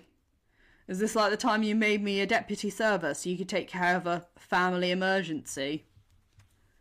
Sure, exactly like that, except this time I'm going to make out with Parker in the back room. Peter's face flames like fire, but he bursts from his seat like a rocket. Gross, but I guess you both deserve it. And if you go back there, so I don't have to watch, so fine, I'll holler if I need you. Don't. You're a lifesaver, Ned, Peter says, wrapping his arm around him in a side hug before following MJ where she beckons. She leads him into a back room where the shelves are covered with bags of flour and coffee beans. There's a long metal counter with 2 industrial-sized mixers, but MJ backs him up against an empty wall. Her arms drape over his shoulders, one of her hands sifting through the curls at the nape of his neck in the way that drives him crazy. He rests one hand on her waist and uses the other to push the hair away from her eye, like he's been absolutely itching to do. She is so goddamn beautiful. I haven't read your employment contract, but I don't think we're supposed to do this here. His voice sounds all high and it breaks in the middle, absolutely not the effect he's going for. But she is back in his orbit, so damn close, and looking at him with such obvious recognition that he does not care. So you're a rule follower now, Mr. Vigilante. She always manages sexy a lot better than he does. I like rules, he protests, but then she's kissing him like there's no tomorrow, and he learns that there's another way to pause his frantic mind. Later, so much later, she rests her forehead against his. He opens his eyes and just looks at her, content in a way he never expected to feel again. Hi. He will never tell another soul, but he notices the slight flush in her cheeks when she says, Hey. God, I missed you. I wish I could say the same. Okay, so she's still a little mad, but she was just making out with him and she's not stepping away, and Peter thinks he can work with this. I'm so sorry. You don't have to keep saying that. She huffs out a breath and pulls back a little, but not far enough to make his hands drop from her waist. You're not really homeless, are you? Because if you are, I'll feel real shitty about making that joke. He shakes his head. Not homeless. I have an apartment. She bites her lip as she stares at him. He watches her crumble and it makes him ache. She has always been so much stronger than he is. After you came in here that first time, I couldn't stop drawing you. Couldn't get my handsome face out of your mind, he teases. But she doesn't smile. That wasn't it. You know how I like to draw people in crisis, they say at the same time. He doesn't like that she saw him that way. It was funny when he was skipping out of detention. He'd have a much looser definition of crisis once. It isn't funny anymore. Well, that pretty much summed me up. Her hand wanders up his chest, nimble like a spider. You did tell someone, right? Happy or the wizard? He shakes his head, the denial on the tip of his tongue. But you made new friends at your new school? He wishes he had something to say that would take the waver from her voice, but there is only the hurtful truth. There was no new school. I was studying for the GED. But there has to be someone. This time it's her voice that cracks. Nope. He looks away because there are tears in her eyes. He is not equipped to handle that. Peter, it's been 7 months. Yeah, I know. You should have told us. She pushes him, but with the wall at his back he has nowhere to go. She grabs at his jacket, pulling him towards her. Then she's wrapping her arms around him with the same frantic aggression. It is easier to explain when he can't see her face. May was gone, and I felt like I deserved to be alone after failing her, and you and Ned were safe. You seemed so happy the first time I came in here talking about MIT. I couldn't ruin that again. You can't keep doing this. Not again. Not if we're ever going to work. I can't watch you destroy yourself because you don't think you're worthy of help. You have people who love you, Peter Parker, but you can't keep us on the outside. You can't make us forget. God, Peter, the thought of you all alone after May for so long, it makes me want to scream. It makes me feel sick. I want to hit something with a mace. And all he wants to do is calm her down. Hey, Em, look at me. He waits until she does. Then she smiles at him until she blushes and ducks away. Then he waits until she looks back. It was a bad time. It was. A real bad time. But it's over now. I've got you and Ned back. And Mr. Stark. You don't have to worry about me. I'm going to defer my admission.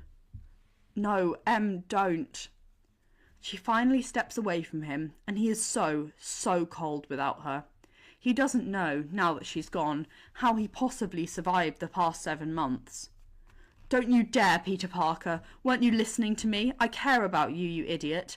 Your mental health is the most important thing right now. And if I want to put off starting college for a year to help my boyfriend deal with months of psychological torture, then that's my call. And if you can't handle that...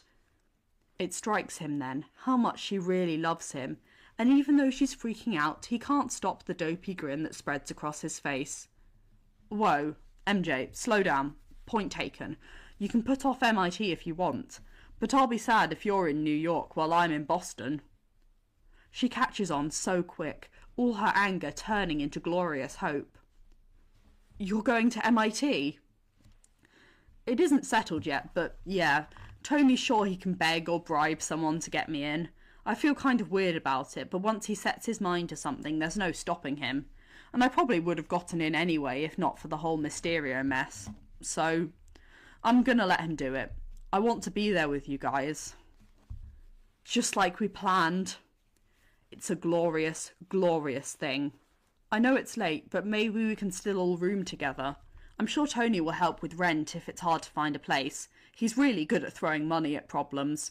Which is kind of embarrassing. You're dating a rich kid now. Hope that's okay. I know that goes against your whole vibe. He sees a shade of who she used to be in the way her body tenses, how she shrugs as if the answer isn't important, when she's already ready to run if she doesn't like what she hears. Depends. Does the rich boy have something to say to me? He's kept me waiting a long time. He grins, because he knows what she wants him to say. While this is hardly the setting he would have chosen, he'll say it to her again, later, in 100 more romantic places. I love you, MJ. Her smile is brighter than an arc reactor.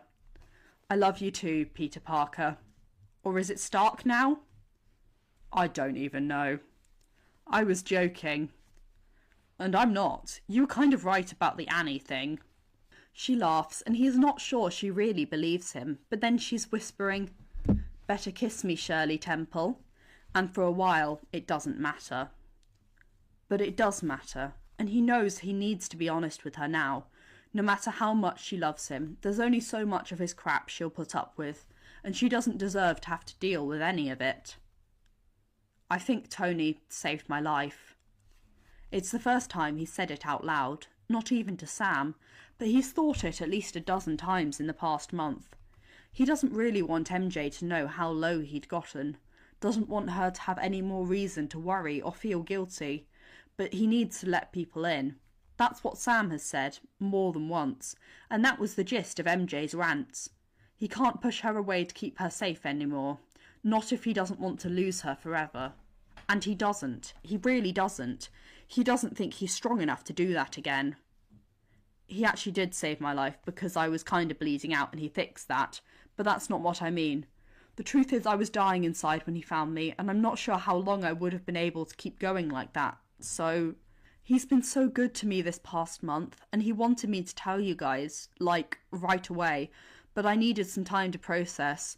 He's just really important to me now, and I know you're, like, fundamentally against billionaires and robber barons and the military-industrial complex, and you don't even really like superheroes, but he's a part of my life now, like, a really, really important part, and...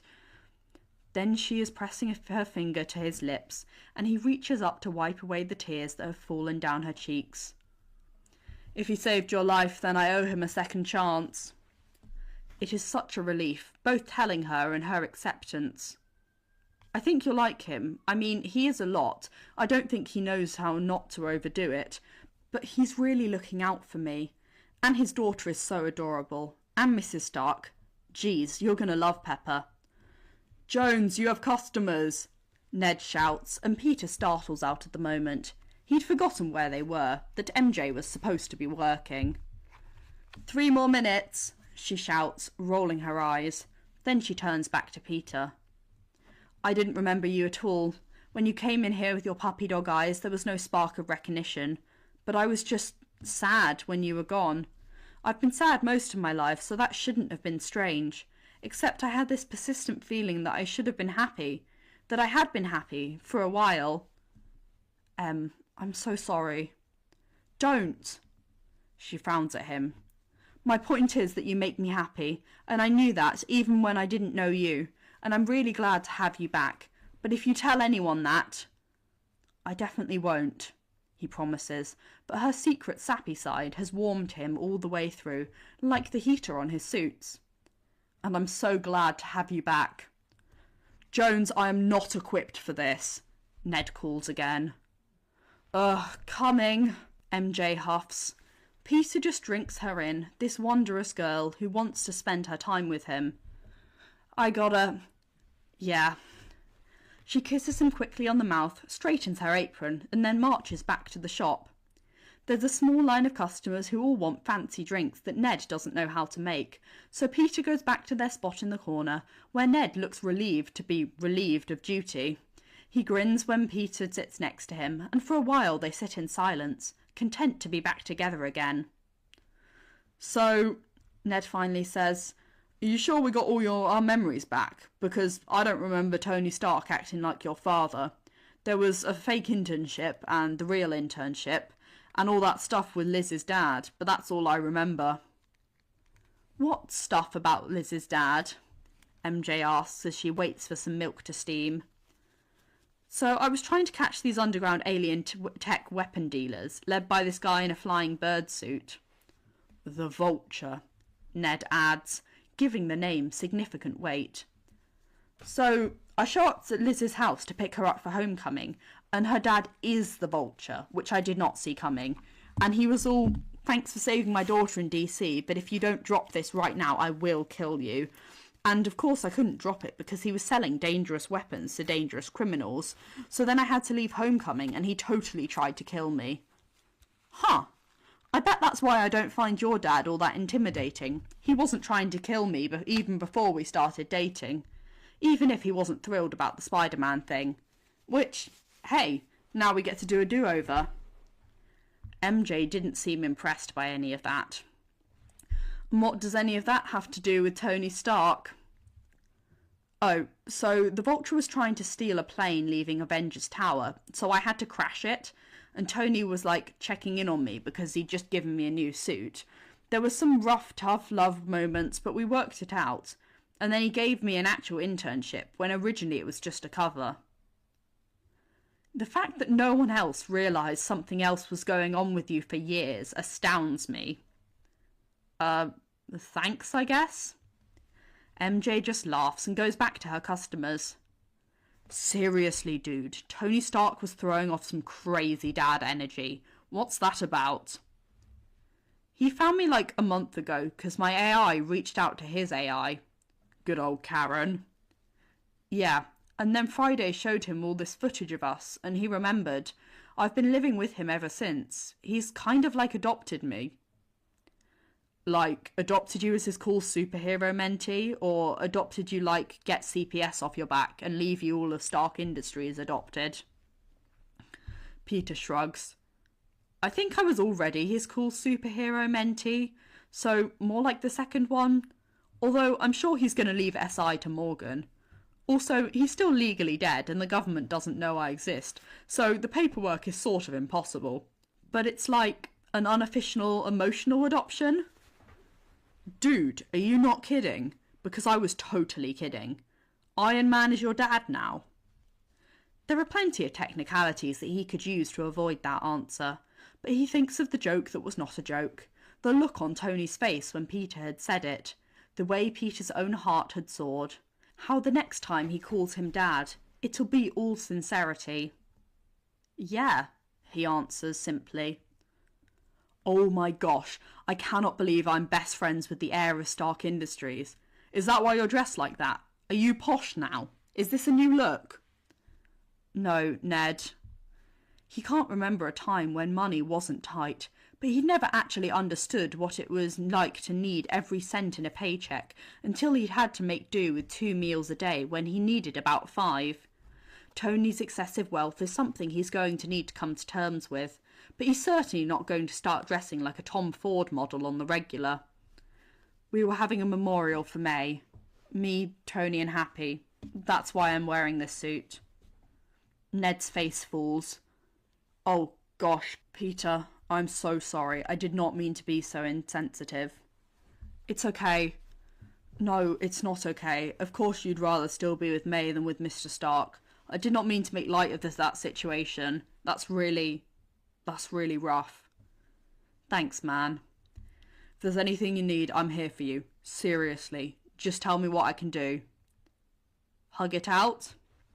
Because there's something special about a Ned Leeds bear hug. He's known Ned for more years than he hasn't. Ned has seen him through loss and pain and radiation poisoning and puberty. When Ned didn't know him, it felt like his whole childhood had been chopped in half, because Ned was there in almost every significant memory. Peter hates the thought that Ned felt the same, that his whole past became a chasm of emptiness. He'll find a way to make it up to him. He has to. After their hug, Ned drags his stool a little closer so their shoulders touch, as if he knows, instinctively, how much Peter needs the contact. So, I don't want to overstep here, but do you think maybe you should talk to someone? Like, a professional? I know it's all like super secret Spidey stuff, and you can talk to me if it helps. But you've been through some heavy shit all on your own, and I don't want it to be manifesting in your head, and you don't have anyone to help you. And Peter laps up Ned's raw, unadulterated concern like a dying man lapping water in a desert. For the first time since the spell, he truly understands how lucky he is. Thanks, man. Yeah, Tony already thought of that. Actually, he knows Ned is going to freak out, and he savours the moment. Captain America is my therapist. Ned leans back, pretending to fall out of his chair, and then overcompensates and almost does it. How come you get to say the coolest sentences in the English language? Iron Man is your father and Captain America is your therapist. What is your life? Is the Scarlet Witch your hairstylist? Does the Hulk make you breakfast? Why would Wanda be my hairstylist? I don't know. Seems like she has a good sense of style, and if people didn't like it, she could just make them think they liked it. Peter laughs, but it's not really any more ridiculous than his actual life. No, man, Wanda's off-grid somewhere. No one knows where she is. And why would Dr. Banner cook me breakfast? Big hands. Seems like he could make a lot of food, which you would need with your metabolism.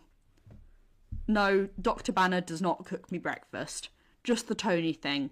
And Sam. You call Captain America Sam? Yep. Do you think you could introduce us? Probably, but hey, maybe one day you'll be making introductions for me. You should see if Doctor Strange needs an apprentice. Yeah, I'm a little turned off of magic by what it did to you, to be honest. No, Ned, don't let me stand in your way.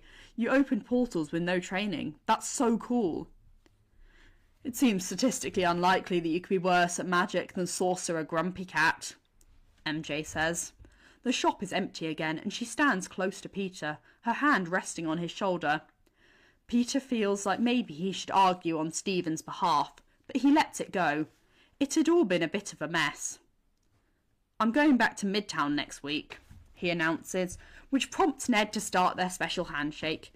Even though it's been a while, the movements are still muscle memory. He twists around to look at MJ. And I was hoping we could go to prom together. I know this isn't like an epic promposal, but if you think about it, I did like conjure a boyfriend out of thin air for you and then tell you I loved you, so... I'm going with Ned, she says dryly. You could third wheel it, Ned suggests. A laugh bubbles out of Peter. So much has changed in the past 7 months, yet for a moment it's like nothing has. I would love to third wheel it. There is nothing more that he needs but that. The colour scheme is plum, Ned tells him. Amethyst, MJ corrects. Sure, that sounds better, but when you go to the Tuck's place, you have to tell them plum or they'll be confused. Trust me, I've been through this already. Prom is stressful. MJ will look stunning, and he and Ned will both look ridiculous, and Flash will have something rude to say. And there Peter will be, in the thick of it, with his dearest friends at his side. His heart swells at the thought of it, and he doesn't know how to contain all this happiness. To think, a month ago, he didn't believe he'd ever be happy again. Now his life stretches before him, as glittering as the New York skyline. He has Tony to thank for that, he knows. The mechanic with the big heart and the thick walls, and the determination to just blast all Peter's problems out of the way, who built code stronger than magic and witnessed Peter's loneliness and told it, hell no. Who had trusted himself because of May, who had always known what Peter needed. May had built Peter a life raft long before he started to sink. No matter what came next, she would live on in Peter's legacy. Peter knows he has himself to thank, too, for being honest with Sam and doing the work, for finally telling his friends the truth, for choosing to climb out of the pit, rung by rung, day by day. MJ huffs beside him. I can't believe I still have another hour on my shift. But Peter looks around and there is nothing more he needs, nowhere else he'd rather be. He pulls his wallet from his pocket and extracts a crisp $20 bill. I don't mind. How about coffee and donuts on Daddy Warbucks? And as they laugh at his terrible joke, Peter soars. Girl. Chapter 8. Bonus. Pepper. Happy opens the car door and Peter slides into the back without a word. His eyes widen when Tony slips in next to him instead of riding shotgun. There's no way in hell Tony's letting the kid out of his sight until he's tucked safely into his bedroom at the lake. What, you think I'd rather sit next to Happy than my favourite spiderling? Tony says. It teases a smile out of Peter, as intended, but that smile fades quickly. Tony waits for a witty retort that never comes. He'd take a quip that wasn't witty, just to show that the kid was trying. But he stays silent, except for a heavy breath, wet with congestion and tears. So Tony slides closer to Pete and pulls him into his shoulder. The kid's face is cold against his neck, even though the heat was blazing in the medbay. Even with the drugs he should be fighting an infection, which would raise the temperature. But somehow that doesn't seem to be the case. Up the heat, Hap, Tony says. And how about some music? Just keep the volume low. Got it, boss. Tony considers raising the barrier for privacy, but he can see Happy's concern when they lock eyes through the rearview mirror. It's bad enough he woke Happy up in the middle of the night and is now asking him to drive halfway across the state of New York. If Happy can't see Peter, he'll worry more. And honestly, Peter might be closer to Happy now than Tony, so he doesn't suppose Peter has anything he needs to hide from one man more than the other. Tony runs his hand through Peter's damp curls, wishing there was more he could do. The kid is alive and remembered and safe, but clearly that isn't enough. The cloud of misery enveloping him scares Tony because he's never seen Peter like this. Moody, sure, petulant, occasionally a low-key sad, best described as bummed, but never this dark night of the soul shit. Tony spent years of his life in that god-awful season, but he doesn't know how to pull someone else out of it. He hadn't actually been too successful pulling himself out of it. Someone always had to do it for him. Sometimes it had been the same kid he's holding. Is there anything I can do, Pete? He whispers, wishing he didn't need to ask, wishing he could just fix this, build a suit, invent an element, ace a mission. Peter just shakes his head, and Tony can feel that his nose is dripping. You've already done so much. I'm grateful. It's just... But whatever it is must be too much to articulate, because Peter trails off. Tony slides his hand down and rubs it across Peter's back. Hey, it's okay. No need to explain. You're exhausted, you're sad. This night's been an emotional train wreck. Cry on my shoulder all you want. That's what I'm here for. Tony is proud of himself for that little speech. Thank you, years of therapy and fatherhood. But Peter hitches out a sob, and Tony's at a loss until Peter whispers, May used to say that too. Tony can't figure out what to say to that. Shit, kid. I'm sorry. So am I. Tony intends to stay awake and watch the kid, but his old man body has other ideas. He wakes when Happy stops the car and blinks out at his beloved sanctuary. Home sweet home, he says as he turns to Peter, realising how insensitive that is 2 seconds too late. Peter's staring blankly ahead, having pulled away some when Tony was out, and leaned himself against the door of the car. There's a vacantness to his expression that sends shivers down Tony's spine. Then Happy's opening the car door. Peter pitches to the side before catching himself. Happy's eyes flick to Tony, but he reaches out and steadies the kid, helping him out of the car as if Peter is a fragile old woman. Just like he's never been truly sad, Peter has never been fragile.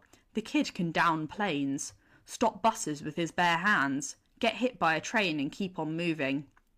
The only time he wasn't invincible was when he was crumbling in Tony's arms, but that genocidal shit had downed super soldiers, and Tony can't think of that now, oh God.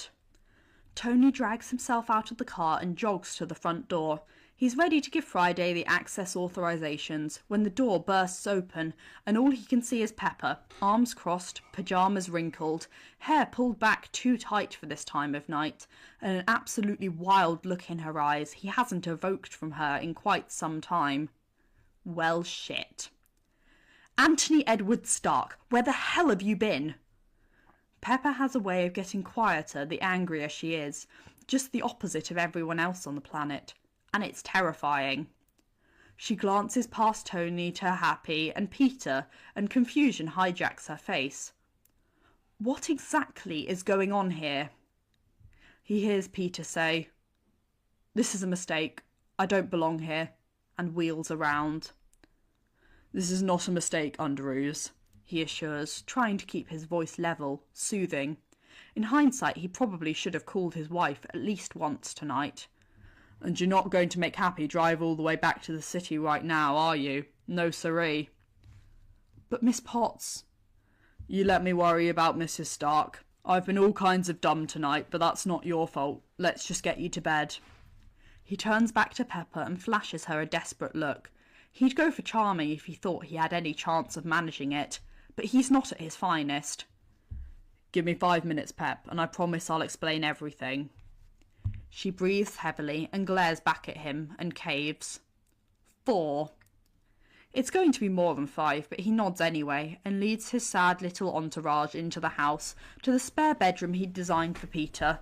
This is not how he'd intended to show it to him, but so much about tonight is tragically wrong and perfectly right. Here we go, bud, he says, pulling back the red comforter and blue sheets.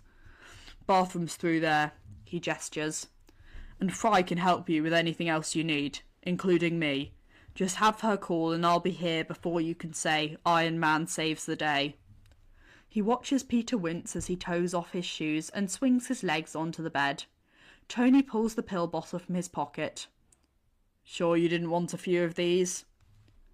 Peter shakes his head, his eyes wide. I'm okay, he whispers, his voice so wrecked it hurts Tony just hearing it. I don't like seeing you in pain, kid.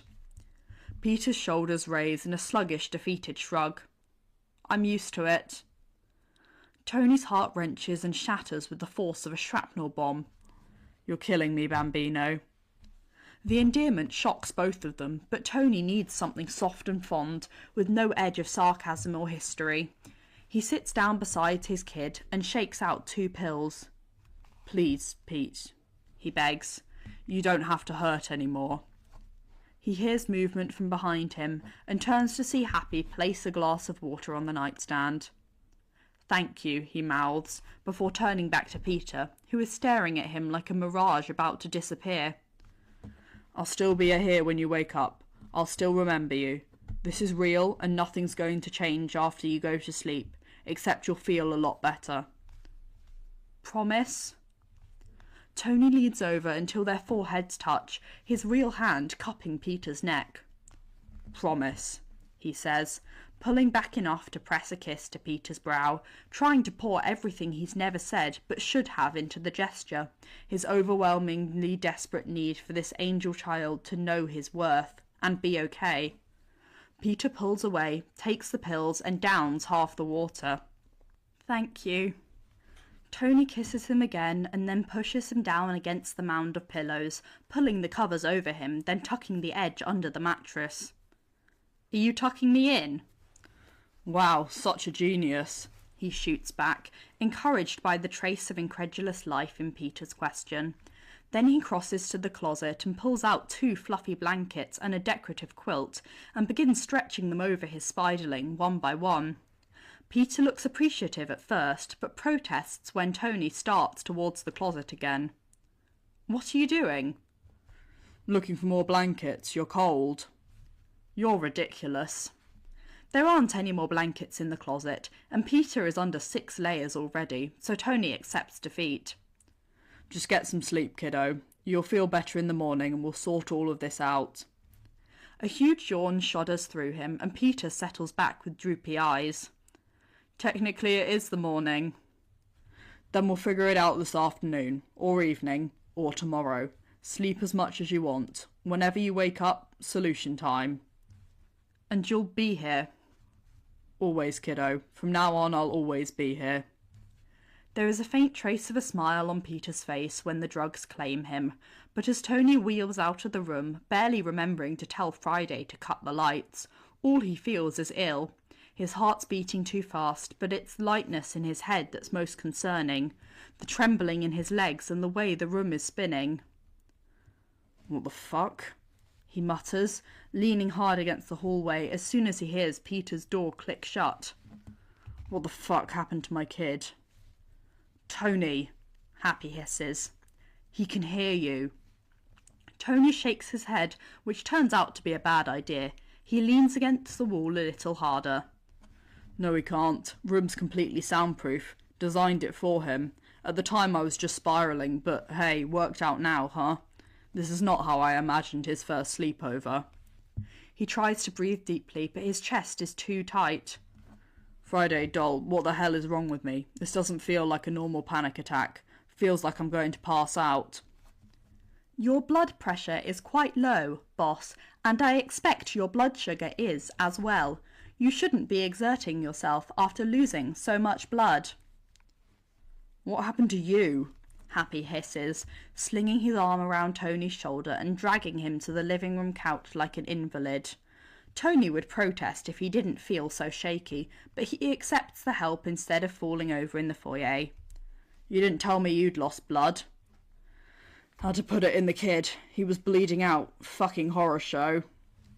Tony breathes deeply, trying to steady himself. He is Iron Man, damn it, and this is no time for his body to fail. Suddenly something cold is pressed into his hand and Pepper is at his side with a glass of orange juice and a box of Morgan's animal crackers. Drink this and have a cookie, she commands, still eerily quiet. And then you are going to tell me what the hell is going on here. I think I've waited long enough. Yes, honey, he says, gulping down the juice. He feels his body start to level out, but Pep's anxiety is ratcheting up his own. Every time he closes his eyes, he still sees Peter's expression in the car, so damn empty. So, you know, he finally says, once the juice is gone, and half the cookies as well. How I was rambling on a few months ago about missing a kid. He tries to smile, but Pep's harsh expression doesn't change. Tony tilts his head towards Peter's room. Ta-da! That's not a kid, Tony. That's a young adult. He's 17, so technically still a kid. That doesn't make it better, Pepper snaps. I'm bothered by the fact that you see nothing wrong with sneaking a strange teenager into our home at 4 a.m. while our daughter's asleep. Whoa, Peter would never hurt Morgan. How am I supposed to know that? A heads up, Tony. I just need a heads up before you do something that affects our entire family, so we can discuss it like the rational, married adults that we are. He was dying, Pep, Tony shouts, and the force of that hits him anew. The blood and the panic and all the time wasted arguing with Friday, and the fact that in that moment Tony hadn't even been able to comprehend how wrecked he would have been if the kid hadn't made it. He was dying, and then once I realised everything he'd been through, it felt like I was dying, so I forgot to call. My bad. Sorry. He knows, as soon as the words are out of his mouth, that he needs to calm down, because he can't fuck this up. He needs Peter, yes, but he needs Pepper too, and Morgan, and he needs to build a life where they can all coexist, but this isn't going particularly well. He's fucking exhausted. He feels like he's run a marathon and his body is failing him, but worst of all is the pain of seeing Peter so wrecked, of not knowing how to fix him when what he really needs is May. And May is gone. And Tony is all Peter has left. Which was never enough to begin with. Is he all right? Pepper asks, finally the proper amount of concern, and Tony exhales hard. Physically he's out of the woods. I got to him just in time. Just barely. But he's hurting, Pep. He's hurting and I don't know what to do about that. Then suddenly there are hands on either side of his face, and Pepper's forehead is pressed against his own. Hey, Tony, shh. It's okay. You're okay. He's okay. Just, can you start at the beginning here? I just don't understand why you didn't tell me about him sooner, if you've known since you built this house. It's not like I don't know what you were like 17 years ago. Hell, I probably escorted his mother out. Tony groans and looks up at the ceiling. Fry, care to share those paternity results again? Certainly, boss. According to the 6 paternity tests in my databank, you are not biologically related to Peter Parker. However, approximately 27% of his genetic code has been rewritten by his arachnid enhancements. All the time he and Fry rehash the paternity tests, she has never mentioned that. Wait, hold up. Are you saying the bike could have changed his DNA enough that the tests are wrong? Considering the lack of similarities in the rest of his genetic code, that seems extremely unlikely. I am just pointing out that his DNA has been altered in ways my programming does not understand. It shouldn't hurt less every time he hears he is not Peter's actual father. It doesn't make Tony love him any less. It still hurts. Arachnid enhancements, Pepper mutters. He's Spider-Man. Despite everything, he's proud of her for catching on so quickly. He shifts his attention to Pepper, shaking off the lingering vision of telling Peter that he still had family in the world, of imagining how he would react. He probably wouldn't be thrilled he was a product of Tony's raging libido and terrible choices, anyway. Right in one. Which is why he was dying in the middle of the night. Exactly. Tony leans back against the couch. Patrol gone wrong, he says, shuddering at the memory. Used to do this thing kind of often, but I'm out of practice. I didn't know you knew who Spider-Man is. No one knows who Spider-Man is. Pepper pulls away from him. Tony doesn't like the wounded way she looks at him, or the coldness that crept into her tone, as if she's trying to put distance between them to steel herself against whatever comes next. He's hurt her so many times, but he thought he was done with that. I don't know why you feel you couldn't trust me with this. It would have been helpful if you could have tracked him down during that drone debacle. Thanks to that damn drone debacle and fucking Quentin Beck, the whole world knew who Spider-Man was. Tony snarls. That was the problem. Tony, Happy warns, but Pepper doesn't even flinch. I'm not following, she says evenly. He massages his temple, trying to calm down. His anger's all misplaced tonight. There's too much of his old self, desperate to act up and lash out. He knows he needs to be better than this, wants to be, but all his nerves are exposed. It's a long story. I'm not sure even I understand. But Beck exposed Peter as Spider-Man during that bullshit video, and it ruined the kid's life. He went to Grindelwald for a spell to make people forget. Grindelwald? Strange, Happy explains. Doctor fucking Strange, screw up supreme. Somehow the spell broke the multiverse, got the kid's aunt killed, and ended up making the entire world forget Peter Parker ever existed. Even me. Pepper's lips are pursed, her eyes narrowed. The explanation you're going with is magical amnesia. Could I make this up if I tried? Look, thankfully the spell didn't work on AIs. Friday still knew who Peter was, and she alerted me that he was in danger. I didn't believe her at first either, but she's got tons of footage. Tony realises he probably should have started with that. There's no better explanation than the kid himself. There's no way Pepper can think he's a danger to Morgan if she just sees him. Play something convincing, Fry. Underoos's greatest hits. Just the thought of rewatching some of his happiest memories with Peter soothes Tony a little. But nothing traumatic. We're not trying to get Pepper to remember right now. I don't have the energy for another panic attack. Certainly, boss. A hollow screen shimmers down from the ceiling, showing his private lab in Manhattan in his new penthouse after he sold the tower. Whoa! Peter's enthusiasm is high-pitched and breathless, his gaze scanning his surroundings with awe and intelligence, and Tony is struck by how young he looks. Technically, he is still a child now, but somehow in 3 years he's aged 3 decades. Tony would sacrifice that maturity for innocence it stole in a heartbeat if he had the choice. I cannot believe I'm in your private lab. This is so awesome. Like, I could just crawl up on the ceiling and die. Are you sure I can be in here? The Tony in the video, far younger too, is not nearly as endeared as he should be. Seeing as this is indeed my private lab, and standing next to you implies that I am both aware of and okay with your presence here, I think it's fine. He's looking almost anywhere but at Peter. Tony remembers with a flood of shame how he'd been put off by Peter's earnestness, and was beginning to regret inviting the kid into his space. But he had looked at Peter when he asked, "Now that crawling up on the ceiling thing, is that just an expression kids use nowadays? Or is that something spiderlings actually do?" And Peter had grinned, that same bright, uninhibited, wonderful smile that Tony would eventually come to live for. Even that first time, it had already started to work wonders. Wouldn't you like to know?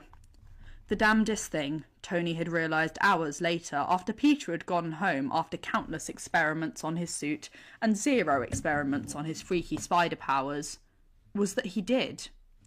The scene changes. This time Tony is on 1 floor above the lab, staring out at the Manhattan skyline with a glass of scotch on the coffee table in front of him. "Boss, Peter asked me to remind you that he's been in the lab for the past half hour." Shit.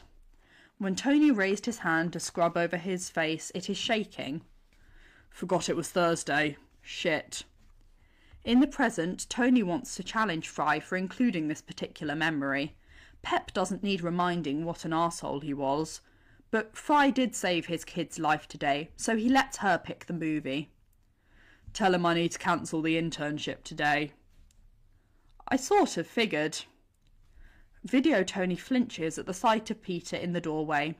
He pushes the untouched scotch forward so forcefully it almost skids off the table.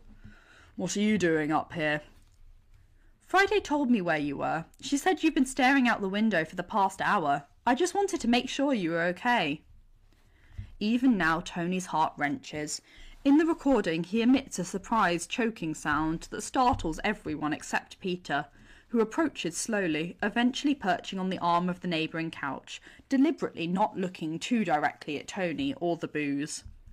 "That's a little outside your job description." Peter shrugs. It's clear he's gotten more at ease around Tony from the first day in the lab. It's also clear he finds this situation uncomfortable. "Friday said there wasn't anyone else here to check up on you, so—" "Didn't realise my AI was such a gossip," Tony snaps. Peter shrugs again and picks at a hole in his jeans. "You know, I've been excited all week because we've known each other a year. I may have brought cupcakes to celebrate, but I forgot that a year ago wasn't really a good time for you. I should have realised you'd want to be alone today." Hologram Tony just stares. Exhausted Dad Tony feels his heart swell and stutter and wishes he could go back to Pete's room and wrap the kid in his arms. "You kidding me, kid? You find me moping around and apologising for not anticipating that I'd forget about you. Peter cocks his head like a golden retriever, his Bambi eyes wide. Yes? You're something else. Is that a bad thing? No, I guess not. Peter slides off the couch, his palms smoothing down his legs.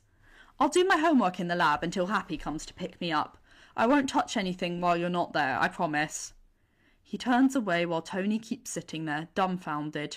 But once he reaches the door, he hesitates, turning back. Tony hadn't realised at the time all the emotions that flickered over Peter's face before settling into a steely resolve. After my parents died, I told my aunt and uncle I wanted to be alone a lot. Except I didn't mean it. I just didn't want them to judge me for crying all the time. Luckily, they weren't very good at listening. Tony stares too long, everything about Peter's vulnerability making him squirm, yet he finds himself asking anyway. What did they do? They'd drag me into the living room and order pizza, and we'd all watch movies together. When they turned off all the lights, they couldn't even see me crying. It still sucked, but it was better than being alone. So what you're saying is you want me to order us a pizza? No, I mean, I would never presume that. Like Friday said, there's no one else here, and Happy's not due back for another 3 hours. I could eat, and I know you're always starving. Tony still doesn't know, all these years later, why exactly he did it. He had no idea how one pizza would turn into dozens, how one destructive night deferred would turn into one of a new life of almost healthy choices, how one earnest, awkward spiderling would build a web around his heart that could not be dissolved. Maybe Peter had just been right. It did suck to be alone. Tony'd had too much loneliness, and he didn't like that this caring, brilliant kid had too. What do you want on your pizza? Peter answers far too quickly, like he's afraid that Tony will take it back. If he'd waited too long, Tony might have. Ham and pineapple. Get out. Internship's cancelled. That's a travesty. Come on, Mr. Stark, have you ever tried it? It might sound gross, and look kinda gross, but it's so good. You're going to have to eat the whole pie, because I'm getting myself pepperoni like a normal person. Deal. Peter's smile looks like the one when he first walked into the lab, and their fates entwine just a little bit tighter. I'm a little afraid to ask now, but do you have a favourite movie to go with that abysmal pizza? They've already come a long way, because Peter isn't fazed by the harshness Tony loads into his words to counteract all the softness they've been tiptoeing around. Have you ever seen Star Wars? The scene shifts again. Tony is surprised to see his private office at SI, which Peter had never visited. He's also surprised when May Parker walks in. Happy emits some sad, gasping sound, and Tony is struck by the realisation that this woman is truly gone. Even when Peter had told him about her death, it hadn't seemed real beyond the bounds of Peter's grief. Only now does Tony fully process the loss. She'd been more than Peter's guardian. She'd been a hell of a woman, compassionate and fierce. I need you to be my backup guardian for Peter, she says without preamble, and Tony is almost as shocked now as he'd been back then. He never expected to relive this particular moment. What? Tony splutters. How did you even get in here? Are you dying? Why didn't Peter tell me you were dying? Is it cancer? I can get you the best oncologists, experts from anywhere in the world, no matter the cost. I'm not dying, Tony. He tilts his head, trying to judge if she looks paler than normal. Are you sure? Well, we're never really sure, are we? But I feel perfectly fine. Tony remembers how he'd felt like he was in a tornado, with sudden shifts in altitude and absolutely no control. Then where is this coming from? It's not April 1st, is it? Did Pete put you up to this? I know we've got a bit of a prank war going on, but this is not funny. You're wearing a secret camera, aren't you? He's back at the apartment watching this right now. This is too far, you menace. He leaps to his feet, shaking his finger at May, who stares at him like he's the crazy one. Tony, he's not watching. I'm serious. You cannot be serious. Trust me, I wouldn't be here if I had any other option. If you're not dying, why are you here at all? Richard and Mary didn't expect to die in a plane crash on the way home from some conference, but thank God they'd named Ben as Peter's godfather. Any time I see something awful about foster care, I have nightmares about what could have happened to Peter had he gotten tossed in the system. Tony rubs at his temple, wishing he had something stronger than coffee to drink, even though he hasn't had a drop of alcohol in almost 2 years, largely because of the same kid whose guardianship is currently making him spiral. I'm not following. Did you binge watch some Law and Order and suddenly think I could take care of Peter if something happened to you? How many safety protocols did you put on that suit of his? May asks. 37, he answers without having to think. I've got 4 more in development and another 2 I'm still workshopping. Seems like you're already looking out for Peter. Spider-Man. I'm looking out for Spider-Man. May crosses her arms, her expression half smug, half murderous. So that's all you care about then? The teenage superhero you can call on to fight your battles when you're outnumbered? He surges forward. Of course not. Christ, I'm not just using Peter because of his powers. We've got a good thing going here, with you taking care of Peter and me taking care of Spider-Man. Why mess with perfection? If anything happens to you, I'll still be around to help with the hero stuff. Because it's not as simple as being one or the other. Even when he's wearing the suit, he's still Peter. Even when he's at school, Spider-Man is always there, telling him to be reckless and self-sacrificing. If something happens to me, he's going to need some place to go to. You're the only one equipped to understand both sides of him. Besides, it's kind of karma since you're the one who inspired him to be a hero in the first place. Tony smirks, trying to find his way back to smug, familiar ground. Hang on. Do I have to take responsibility for every kid who wants to be Iron Man? Because my penthouse is big, but it's not that big. This goes a little deeper than that. Tony stares at May blankly. Did Peter really never tell you? Tell me what? I could tell he was a huge Iron Man fan. The kid's got an awful poker face, but he never admitted as much. You saved him once, when he was just a kid, at the Stark Expo, when the drones attacked. Tony remembers the ice that shot down his back. He was there, at that shit show. We got separated in the chaos.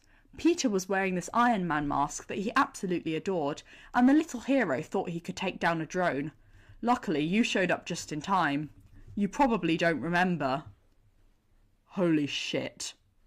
Because Tony did, and Tony had. It had been just one moment in a series of heroics, but later, once the adrenaline high had worn off, and he began to process what had happened, he'd had a full-blown panic attack about almost seeing an adoring toddler blown to smithereens right in front of him. The nice work kid was Peter.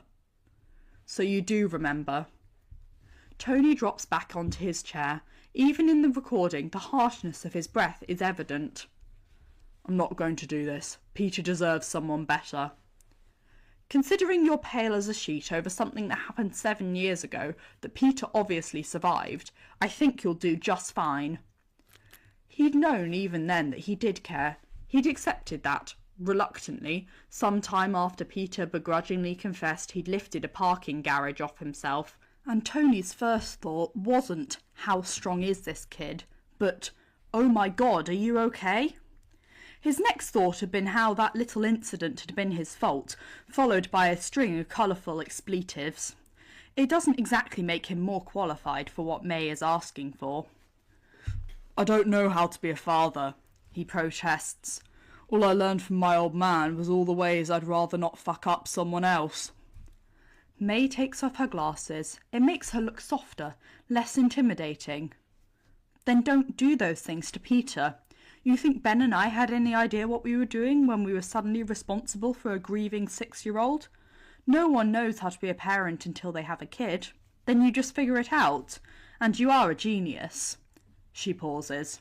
Or so I've heard. Not sure I've seen it. Ha ha. I'll have my lawyers draw up the papers. May pauses again, and then grins. I've always wanted to say that. I don't have any lawyers, though. I hoped yours could help take care of that. Yeah, sure, he says, almost dismissively, when the situation calls for anything but. Sure I can borrow your lawyers, or sure you're okay with being Peter's backup guardian? All of it, he says in a daze.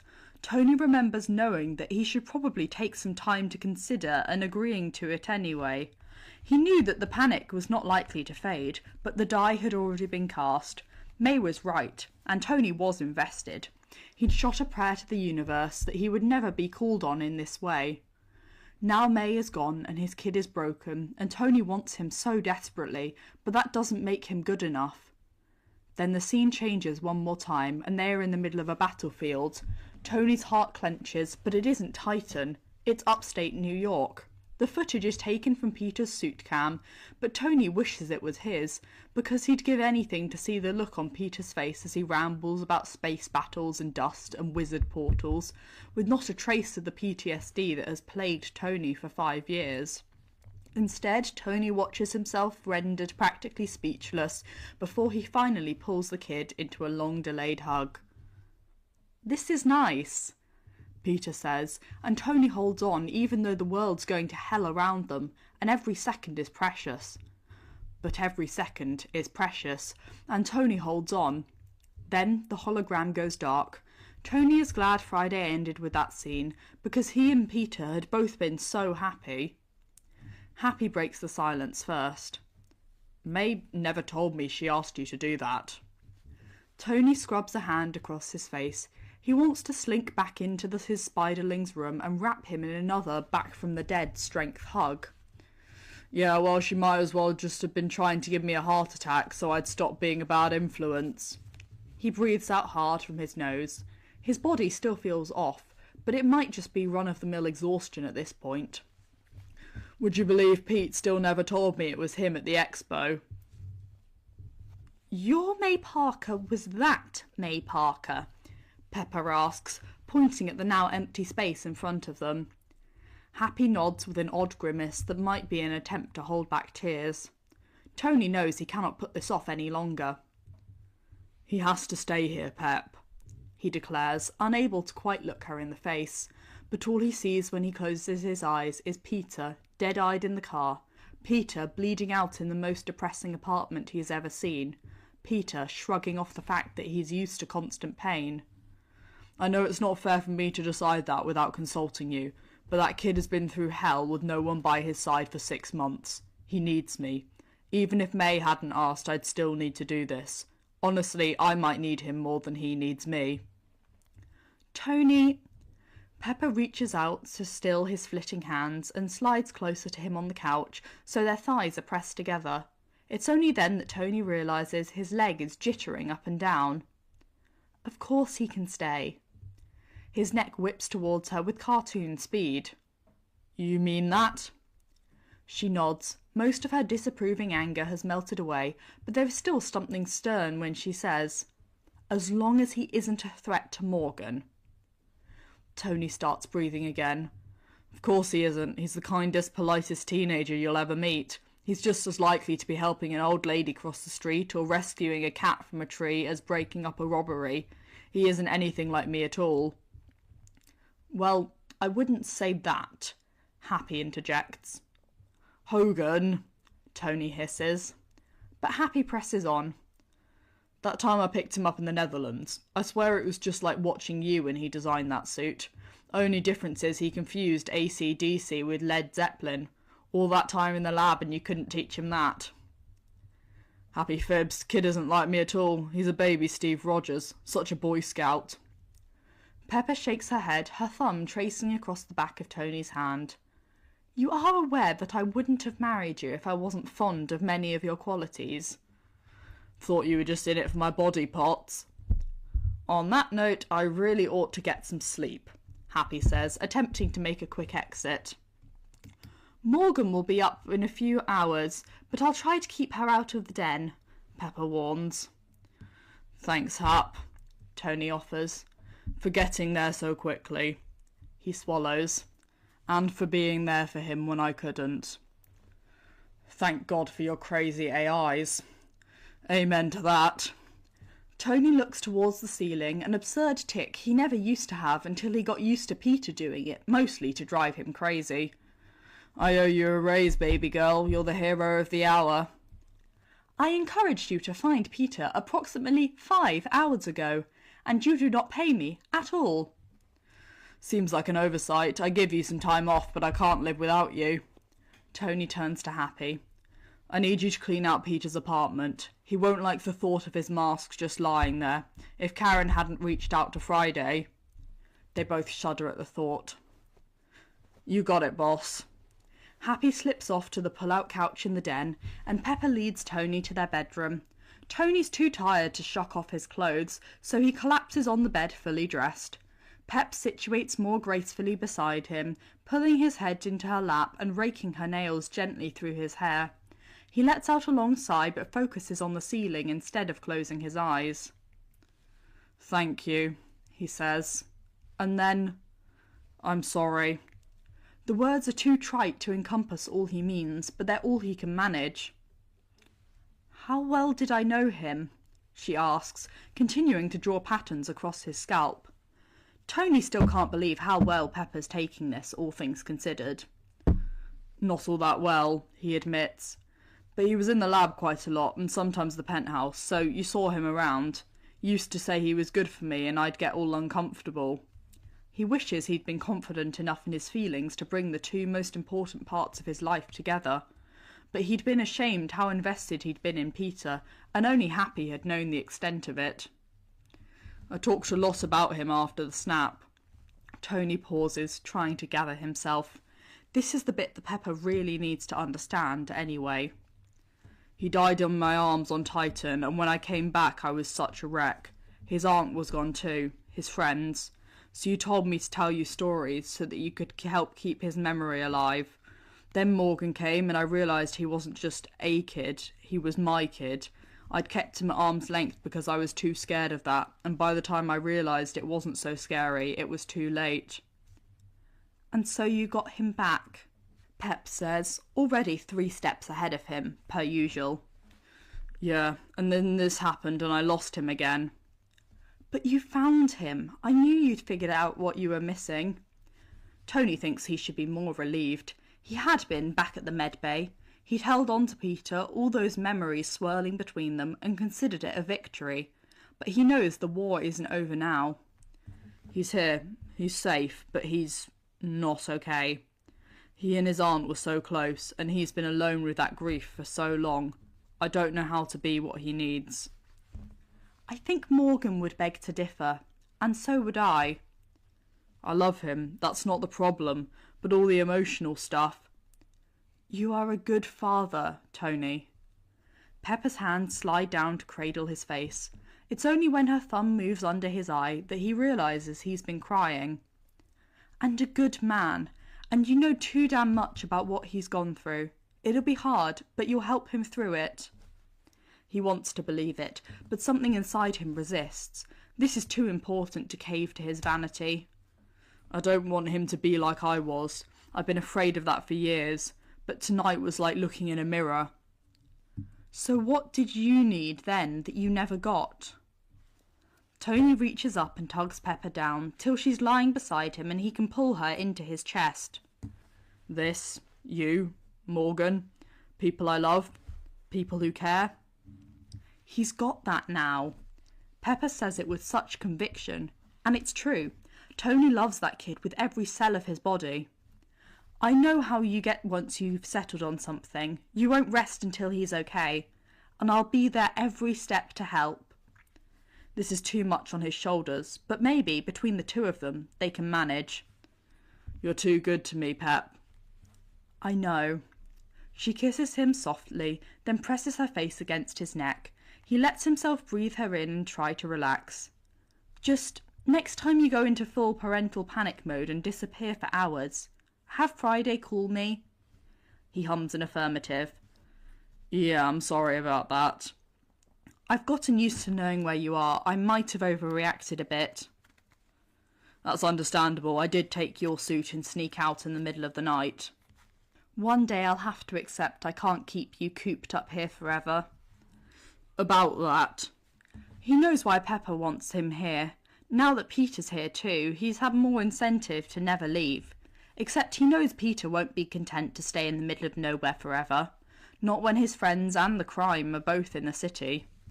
Tony's going to have to come back from the dead to be the father Pete needs. "Can we talk about it in the morning?" Pepper requests. "Morgan's going to be up any minute now, and I'm going to have my hands full keeping her away from you and Happy." It can wait just a bit longer now that Peter's asleep down the hall. "Yeah, probably a conversation best had on a good night's sleep. Or at least a few hours." Sleep is seeming more and more appealing as his wife siphons off his stress with each brush of her skin against his, and each soft heartbeat thrumming under his ear. Tony's starting to drift off when she asks, "My memories of Peter? Is there a way I can get those back?" "Maybe," he hums. He hopes so, but he doesn't want to explain the necessary trauma. Pete and Pep might not have known each other well enough for that, but Friday could figure it out tomorrow. "Either way, you're gonna love him. He's such a good kid. I thought teenagers were supposed to be monsters, but he's like an angel. A puppy angel. Spider puppy angel." "All right, Loopy, get some sleep." She chuckles and shifts to kiss him on the forehead. He loves her so damn much. "Love your Pots," he slurs, and she tells Friday to turn off the lights.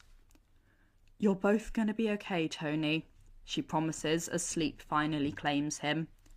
"Might take some time, but I'm sure of it. You can rest now." Chapter 9. Bonus. Strange. Tony leaves the donut shop with a spring in his step.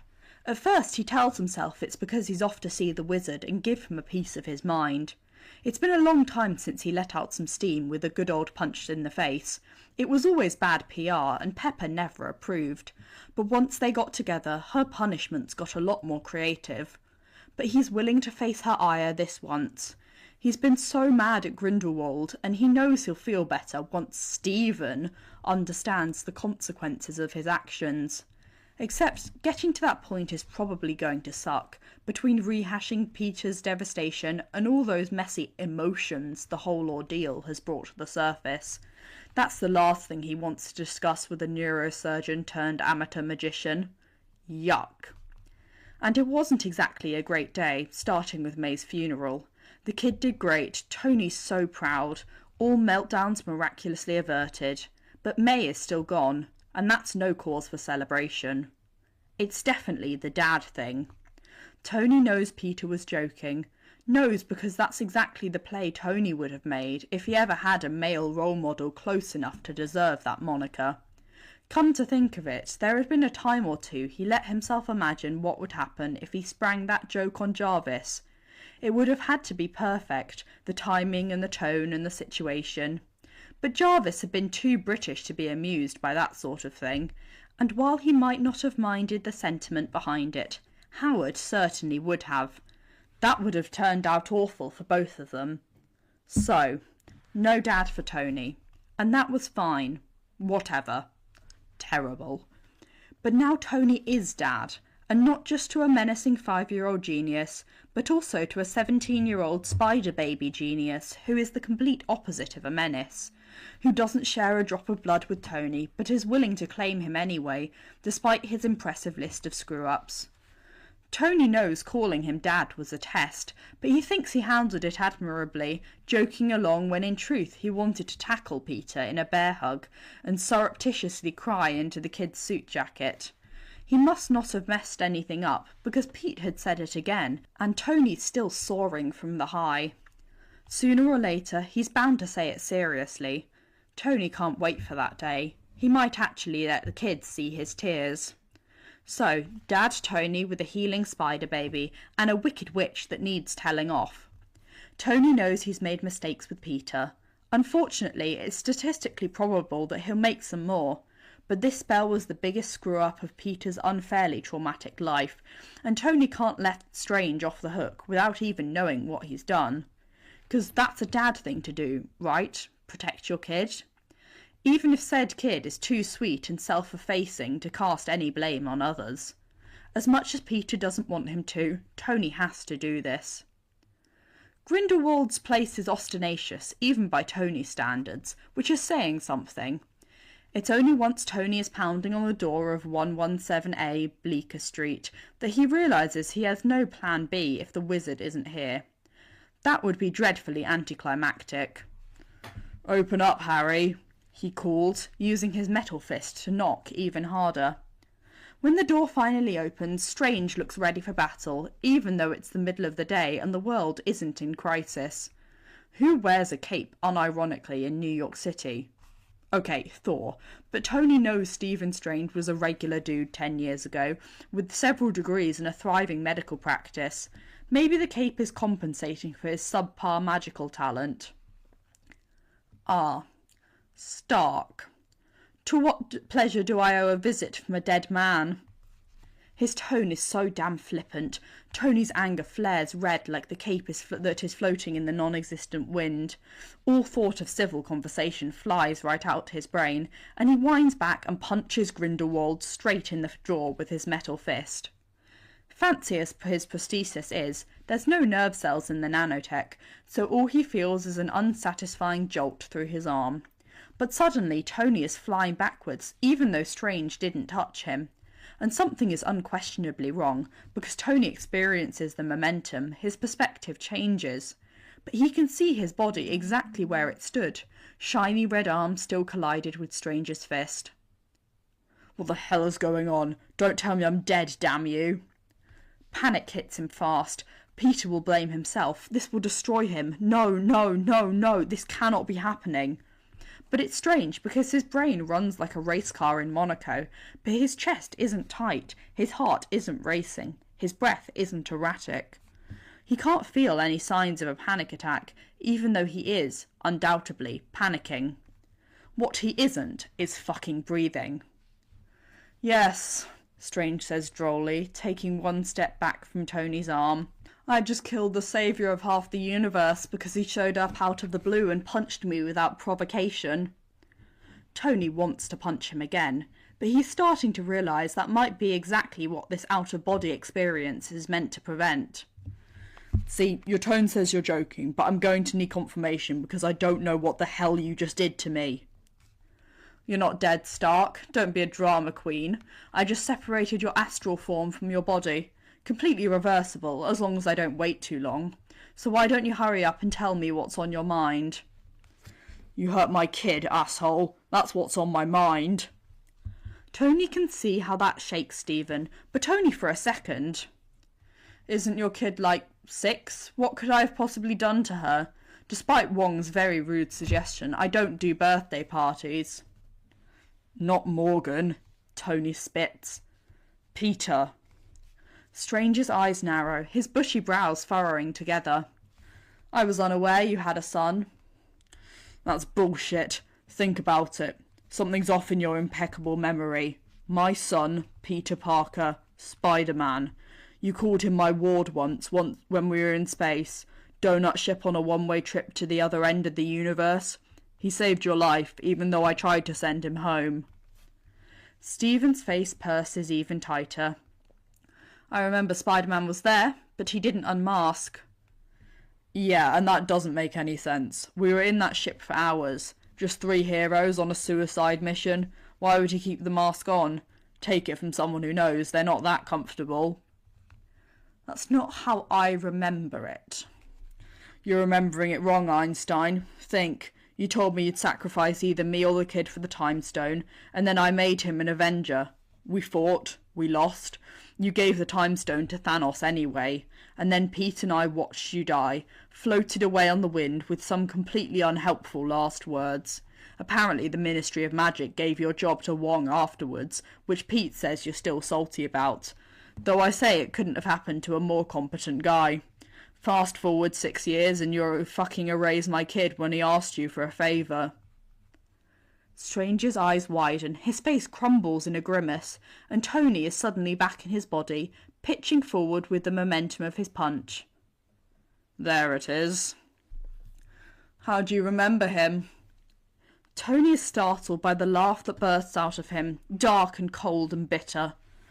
Are those really your first words here? Not, I'm sorry. He flexes his fists, thinking that Stephen let him free too early.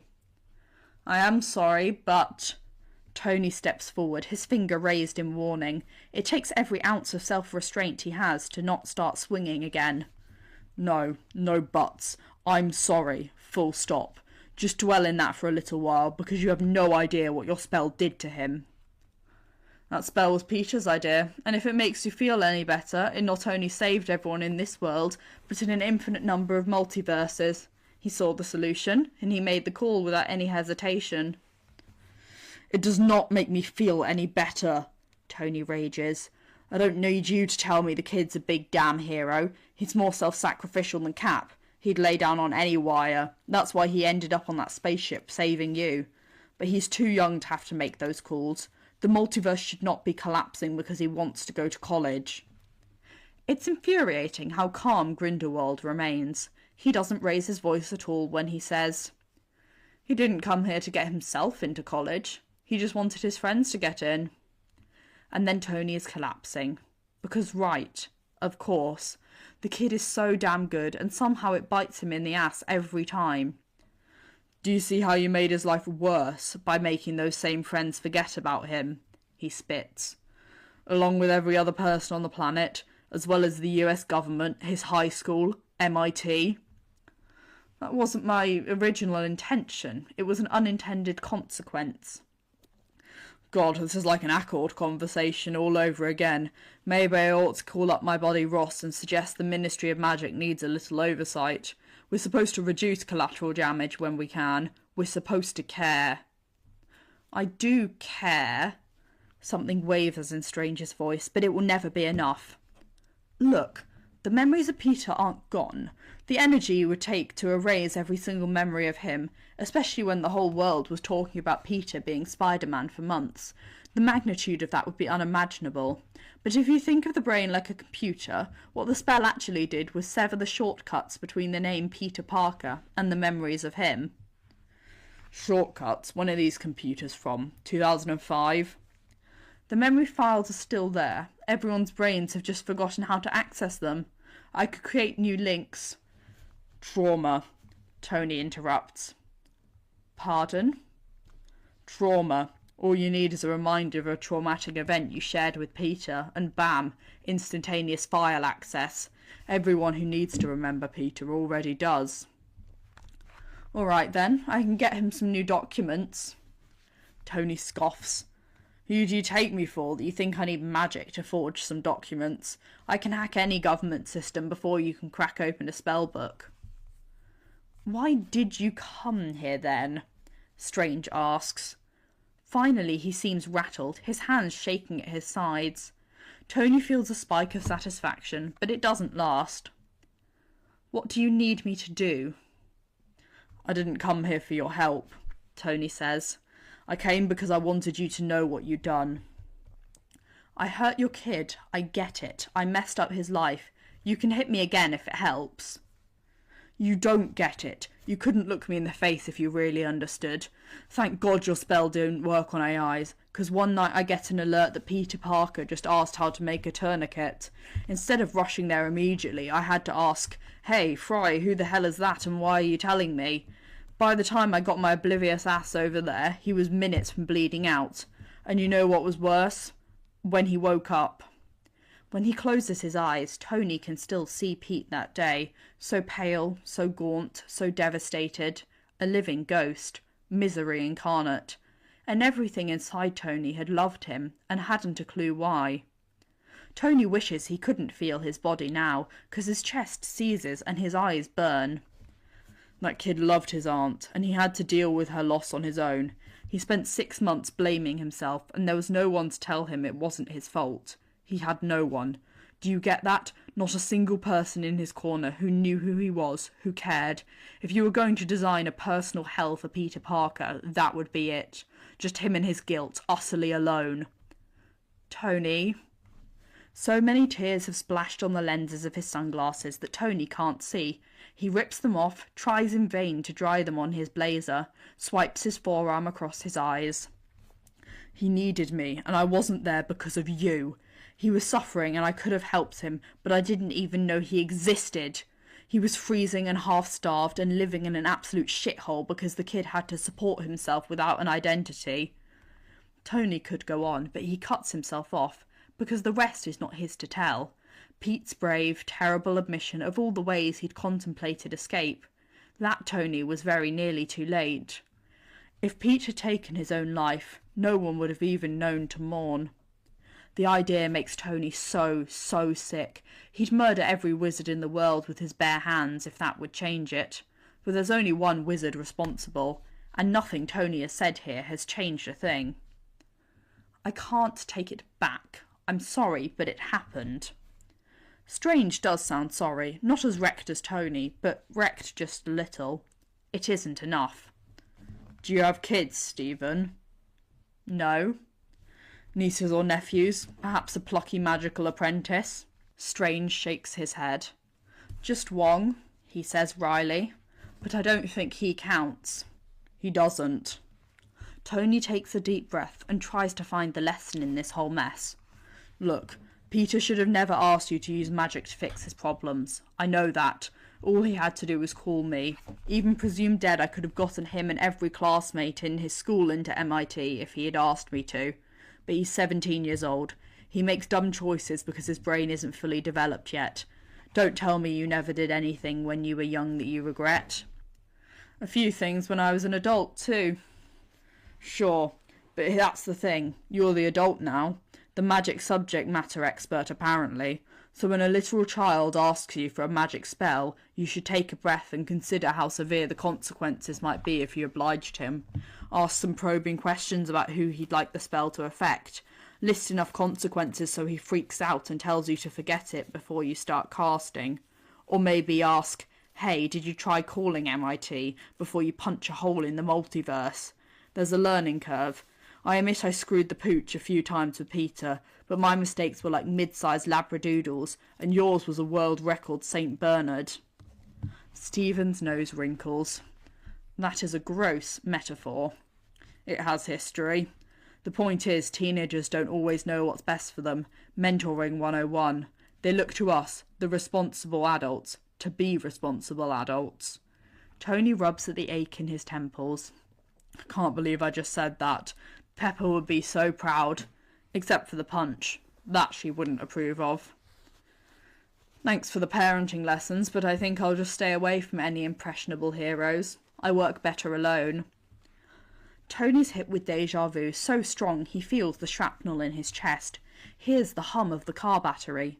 It all clicks.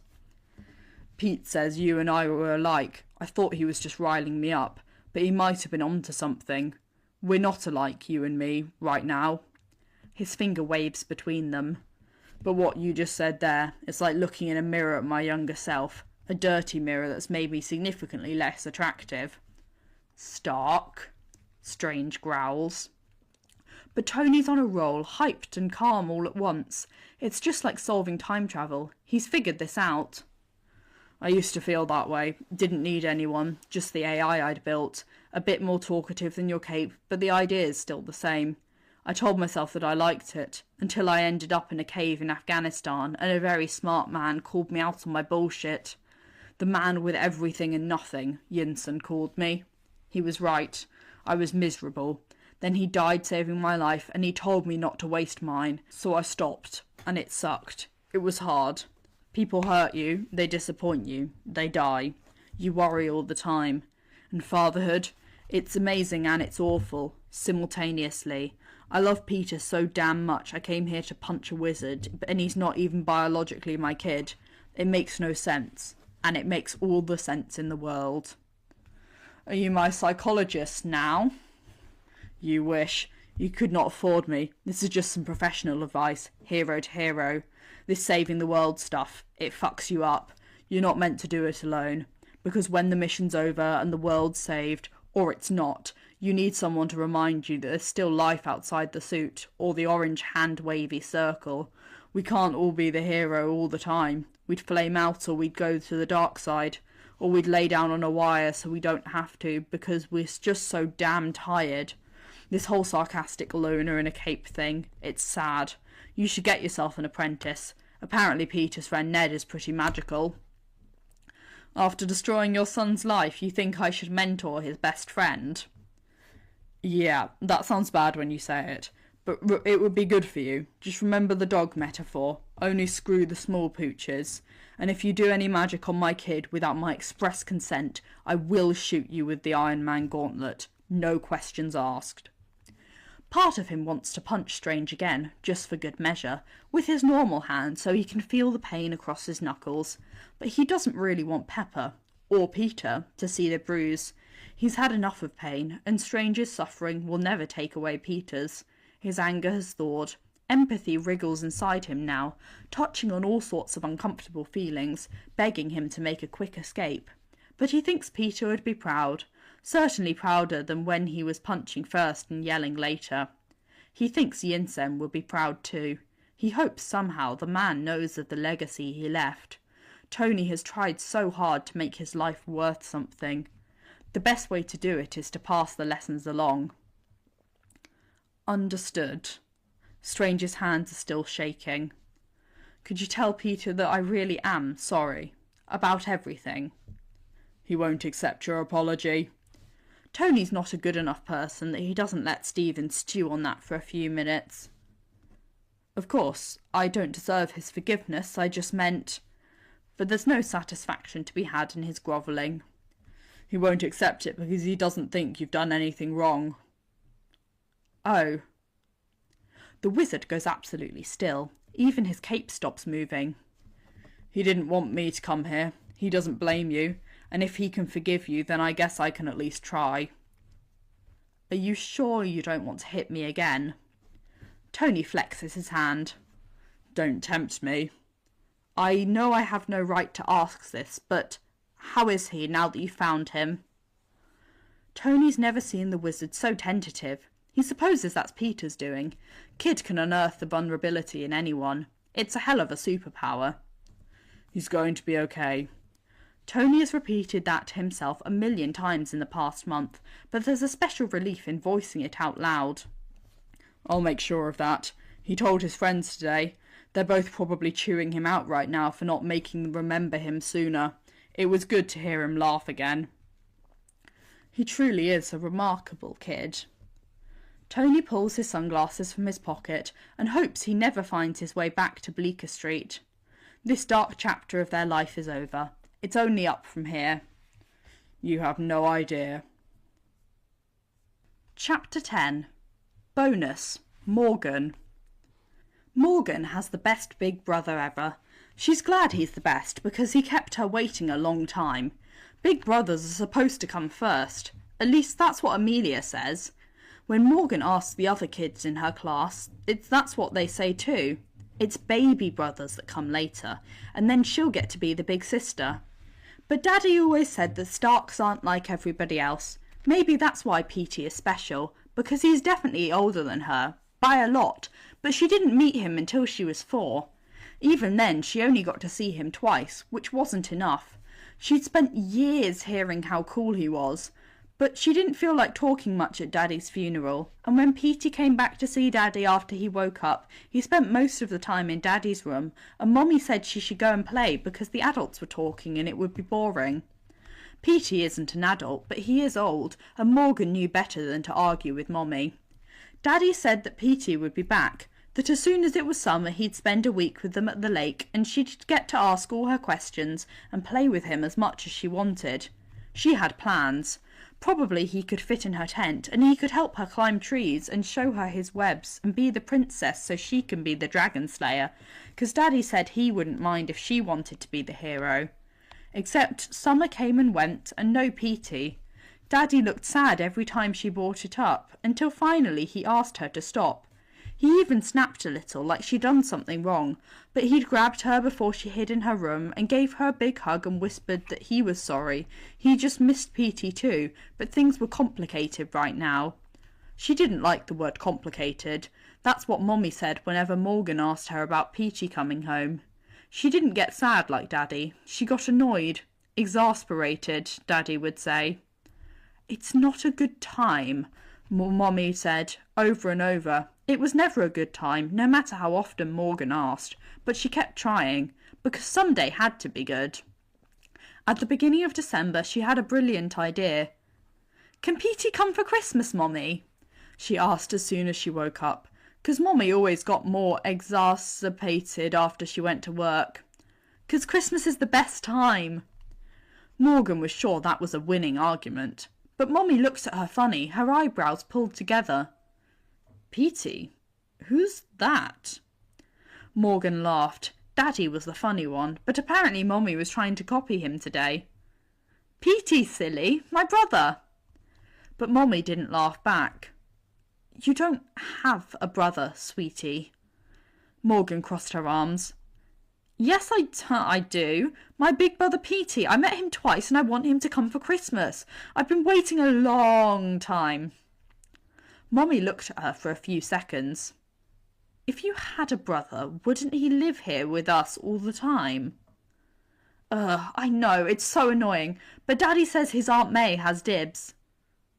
"Aunt May?" "Uh-huh.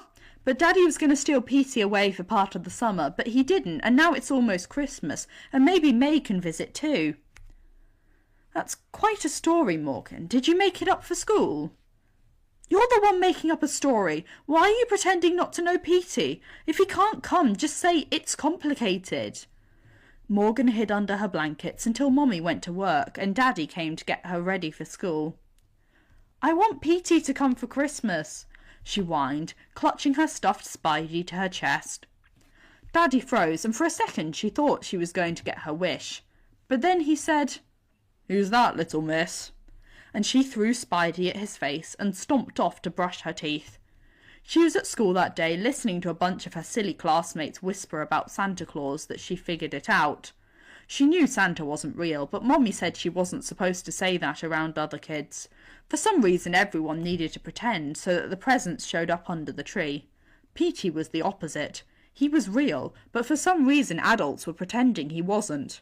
So maybe she just needed to play along until Christmas, and when he showed up under the tree she would pretend to be surprised. It was all pretty silly, but adults were weird. She could wait just a few more weeks. Except Petey didn't come to Christmas. Mommy and Daddy didn't understand why she cried and stormed off to her room. She was so sure her brother would come for Christmas, and now she didn't know what to hope for next. Daddy was grumpy most of the time, and he seemed sad whenever he looked at her, and she didn't know what she had done wrong. It was months and months and months before she came home from school one day to find Daddy still in his pyjamas, nursing a nasty coffee. He patted the sofa next to him, and she sat down close, even though his drink smelled gross. "There's something really important I need to talk to you about, little miss. It might seem confusing, but I want you to know Mommy and I love you very much. 3,000, and nothing could ever change that." "Uh-oh," Morgan had said, which made Daddy smile before he took a big breath. "No uh-ohs necessary. This is not an uh-oh scenario." Morgan let him ramble. Sometimes when Daddy started talking, you just had to wait. "Long story short, you have a big brother." "Duh," she said, at the same time Daddy said, "He's asleep in the guest room." "Petey's here!" she squealed, leaping from the couch, but Daddy caught her and hauled her back. "Yes, Peter's here." "Finally!" Exactly." Daddy said a lot more stuff, most of it confusing, but Morgan barely listened, because Petey was here, finally, and they'd finally get to do all the things she'd planned. She had to be so patient, but it would all be worth it.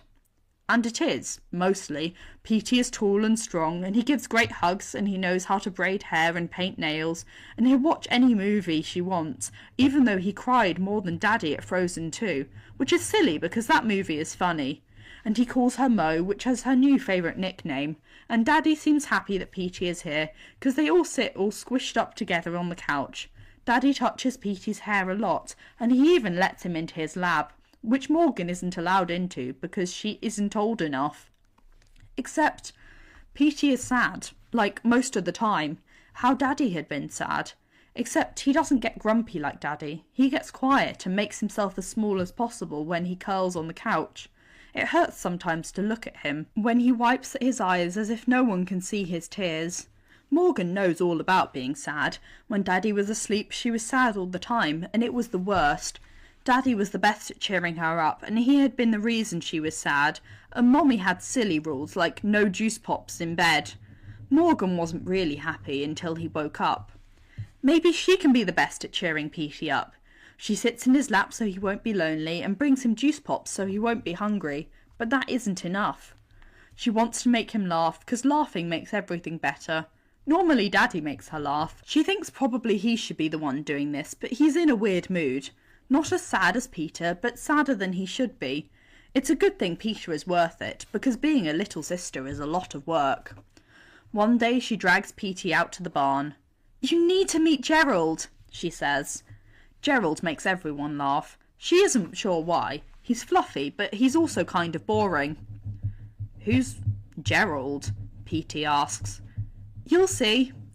It's a rainy day, so Gerald's in his stall. Petey walks up to the gate and his eyes go wide. "Whoa, you have a llama?" "Gerald's an alpaca." Daddy says that's a very important distinction, even though she doesn't know why, so she emphasises every syllable. "Why do you have an alpaca?"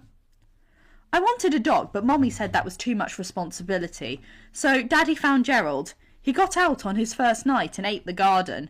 Then Mommy said she wished we'd gotten a dog, but Daddy said no take backsies." Petey's eyes are almost as wide as the ones on her Spidey plush. "That's so weird. Can I pet him? He looks so fluffy." "You can try, but Gerald doesn't like strangers. Don't be sad if he doesn't like you yet." Petey crouches down and sticks his hand through the bars. "Hey, buddy," he croons. Then he waits, staying so still that Morgan gets bored. But Gerald creeps forward, sniffing Petey's fingers. Petey giggles when his breath tickles, and Gerald hums like they're the best of friends, and Morgan knows this was a great idea. Eventually Petey reaches out and touches Gerald's neck. Gerald doesn't snort or run away. "He is fluffy," Petey says. His smile is so wide, Morgan can almost forget that he's usually so sad. "I feed him every day after school," she says. "You could help if you want." That night, when Daddy tucks her in, she asks him an important question. "How long is Petey staying?" Daddy drops down on the bed and tucks her covers a little tighter. "Petey's staying forever," he says. "Well, that's not strictly true. He'll go to college in the fall, become an adult, spread his wings, blah blah blah. But he's part of our family now. For always." Morgan claps her hands at the wonderful news. "But what about his aunt?" she asks. "I thought she had dibs." "How did you—" Daddy asks, but then he shakes his head. "His aunt's dead, sweetie." "That's why he's so sad." Adults always act like death is forever. But Petey was gone and now he's back.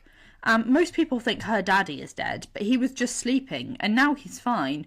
But it is sad when people are gone. She missed Daddy so much and she cried a lot, and so did Mommy. And if May was the one who tucked Petey in and made his breakfast and snuck him juice pops when he didn't finish his gross vegetables, no wonder he misses her. "Yeah," Daddy frowns. "That's mostly it." "I'll cheer him up. He doesn't need to be sad now that he's here with us." Daddy smiles like she said the best thing and kisses her cheek. She giggles at his scratchy beard, like always, and he tickles her sides. "We still love you, you know, even though Peter's here." "Duh," she says. "Duh," he repeats. "Now get some sleep." "Story first, please." She bats her eyes and Daddy caves. "Well, since you're such an awesome little sister." The next time Petey looks sad, Morgan runs off to her room and comes back with her Spidey plushie. She squeezes it one last time and then pushes it into his hand. "Spidey made me feel better when Daddy was sleeping," she says. "He's so soft and his big eyes see everything. Maybe he'll help you feel better too."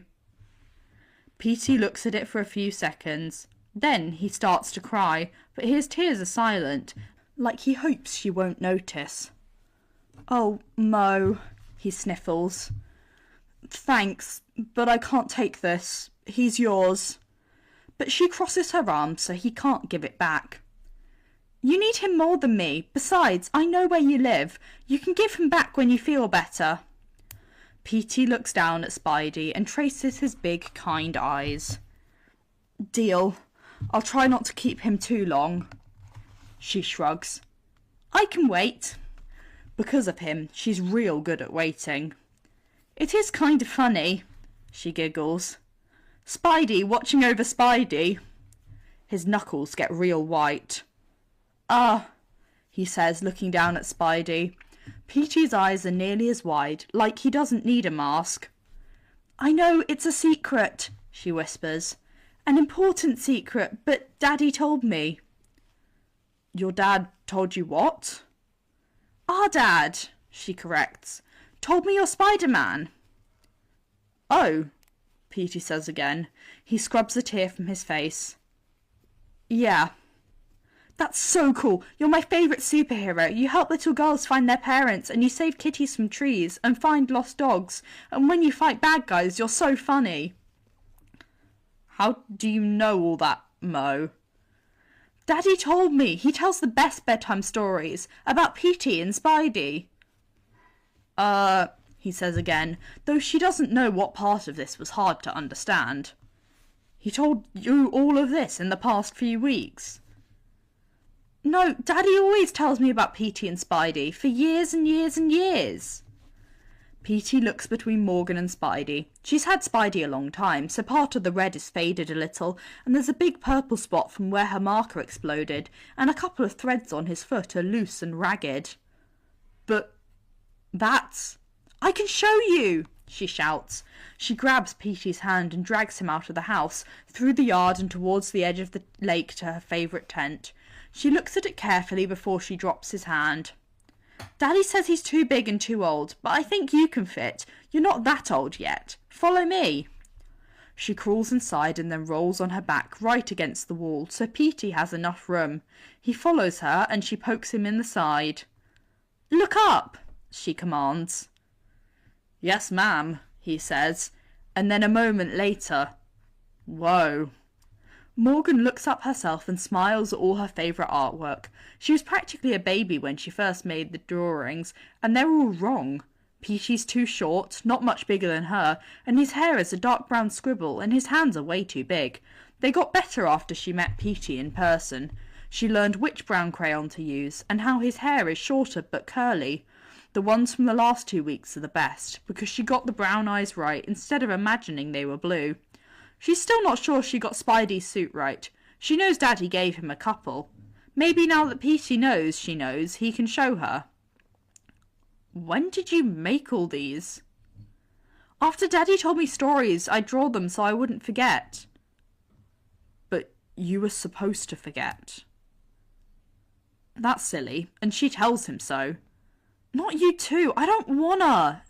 She tells him everything, about Mommy and Daddy pretending they didn't know him, how she asked and then stopped asking, and how she missed her favourite stories, but she missed Petey more. Are you sure you didn't forget for a while, and remember when I came to stay? Nuh-uh, I never forgot you. You were supposed to come to Christmas and you didn't, and I was so mad, but I drew you with my new sparkle crayons before I accidentally melted them.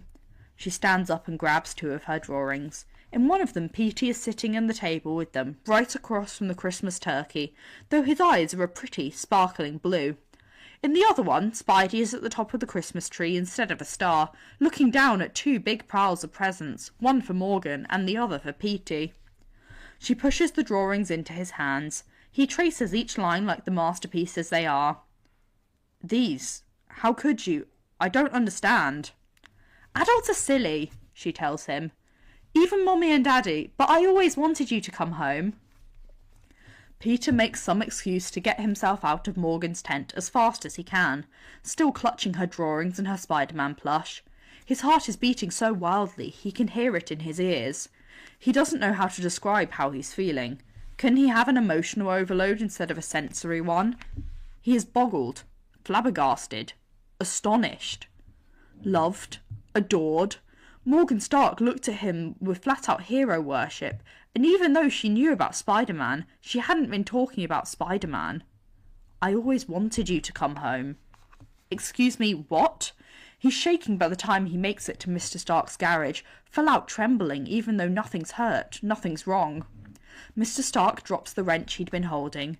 Peter feels like he's stepped into the Twilight Zone, because the project Tony is working on is a lawnmower. Hey, whoa, you alright, Underoos? Tell me what hurts and we'll fix it. Peter laughs, and it sounds hysterical. He doesn't even know what's supposed to be funny. He holds out the drawings, and they shake in his grasp like the leaves on the trees outside. So many leaves, always rustling, so loud. Who knew every tree had so many leaves? You told Morgan about me, and Spider-Man. She drew me like dozens of times and taped them all to her tent like some kind of murder board. Okay. Tony creeps towards him like Peter might spook. Peter's no wild animal, but he thinks Tony might be right. Tony's flesh hand lands solidly on Peter's shoulder, while his metal one takes the drawings and eases them out of Peter's grip. I must say the resemblance is uncanny. Right little Picasso I've got. Emphasis on the abstract. Peter takes a deep breath. His chest isn't tight. It's warm. Why did she draw me so much? She said you told her stories. Yeah, maybe let's sit. You look like you're going to fall over. Do you need something? Are you hungry? Is it your blood sugar? Tony leads him over to a workbench, and Peter's knees drop out from under him. Tony reaches into a nearby drawer and pulls out a granola bar. Double chocolate chip, Peter's favourite. Friday used to complain that Tony never ate enough when he disappeared into his lab, but after Peter had been there a few times, there always seemed to be an endless supply of snacks. I'm not hungry, Peter mumbles, but he opens the bar anyway. Takes a bite and realises it does make him feel a little better. What did you tell Morgan? Tony leans back against the lawnmower. It's red and gold like the Iron Man armour, a bit souped up maybe, but Tony Stark's latest invention's primary purpose is to cut grass. Only the good stuff, I promise. Peter Parker's greatest hits, with a little bit of Spider-Man thrown in there for good measure. Surely Spider-Man would make a much better story. At least the pre-Thanos Spider-Man, who never broke the multiverse and got his relative killed. Why? Tony breathes hard, and Peter can hear it rattling in his lungs. His fingers tap against the mower, softly enough most people wouldn't notice, but Peter hears. Being a parent is exhausting. No one tells you that. I mean, it's all the books, but you think, I've been tortured by terrorists, and I've chosen not to sleep for most of my life. This will be fine. And then it's not. Morgan was 2 or 3 or something, asking for story, and I just could not walk across her room to her bookcase. So I told her about the time we ordered every single pizza on the menu, and you ate them all in 17 minutes. Peter will always remember that day. He'd never been more nauseous, or triumphant, but it doesn't track. You told Morgan about my marathon pizza vomiting because you were too tired to cross a room? You make it sound so tawdry. Peter scoffs, because he's always idolised Mr. Stark, but he's not dumb.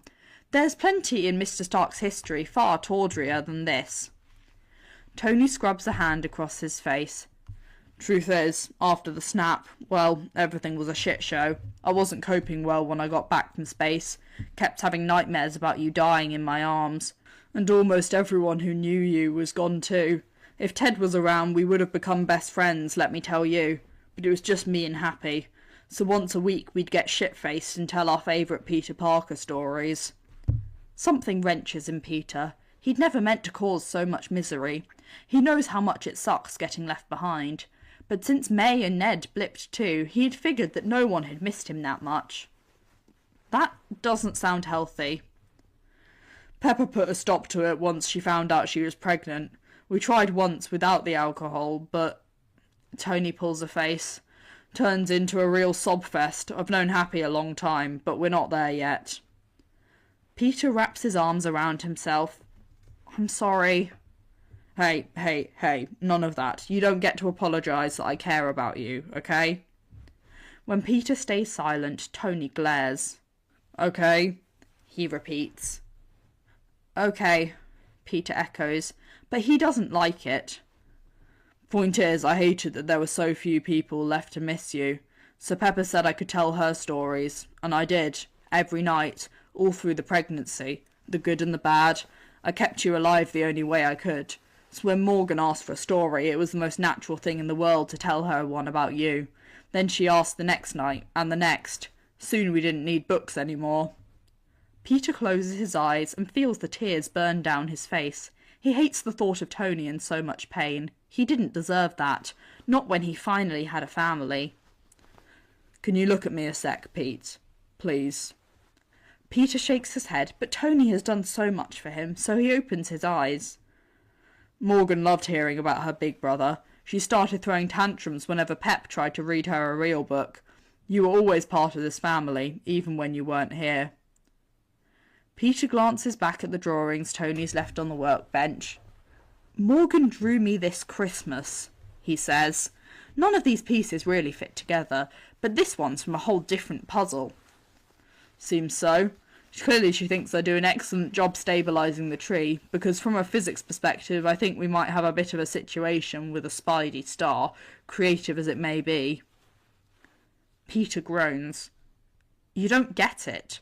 Morgan shouldn't have remembered me this Christmas. Tony blinks, long and slow, and leans a little harder against the lawnmower. Well, shit. Exactly. Peter looks at the drawings again. She says she never forgot, but she's 6. Maybe she drew this last Christmas? Tony snatches up the Christmas dinner drawing. Nah, see all this glitter? She got those crayons for the Christmas, and they went off to the great art box in the sky after the Valentine's crayon explosion fiasco. But how could she remember me this Christmas? No one remembered me. Tony rests his hand on Peter's shoulder, which makes Peter realise that he's shaking again. Morgan called you Petey, and the name stuck. I never mentioned your last name, I don't think. Maybe the spell wasn't nuanced enough to realise that Petey and Peter Parker were one and the same. So she never forgot me, he whispers. All this time this precious girl was missing him and wanting him to come home, and they'd only met twice. He's had his mind blown a lot of times. Strange life he lives, but this is pretty crazy. Seems not. Tony seems a bit shaken by the news himself. You know, Madame Secretary had an epic meltdown on Christmas Day, shrieked something about he's not coming and stormed off to her room, barricaded the door. Pep got mad at me for not going after her, but I was throwing a bit of a tantrum myself. The hand on his shoulder tightens, but Peter doesn't shake it off. It grounds him, even as Tony seems a bit lost in the past. I knew something was missing. Christ, that damn spell. Morgan must have said things to me about you. She was missing you, and I was missing someone, and I couldn't put the pieces together. If I had paid more attention, I could have looked for you.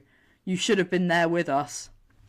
Peter sniffles, remembering the frigid day spent collapsed by May's grave, too worn out to cry. He'd had a lot of awful days, but Christmas was one of the worst. I wish it was. Next year, Tony says, squeezing his shoulder, but then loosening his grip.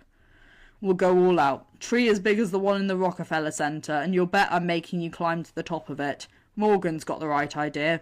We can do an Iron Man Spider-Man Christmas card, but she drew the present mountains too small. Just you wait. Peter feels like he should argue. None of that's for him. Christmas is some ratty garland, 3 small presents, and Chinese takeout while they watch It's a Wonderful Life. But seeing himself in Morgan's drawings, he's starting to picture it for real. Chaotic and so very extra. He wouldn't mind being in the middle of all that if the Starks really wanted him there. If it's not too much trouble. Peter. Tony almost never calls him by his actual name. It sets him on edge. So does the way Tony's face looks so sincere, open in a way no photographer has ever captured. It's no trouble having you here. I need you to get that thought through your genius head, okay? After all those years of telling stories about you, I started dreaming about what it would be like for you and Morgan to grow up together. I'd wake up and bawl like a baby when I realised you were still gone. Having you here now, I can't even describe how happy I am. Of course, I wish this last year had gone down differently, and I had to bribe May to steal you away for the summer. but I am so fucking glad that you're here with me. I spent 5 years wishing for my son to come home, and now here you are. It's a goddamn miracle. You're a miracle. And Peter's heart grows several sizes, just like the Grinch. He doesn't understand how he went from some kid Tony Stark found potentially useful to Tony Stark's kid. Just as precious as his actual daughter, who he clearly adores. Peter doesn't know how he possibly earned 5 years of grief-fueled devotion, but he can't deny it, because it's even harder to believe that Tony Stark is saying all of this than to accept that he means it. There's not a possible reason in the whole multiverse for Tony to be making this up. Tony's always been shit with emotions, and that's fine. Emotions are messy and hard, and why would Tony Stark want to bare his soul to some twerpy teen anyway? Except he just has. Tony has claimed him, just like Ben and May had, except there's not even a blood tie, no moral or legal reason for him to care about some pathetic unlucky orphan. Not when he's got a perfect daughter of his own, who's never let anyone down. But Tony wants him here. Tony and Morgan both want him here. And Peter needs to stay, because their love is the only thing keeping him afloat. Suddenly, all he can think of is his most recent session with Sam, when Sam suggested Peter tell Tony about the dark thoughts, and Peter adamantly refused. Any time Peter's in danger, it makes Mr. Stark crazy. That was true even when they barely knew each other. Nearly every dicey moment in their relationship has stemmed from Mr. Stark thinking Peter is reckless. If Peter tells Tony what he's been thinking of doing, Tony will lose his mind, and Peter doesn't want to put him through that. Tony doesn't deserve it, when he's been so patient and accommodating and kind. And Peter's not sure he can handle his reaction. It'll be all anger at first, yelling, scolding, revoking privileges, all of which Peter clearly deserves, but he doesn't feel strong enough to face anymore. But once the anger simmers down, what comes after will be worse. Disappointment. Mr. Stark had given Peter so much, and Peter was about to throw it all away. And once he understands that this blissful little charade, this pretend happy family, is going to shatter into a million pieces, he'll tell Peter to get out, and Peter doesn't have anywhere to go. Maybe he'll let him stay, out of pity, but it'll be different. He'll see Peter like the pathetic thing he is, a broken quitter, not strong or good or grateful enough. That's what Peter thought yesterday, anyway. But now he thinks of everything Tony's just said. I spent 5 years wishing for my son to come home, and now here you are. Tony won't abandon him. He couldn't possibly. You're a miracle. And Peter doesn't want to hold in this darkness anymore, where it's been festering through every bright moment of these past few weeks. He has to let it out now, before he loses his nerve, even though the timing is bad. Tony has said so many nice things, and Peter is going to respond with something terrible. Sometimes I think about filling my pockets with stones and walking into the lake, he blurts. He doesn't let himself process the look on Tony's face. He just flounders on. Back in Queens, I would wonder what would happen if I didn't refill my web shooters. How high I'd need to be from to be sure. Once I thought about how many pills I'd have to take, if I had enough money to buy that many. I didn't. Peter wants to throw up. His stomach churns, but he makes himself look at Tony. You can hear his racing heart, but his breathing is so slow, it's like he's holding his breath. His jaw is clenched, but his eyes are blown wide.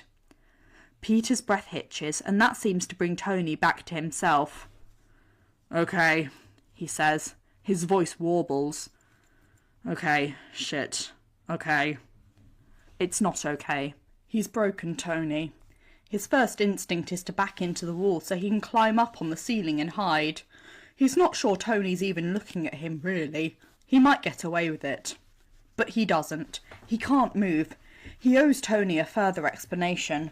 Surely he'll have questions. He really thought Tony would be okay. That somehow, even though Peter is a pathetic fuck-up, that Tony would understand. Or would forgive him at least. When I was 22, I was at some party staring at a line of coke, and I thought, what if it's laced with something? Soon every night was another line, another what if, until I'd started going from wondering to wishing. I'd snort up and hope that it was the last thing I ever did. Truth lingers in the air between them, and now Peter thinks he's the one that isn't breathing. God, Peter, I wish to everything holy that you didn't understand that feeling, because I could never think of any less of you because you do. Then Tony's lurching forward and Peter is falling and they meet somewhere in the middle. Tony's hands are everywhere Peter needs them to be, holding him, cradling him, trying to rub the tension out of his body. And Peter hates that Tony knows how Peter felt. Tony's party years always seemed so scandalous, and Peter had always preferred to pretend he was having fun. A lot of fun, even though he suspected there was more to the story. But Tony knows now. Tony understands. And Tony isn't pushing him away. "How are you taking this so well?" Peter sputters. "Aren't you worried?" "I'm fucking terrified." Tony squeezes him a little tighter. "But that's my deal, not yours. I am so proud of you for telling me, champ. So proud. You can tell me anything. It's my job to handle it, even if I don't like it. I hate that you're hurting like this, but I'm so proud that you told me. Thank you. Thank you. I will drain every drop of that lake. Tonight. Fill it with stones. Pave over it. How about a tennis court? You know how to play tennis?" "You don't have to fill the lake. Morgan loves the lake." "She loves you more, Peter. She loves you so much it's stronger than magic. She'll get over it." Peter forces himself back out of Tony's arms, even though he just wants to stay there. He feels like Tony needs to see his face as he says the next bit. "You don't have to fill the lake. I'm not going to walk out in it. I promise. I don't want to. I never wanted to. Even in New York. Well, maybe the pills. It was a bad night. And the web thing, just once. But I don't want everything to end. Not anymore. I want to stay here with you and Morgan. Sometimes I wake up and the thought is there. What if? Not do it, just what if I did?" He clears his throat. There's snot everywhere and his eyes hurt from all the tears, and he doesn't know what to make of the look Tony's giving him. Tony might have said Peter's supposed to tell him stuff, but he looks like he's been hit by his own repulsor blast. "I don't want to think this way, but I don't know how to stop it. What if I'm broken?" "Maybe you are." Peter sobs, the sound wrenching out of his deflated heart. He didn't expect Mr. Stark to agree so readily. "Hey, Bambino, look at me." Then Tony's hands are framing his face, cold metal and warm flesh, but it's his eyes that really hold him. Iron Man's eyes, absolutely blazing. Even Thanos couldn't best those eyes. "Stuff breaks. Bones, hearts, people. It doesn't have to stay that way. You heal better than anyone I've ever met, and I'm damn good at fixing things. Between the two of us, we'll put you back together, no matter how long it takes. I promise, kiddo. I swear." "Okay." Peter breathes and finds his lung capacity has damn near doubled. He hadn't even realised how much he'd been impaired. His chest is lighter. There isn't so much weight pressing down on his shoulders. He's still teetering on the edge of a panic attack, but there's relief on the other side, addictingly sweet. "Sometimes we can't help the thoughts we have, and that's okay, as long as they're just stray thoughts. But if they get stronger than what-ifs, if you start having more of them, you need to tell someone. Me, Pepper, Wilson, anyone, you hear me?" Peter nods. He's already done that. Sam knows, and he got Peter to tell Tony. Peter already feels better with the truth out in the open. If it gets worse, he'll definitely tell. "Good." Tony takes a few breaths, deep and deliberate. "Because I'm going to say something selfish here that Captain Therapy probably wouldn't approve of. I know bad things can happen inside the suit, outside the suit. The world can be dangerous even if you aren't a hero. I've already lost you once. Twice if you count this memory wipe clusterfuck. If something happens to you, I'll get through it for Morgan and Pepper's sake. But if you take your own life, Pete, I will never recover." Peter flinches because even in his darkest moments, he's never thought it so blatantly. He recoils at the notion. Maybe in his darkest moments, after May's funeral, when all he had was pain, hunger, pain, cold, hunger, pain, grief, grief, grief, guilt. But now he doesn't want to die. Now he wants to live. I wouldn't, he promises. I won't. If there was anything you need to be okay, I will get it for you. I can't bring May back, and I can't erase all those months you spent alone. And I know that's probably where most of the pain comes from. I would give anything to take that away from you. But if there's anything else, I don't care what it costs. I don't care how long it takes. I'll break physics for you if I have to. I've done it before. I won't, I promise. I don't want to die. I didn't really then. Everything just hurt so much. I was so alone. Then Tony pulls him back into his arms. You're not alone anymore, Pete. You'll never be alone like that again. I promise. You've got me, no matter what. Pepper loves you already, even though she's only known you 3 weeks. And Morgan, she loves you so much she just flat out ignored Grindelwald's spell, which is the most brilliant thing she's ever done. And Happy texts me 10 times a day to check how you are. You'd never know it, but he's a right mother hen. And those friends of yours, soon as you're ready, we're going to get them back too. This was the low point, but it's all up from here. I promise. You're going to be okay. You just have to hang on a little bit longer. And Peter knows this. He believes it. Because Tony holds him like he's built a shield of armour between Peter and the world, even as his words devolve into adoring, incomprehensible Italian. Peter's pain is still there, rooted deep in his being, but it wilts under the blasts of Tony's love. Thank you, Peter whispers. It's all he can manage. Thank you, thank you, thank you, thank you. Thank you for coming back to me, Tony says. He sounds beyond relieved, reverent. Thank you for holding on. You're so strong, so good. But it's okay to rest now. You're safe. Let us take care of you for a while, Bambino. Okay. Peter can do that. He can let Tony be in charge for a while. It is so damn nice to have someone take care of him again. To not have to worry about food and rent and heat and food and money and crime. They keep holding each other until their hearts settle and sink. The pain is still there, but the doubt is gone. If Peter walked into the lake now, he thinks he would float. Petey and Daddy stay in the lab until dinner. When they come out, they both have red eyes, and Petey leans on Daddy like he's too tired to walk on his own. Mommy asks if everything is all right. They both look at each other and nod. There's a star shower tonight, Morgan reminds them as she demolishes her mac and cheese. Can we watch it, Daddy? Daddy doesn't agree right away, so she sticks out her lip. We missed the last one because you were sleeping. I see what you're doing, little miss.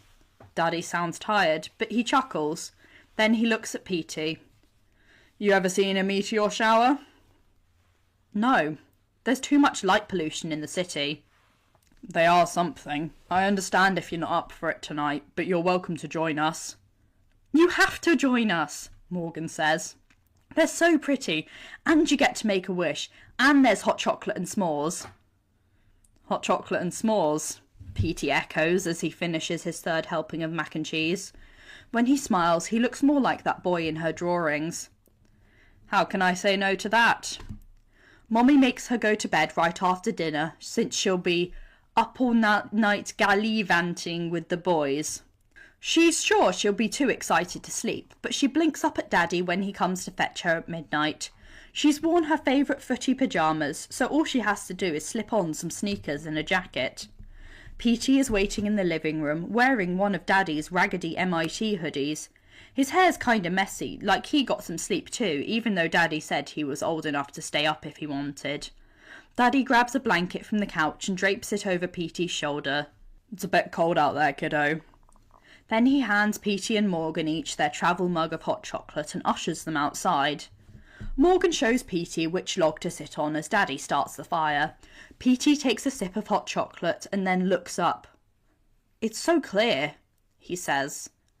There's so many stars. Those are just boring stars. The shower hasn't started yet. Hey, little miss, don't be rude to your brother. Sorry, Petey, she says. It's okay. You can't see the stars in New York, even the boring ones. I only really saw them once. When you and Daddy went in space? Morgan guesses. Petey and Daddy both freeze, as if they didn't know she was that smart. Yeah, he says softly. One day I want to go to space, she says. But I'm going to make sure we have enough fuel to get back. Daddy makes a noise that sounds a little like he's choking. Good plan. Morgan isn't sure what's so great about living in the city. Petey hasn't seen stars and he's never had a s'more. But she shows him how to make them, instructing him to keep his marshmallow in the fire until it's just right, and then building it like a sandwich, with extra chocolate, because that's how to make them the best. They're on to their third s'more when a sharp noise cuts through the night. Peter leaps to his feet and steps in front of Morgan. What is that? He shrieks. It's just a coyote, she giggles, at the same time Daddy says, Stand down, Spidey. You have coyotes here? How close is it? It sounds close. Do you have your repulsor on you? No, I did not bring my repulsor to our star shower party. I'm not supposed to use it to shoot at wildlife. Mrs. Boss's orders. Coyotes are afraid of Gerald, Morgan tells him. Petey looks at Daddy. Is that true? That seems like a lie. We're safe out here, I promise. I didn't defeat Thanos to let my kids get eaten by a coyote. We're sitting ducks out here. I could have brought my web shooters. How many are there? I could probably take down one, but not like a dozen. You are not wrestling any coyotes, city boy. Morgan giggles at the image. Coyotes are just like dogs, but meaner, and no one's allowed to pet them or even go near. They'd be no match for Spidey, though. I thought you were a city boy. Now you're some hermit living in the middle of nowhere, right in the heart of coyote territory. Most of the US is coyote territory now. They made great strides during the blip. Why doesn't this worry you? Look! Morgan jumps to her feet as she sees the first star streak across the sky. Daddy and Petey stop arguing, and Petey drops back down onto the log with a soft, whoa. But he hasn't seen anything yet. Soon they're everywhere. The fire and the s'mores are forgotten. This is normally the time she crawls into Daddy's lap. But her eyes flick from Daddy to Petey. It seems like Petey needs cuddles more, and Daddy had been worried about him getting cold. She can help keep him toasty. She walks towards Petey. He knows what she wants before she asks, and opens his arms. She scampers into his lap, and he pulls the blanket around her so they're cosy like a burrito. She leans back against him, and he drops his chin on the top of her head with a quiet hum. She watches a few stars before she peeks at Daddy. Sometimes he gets grouchy when she goes to Mommy first. But he's watching her with a big smile, so big she can see all his teeth, and she knows she made the right choice. Make a wish, she tells Petey, reaching under the blanket to poke him on the shoulder. Pick a good one, 'cause it always comes true. That's so? He asks. Uh-huh. My first star shower I wished for you to come home, and it took a long time, but here you are. She tilts her head up so she can see his face. Worth it. And next time Daddy was sleeping and Mommy wouldn't let me watch outside, but Friday woke me up and I looked out of my window and wished for Daddy to wake up. She turns and looks at Daddy. He's got a weird look on his face now, but he doesn't seem grumpy. That didn't take as long, but I still had to wait a while. Maybe the next wish won't take so long, Petey says. Hope not. So, what are you wishing for tonight, Morgana? Daddy asks. She looks up at Petey again. She knew as soon as her teacher told her about the star shower what her wish would be. I wish that Petey wouldn't be sad anymore, she says. 'Cause even though his auntie is gone, he has me and Daddy and Mommy. We'll take good care of him. We're funny people. He should laugh lots. Oh, Mo, you shouldn't have to use your wish on me. Petey's voice sounds a little funny. She hopes he doesn't cry. That's the opposite of what she wants. But it's what I want most. He presses a kiss to the top of her head and holds her a little tighter. You're a real good sister, Mo. I know. Daddy snorts at that and wipes his cheek. You need to look at the stars, Daddy, so you can make your wish. But Daddy just keeps looking at her and Petey, with a smile so wide she forgets all the months he was asleep, all the years Petey was away. Long as Daddy can smile like that, she'll never be sad again. I already have everything I need. Chapter 11. Bonus. Interlude. Peter's nearly drifted off when he hears a soft knock. "Come in," he mumbles, squinting against the light suddenly streaming from the hallway. Tony stands backlit in the doorway. "Just making the rounds. Finally got Madam's secretary to bed," he says with a low chuckle. "Come to tuck me in?" "Mm-hmm." Tony leaves the door open but comes to his bedside, fussing at the sheets with exaggerated tugs. Peter wants to roll his eyes, but he yawns instead, his mouth opening so wide he can hear his jaw crack. Tony reaches over and ruffles his hair. "Don't have enough blankets," Peter slurs. Tony's eyes widen and he lurches toward the closet, but Peter reaches out and grabs his wrist. "Kidding," he says with a chuckle of his own. He'd spread an extra blanket on his bed, bringing the total to 3, and he's nice and cosy. Tony freezes for just a second, as if he'd forgotten they used to do that. Maybe Peter's so tired that he's forgotten that they haven't, lately. "Fine, rag on your old man's over-anxious parenting. You wouldn't be the first one." "Pepper?" "And Morgan." "Helicopter parenting," Peter says, nodding into his pillow. "It was a bit chilly out there for spiderlings. Just wanted to make sure you're all warmed up." Tony's concern leaves Peter warmer than the hot shower he took or the pile of blankets he's burrowed under. For so long no one had remembered that. Tony remembers everything about him now. "I had a good time tonight," he says, somehow summoning enough energy to enunciate. The stars have been beautiful, but they're the least sparkling bit of the memory. He tugs on Tony's wrist until Tony catches Peter's drift and sits down on the edge of the bed. "Me too." Peter hears the smile in Tony's voice. "The first time Morgan asked to watch the meteor shower, the last thing I wanted to do was stare out into space and think about what I lost there. But she'd heard about it at school and was so excited, and Pep had an overseas call she couldn't get out of. My father, he never made time for anything I asked of him. I didn't want to do that to Morgan, even if I had a good reason. So I sucked it up, tried to distract myself with fire and the snacks. But you know what? It wasn't so bad. Morgan was so happy it made me forget everything else for a while." "Your father sounds dumb." Peter's not feeling particularly eloquent, already half asleep, but it seemed like something Tony needs to hear. Just the fact that he called him his father instead of dad implies a distance that Peter hates. "Missed out on the best kid." Tony makes a noise deep in his throat that Peter recognises, one that always makes Tony frown when Peter's the one making it. "You're not like him," Peter says, squeezing the hand he still seems to be holding. "You love Morgan so much. It's super obvious." Tony squeezes back. "I love both my kids." "Yeah," Peter hums.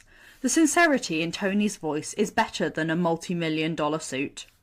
"It's super obvious." Tony chuckles. His free hand rests on Peter's head, pushing the hair away from his brow. "You know your sister might be onto something with that wishing on a star thing." Tony's whispering now. If not for the spider, Peter'd not sure he'd be able to hear him. "'Cause I wished for you to come home too, and here you are." Peter leans into Tony's touch. "I'm glad." He doesn't have the energy to expound on that, but he hopes Tony knows. He'll tell him sometime he's more awake. "Me too, buddy. You have no damn idea how much." So much Tony broke all his rules about avoiding feelings, blasted through all the walls that used to protect his heart when Peter was just some kid he was mentoring. "Maybe I do." Tony doesn't seem to have an answer for that. Silence stretches between them. It's not uncomfortable, except that at any moment Tony will get up and leave the room. He probably should. It's late and Peter's halfway to dreamland, too tired to restart their conversation. But Tony's still playing with his hair. Peter's too old for that, probably, but he can't bring himself to tell Tony. Not when every brush against his scalp sends ease through his entire body, draining away the tension that had moved in like a squatting, destructive tenant. May used to touch his hair a lot when he was younger. It feels like safety, security, love. Peter could get addicted to all those things after going so long without. Peter doesn't want Tony to go. Not yet. Not while he's still awake. So he blinks up at him. Tell me a story? Peter's definitely too old for that, but Tony laughs. Only if you don't correct me. They're only, 80% accurate, but Morgan doesn't know any better. I don't need any interruptions at the height of my narrative genius. Peter wonders what Tony could have possibly said to Morgan to make her love him so much, but he thinks of his sister, and that's not what he wants to know. You could tell me about Morgan, if you wanted. Yeah, I could do that. Tony's voice is low and deep. Peter feels it when he closes his eyes, tucked around him like another blanket. His tired mind doesn't hold on to any of the details, except that Morgan saved Tony from his guilt, and he loves her, loves her, loves her. But Peter thinks he knew that already. That girl is made of miracles and second chances. Eventually, Tony quiets. Peter isn't sure if the story is over or if his dad thinks he's asleep. After a few seconds, he hears Tony lean down, feels a kiss pressed to his forehead, smiles even though his eyes refuse to open. Sweet dreams, kiddo, Tony whispers. I love you. Peter musters up just enough energy to whisper back, love you too, before he finally lets himself fade. Peter stretches as he wakes, savouring the cool silk of his sheets against his skin. Neither his arms or legs extend past the cloud he's sunk into, even though he must look like a starfish. Something hard is digging into his cheek, though. He opens his eyes and sees a cartoon version of his own mask out of his peripheral vision. He snorts and clutches Spidey to his chest. The thing is adorable, and with no one around to judge, he's willing to admit that it does make him feel better, though it's probably his sister's overwhelming concern and not some mythical power imbued in the stuffing. But he's met gods and aliens and suffered from the consequences of magic, so that's not exactly beyond belief. He rolls on his back and blinks up at the drawings that he'd taped to the ceiling. Peter Parker and Spider-Man, both part of the Stark family. The thought is just as glittering as Morgan's crayons. He probably shouldn't be able to see the drawings as well as he can. His shades are drawn, but light pours through them. He'd slept a lot his first week here, but Sam insisted that a schedule was healthy, and he's been getting up at 7 ever since. It seems to be later than 7. Friday, what time is it? He asks as a yawn shudders through him. Good morning, Peter. It is 11:17 a.m. Crap. He swings his legs off the bed as he wipes at the crust at the corner of his eyes. Why didn't you wake me? Boss asked me to turn off your alarm. Tony, who has apparently learned to sleep more like a human since Morgan was born, is not a huge fan of Peter's responsible sleep schedule, though it's rare for him to go against Sam's suggestions. Peter's heart swells a little every time Tony puts Peter's well-being ahead of his very vocal opinions, which seems to be happening quite a lot nowadays. He's not sure why today is different. He wonders if it has to do with yesterday's admission, if Tony now thinks Peter's too frail to go about a normal day. But Peter pushes the thought away before it can take root, remembers instead how tightly Tony had held him, but how gently his fingers had combed through his hair. You're so strong, but it's okay to rest now. Let us take care of you for a while, Bambino. That nickname is new, just like Tony's affinity for middle-of-nowhere living in uncharacteristic emotional openness. It's something else Peter should be too old for, like all the physical soothing. He's 17 going on 37, it feels like. He's not anyone's baby. But there's something in the way Tony says it, so raw and fond and dripping with love, that Peter cannot bring himself to protest.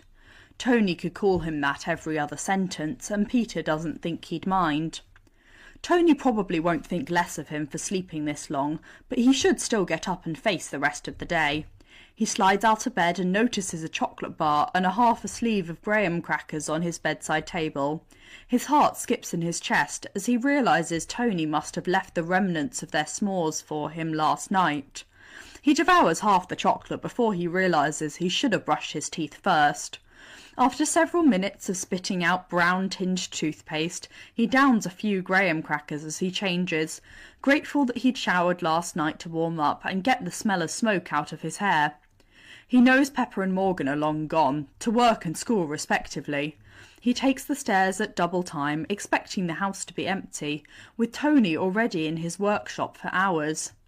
He's not expecting to find Tony in the living room couch, with his feet up on the ottoman, staring at a familiar-looking projection hovering over the coffee table. That's my suit. Tony's eyes find him quickly, like a suit programmed to hone in instantly on a target. Morning to you, Sleeping Beauty. I was starting to worry you needed true love's kiss to wake up. You turned off my alarm. Peter's not annoyed, not really, but maybe he sounds it, because Tony's grin melts. Yesterday got kind of heavy, and we were up late. I thought you could use the extra sleep just this once. We don't have to tell the therapy police, but I'm sorry if I overstepped. It's okay. Peter fights the yawn that threatens to prove Tony's point, and ultimately fails.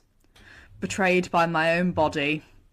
He slips into the room and sits on one of the ridiculously overstuffed armchairs, even though he really wants to curl up right next to Tony and rest his head on his shoulder. Because the therapy police are concerned about codependency, which is a drag, but probably accurate. So, why are you looking at my suit? He asks, still feeling a little sleepy. Maybe he's projecting, but Peter thinks Tony looks like he would also prefer if Peter's head was on his shoulder. Why is Peter sitting all the way over here again? Right, in just a few months, Peter would, in theory, like to be independent enough to go to college in another state, so the first step is sitting in his own chair.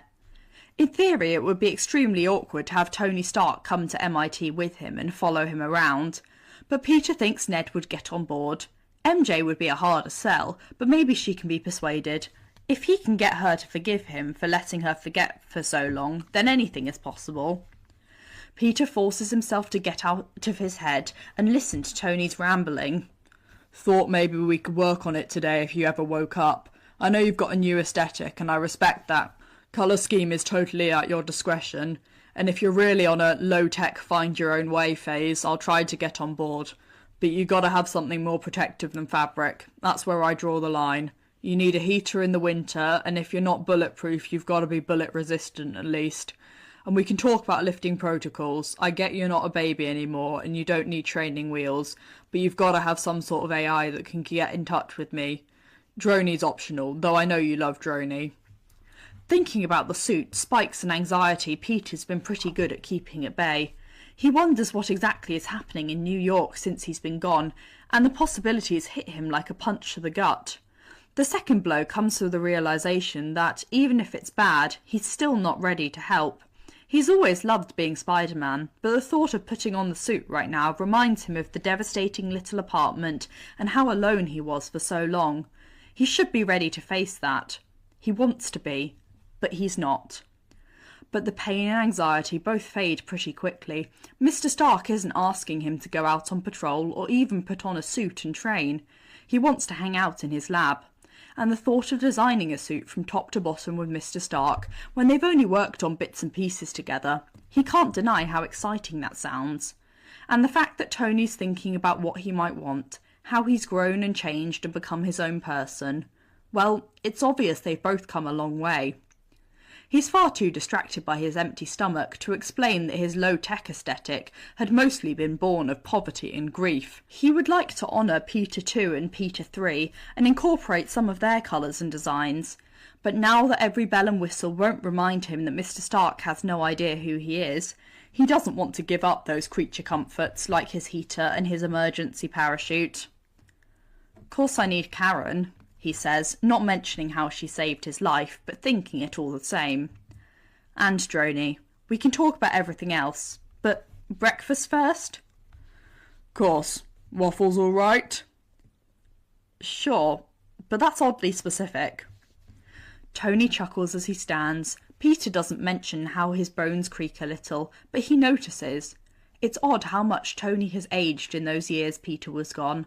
But it's a miracle that he's still standing, despite the scarring down the right side of his body. Peter can't fathom where he'd be if Tony had never woken from his coma, or if he hadn't lived to fall into a coma at all. Or maybe he can fathom it all too well, cold and lifeless in a pool of congealed blood, with no one to notice that he's ceased existing.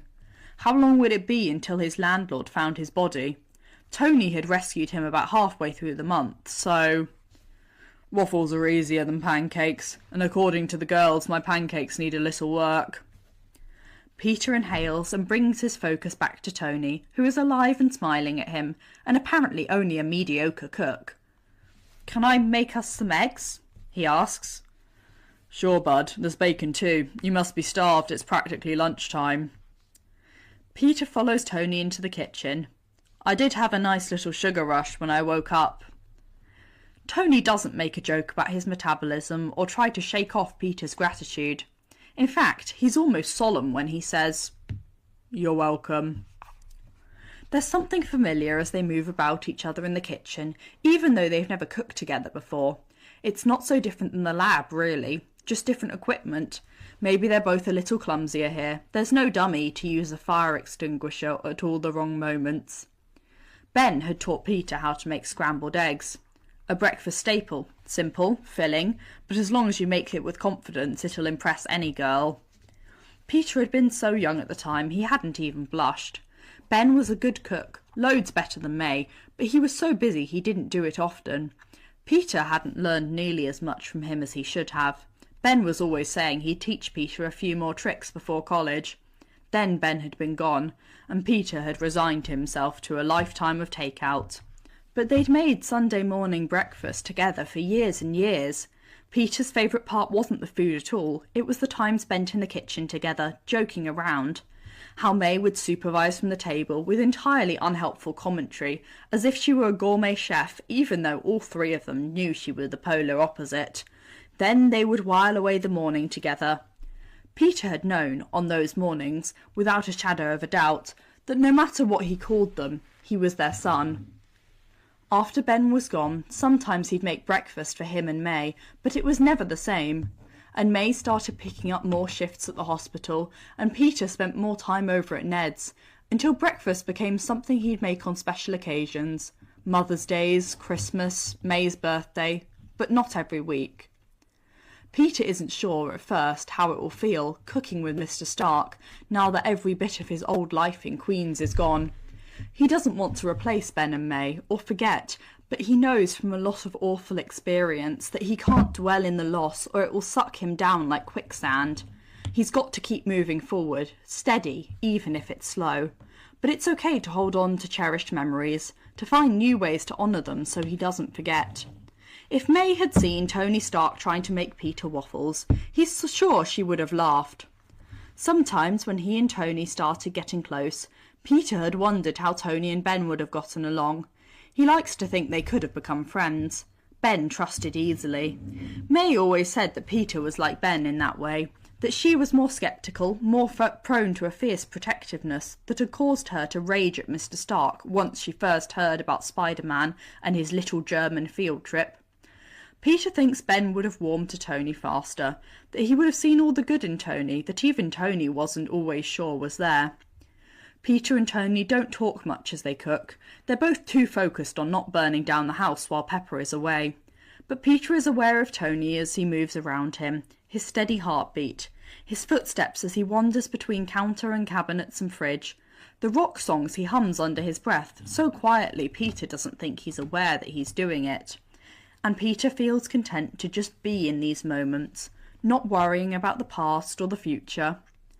Tony peers behind his shoulder as he lays the finished bacon on a plate. "Did you cook that in a microwave?" he asks, sounding as scandalised as if Peter had just claimed that OG Captain America was his favourite Avenger. Yeah? How else am I supposed to make it?" "In a pan on the stove, you heathen." Peter hadn't known that. Ben had always made bacon in the microwave, meticulously spacing out the pieces on a stack of paper towels. "Huh. It's pretty delicious this way, though." Tony reaches around him to snatch a piece and pops it in his mouth before Peter can warn that it's still hot. "Damn, that is good." Peter feels the praise like a tiny shock. He can't wait until Tony tries the eggs. Told ya. Now for my masterpiece. Tony grabs Peter's shoulders and steers him from behind towards the counter where Tony has been secretly working, swatting Peter away with the dish towel on his shoulder any time he wanders too close. Peter is ready to make a quip about how nothing can compare to his bacon, but as soon as he sees the plate, all the sass dies on his tongue. Ta-da! For a moment he can only stare. The waffle is shaped like Spider-Man's mask, a cartoony version similar to Morgan's plush, though Peter can only assume there's a waffle under there, because all he can see is the way Tony has decorated it. Blueberries and strawberries make up the blue and red bits of his costume, while the comically large eyes are mounds of whipped cream with chocolate chips for pupils. It is the most glorious, beautiful, ridiculous thing he's ever seen. Tony stands beside it, beaming, pride radiating from his pores. A laugh bursts from Peter so forcefully that his whole body shakes. He wraps his arms around his torso and cannot stop. He expects Tony to have some well-deserved quip, but when Peter finally calms down, he realises that Tony is just watching him, silent, with a strange expression on his face. "Why are you looking at me like that?" he finally manages. Tony blinks a few times, then smiles. Not the devious grin Peter's reaction probably warrants, but something softer, fonder, his Morgan smile for whenever she's done something particularly brilliant. That's the first time I've heard you laugh like that in, 7 years? Oh. That dampens his mood a bit, but he tries to look encouraging. I'll try not to keep you waiting so long till the next time. Tony shakes his head. You take as much time as you need, but hopefully not 7 years. Where did you get a Spider-Man waffle iron? Peter asks, ready for a subject change. Pep and Morgan got it for me a few years back. It was mostly a commentary on my pancakes, like I said, but I also think it was like you were with us in a way, making your sister laugh, like you always did. Tony looks away after a moment, his eyes finding the gift in question, which is still open on the counter. Peter walks over and closes it carefully, marvelling at the bright red and blue enamel. I cannot believe this exists. I saw some knockoff Spidey merch on the street, shirts and mugs and stuff. But a waffle iron? This looks professional. It ought to be. That's from QVC. Peter's eyes might be as wide as the ones on his mask. QVC made Spider-Man kitchenware? When I was dusted? I think the novelty toaster was the most popular. That's insane. Not to be cynical, but they're probably taking advantage of the fact you weren't around to chase their ass for royalties. Now that you're back, you should probably get your merchandising in order. I don't need the money, he answers before he even thinks about it, driven by principle, but Tony rolls his eyes hard. Hate to bring this up, but you were basically one step up from living under a bridge. I don't need the money anymore, Peter clarifies, daring Tony to argue with that. Peter's pretty sure he's never going to want for anything else in his life. Honestly, it makes him kind of uncomfortable. True enough. Still, those vultures are profiting off your likeness. This isn't just some go-getter selling shirts out of a cart. QVC's good for the money, I promise you. Peter shrugs. He's still floored that anyone wants his face on a toaster. He kinda wants to buy one for Ned's dorm room. Their dorm room? You know, Spangles didn't want the money either, so I set it up to go to his favourite charity, Ancient Veterans something something something. Tony waves his hand as he spitballs, giving the serious matter a ridiculous air. Don't you mean Pepper set it up? Okay, wise guy. But Tony smiles and Peter laughs, and then he gets an idea. Could it go to Feast? He's not sure where the timidity comes from. Surely May would like that idea. Another way he could give back. A way his suit could help people even when he isn't in it. Yeah, bud. We can do that. Okay. He nods and he sits in the sadness for a few moments before he realises what he's asking. Doesn't Pepper have a lot to do, running the company and all? Okay, Sasquatch, she has people to handle this now. She'll be fine. Even if she didn't. Just then, an alarm blares and Peter jumps, moments before Friday calmly informs them that the eggs are burning. Crap! He shouts, running to turn off the long-forgotten stove. Little late with the warning, dear, Tony says as he waves the dish towel in front of the smoke alarm, which continues to squeal for at least a minute, somehow not high-tech enough to be dissuaded by Tony's assurances that everything is fine. All the eggs touching the bottom of the pan are black, but the top layer is salvageable. Truth be told, the burnt smell reminds Peter of the few times May tried to replicate Ben's recipe. What are you doing? Tony asks as Peter carefully scoops the still edible parts into a serving bowl. Please throw those away and start again. We've got another dozen in the fridge. Nah, he insists. Some of these are still good. He does make fresh eggs for Tony, but even the half-burnt ones turn out just fine. When they finally sit down to eat, they spend the first few minutes complimenting each other. Peter's waffle is cold and the whipped cream has melted, but the masterpiece is delicious anyway. Tony seems to genuinely enjoy the eggs, and who doesn't like bacon? When Tony's phone buzzes with a text message, he retrieves it from the kitchen counter. Sorry, there are only like 4 people who know I'm alive enough to respond to texts, so I need to make sure that's not an emergency. That's fine. Tony flips the phone over and smirks. Mr. Hogan with his third Parker check-in of the day. He's getting concerned that the spider baby is still asleep. He's asking if you might be dead in there. Tony flinches before Peter does, the words rolling off him before the unfortunate truth sinks in. Shit. Sorry, I didn't mean... Tony scrubs a hand across his face. This is what it says, but it's not. He's just exaggerating because teenage stereotypes. Yeah, okay. He doesn't know. Tony finally clarifies. I didn't tell him about what you told me yesterday. I wouldn't. That's classified. You can tell me stuff. It'll stay between us. Well, full disclosure, I did tell Pepper, because of the whole no secrets thing is like one of the fundamental tenets of matrimony, or something. It's all right. Honestly, what Peter wants most right now is for Tony to stop panicking. He doesn't like the thought of Happy knowing, or Pepper, but there's a whole lot he doesn't like about the past year, including all those awful dark thoughts that are currently making Tony freak out. The entire world thought he was a hero murderer for 6 months. This isn't as bad as that. You can trust me. I need you to know that. I never thought I couldn't. Oh. Tony stops assaulting his face. Well, good. Happy really texts you every day about me. All the time. Clearly SI is not keeping him engaged enough when he doesn't have to babysit me. That's surprising, but not in a bad way. Maybe you could invite him over sometime, if it would help to see me in person. You can invite him. But Peter shakes his head. He has a phone. When Tony had seen the sorry state of the second-hand one Peter had picked up, he'd replaced it with a newer-than-new Stark phone.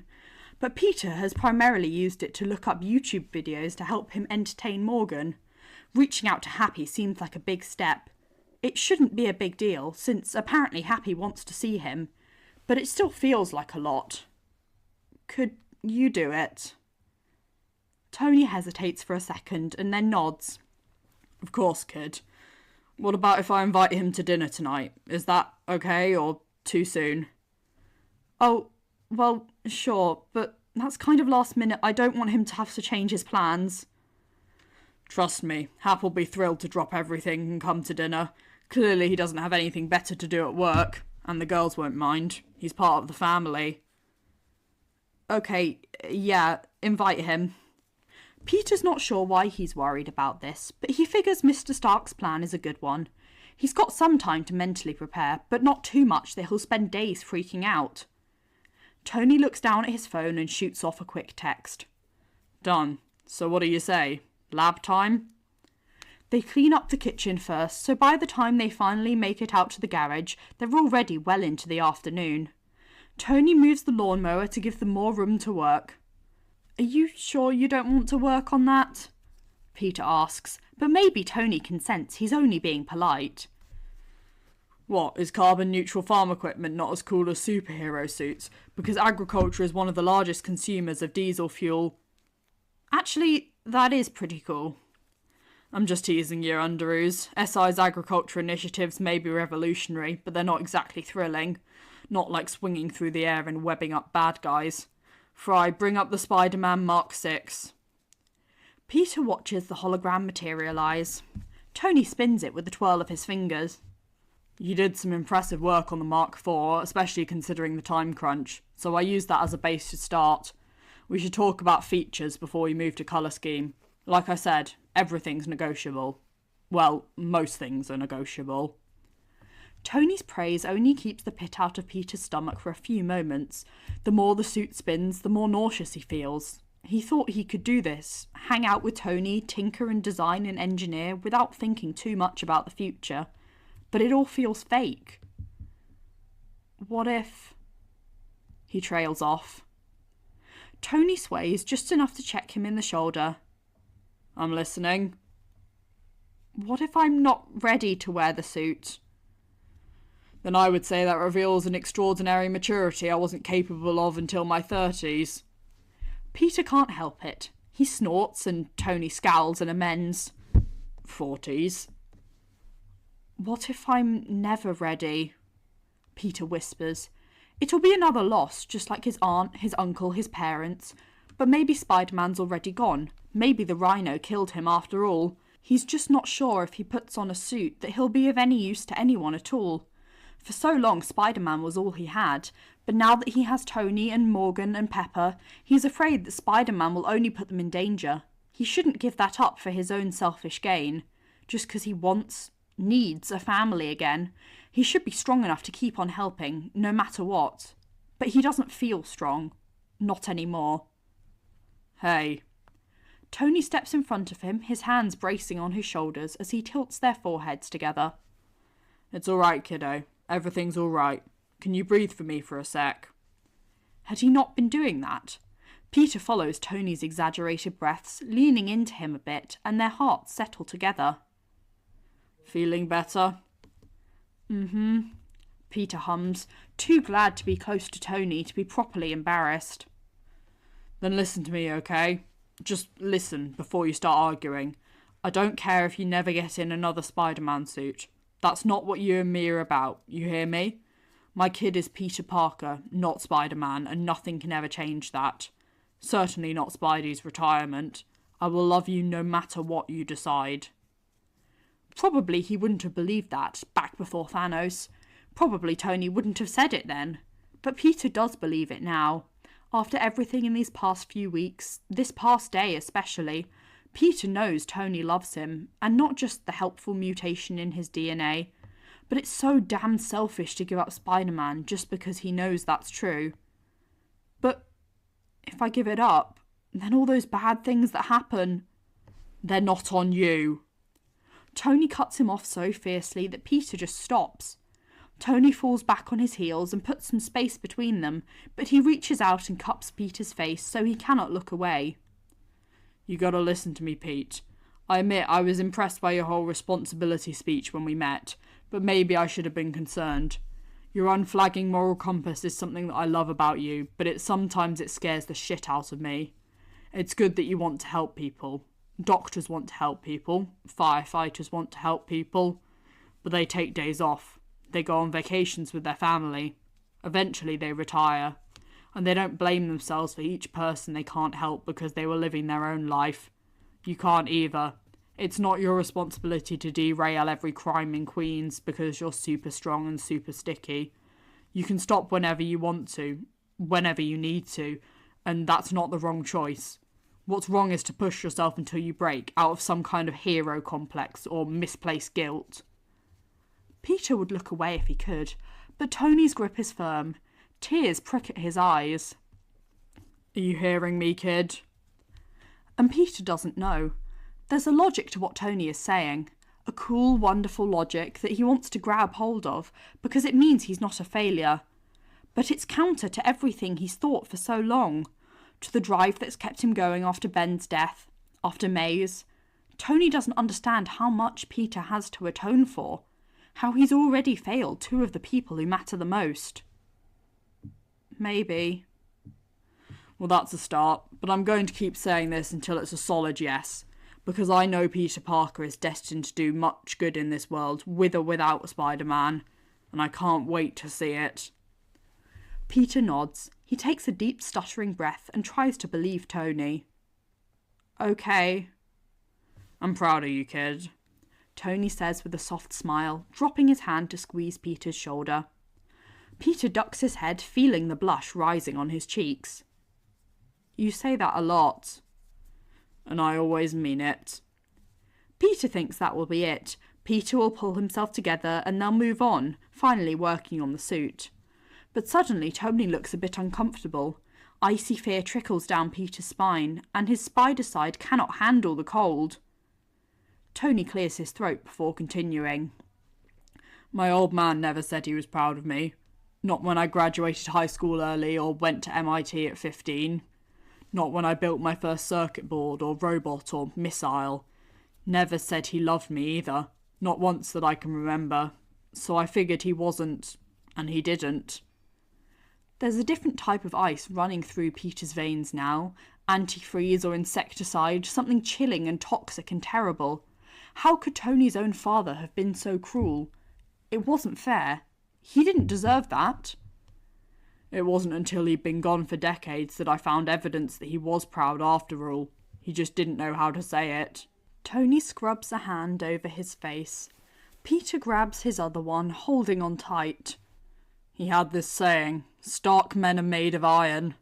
Tony chuckles, and it's a dark and awful sound, like exposed bone scraping against metal. Did I ever show him? Phewee. Peter clutches his hand even tighter and has to hold back his super strength. He wants to wrap Tony in a great big hug and not let go. He wants to go back in time and tell that brilliant, ignored child that everything will get better. That one day he will be so loved and so needed and so adored. He wonders if there's still a bracelet around somewhere from the time heist. It might be worth branching off another timeline if in that one Tony's childhood misery is eased just a smidge. Thing is, that phrase was bullshit. He was emotionally constipated, and instead of admitting it, he bragged about it. Fucked me up for years. I was a mess when you and I met, and every time you impressed me I told myself it wasn't my place to tell you that, but that was just an excuse. Once Morgan came around, I knew I couldn't do the same thing to her that my father did to me. I needed her to know just how much of a wonder she is. But I regretted that I never told you how I felt. I never told you all the things you needed to hear, deserved to hear. But now you're back and I have this miraculous second chance. So you better get used to it, because you can't shut me up now. You astound me, Pete. You're so kind and humble and brilliant and stronger than I'll ever be. Spider-Man or not, you'll always be a hero. Your father was an idiot, Peter says, blinking tears out of his eyes. He was generally considered a genius, actually. An asshole, then. Peter's shocked by how angry he feels, but how dare Mr. Stark? And, oh, maybe that's why Tony doesn't like it. How dare Howard Stark neglect his own son? There's nothing in Peter that Tony doesn't have, but Tony can't see it, even now. But that's Howard's fault, and that's wrong. He wishes they were working on the tractor so he could snap a few screwdrivers. But he was wrong about you. He should have been proud. I'm proud of you. For breaking the cycle of shame. Tony pales. That wasn't a high point. I messed up with you loads of times, especially in the beginning. Yeah, Peter acknowledges, because the ferry was a real low point, and he remembers every comment that was a bit too biting, the awkward hug refusal that still feels a little mean, and how close he came to dying in a crumbled parking garage. You were shitty, sometimes, but I made mistakes too, and you've more than made up for them. We can all thank the post-snap therapy for that, probably. You're like the best dad now. Peter wills Tony to believe him. He feels like overwhelming him with gimmicks, novelty mugs and t-shirts that say "World's Best Dad" that he can leave everywhere until Tony finally internalises their message. And I have 2 great examples to compare to, so I know. Tony just freezes, and Peter waits. For the first time he wonders if the thoughts running through Tony's head are a bit like his. Like he doesn't deserve this second chance. I have the world's best kids, Tony finally says. They make it easy. But Peter isn't going to let Tony brush this off, not when he hasn't let Peter wallow. If you get to be proud of me, then I get to be proud of you. You put in the work, and you didn't have to care about me. I'm not your son, but you do. I know you do. You are my son, Pete. Then they're both moving towards each other as if they share a mind. It's the only time, except for the last battle with Thanos, where Peter thinks Tony needs the hug more than he does. Peter clings on tight, trying to prove his words. Tony's breaths are a little shuddery, but Peter feels stronger than he has in a long time. I hate what he did to you, he says fiercely. He hasn't felt this mad at anything but himself for a long time. Since the goblin, probably. Tony's hand creeps into Peter's hair. You don't have to be mad, kiddo. It was a long time ago. He hurt you, and he shouldn't have. Tony hums, not quite agreement, but not denial either, so maybe that's progress. I'm proud of you, and I love you, if that helps. That helps a lot, actually. Tony extricates himself enough to press a kiss to Peter's forehead, which should probably be weird, but it's just not. So does all the therapy. Peter chuckles. Soon Tony is laughing too, maybe to dispel the awkwardness, and they break apart and look back at the suit hologram that has witnessed their little moment. So, want to make something and not talk about our feelings for a while? Peter laughs again and scrubs his fist under his eye. Yeah. We can save the suit for another day. Work on the super sexy eco-tractor. But Peter shakes his head. He can't quite take all these agricultural initiatives seriously. I want to work on the suit. As long as it's okay that I might not wear it. I know the materials are expensive. But Tony just rolls his eyes.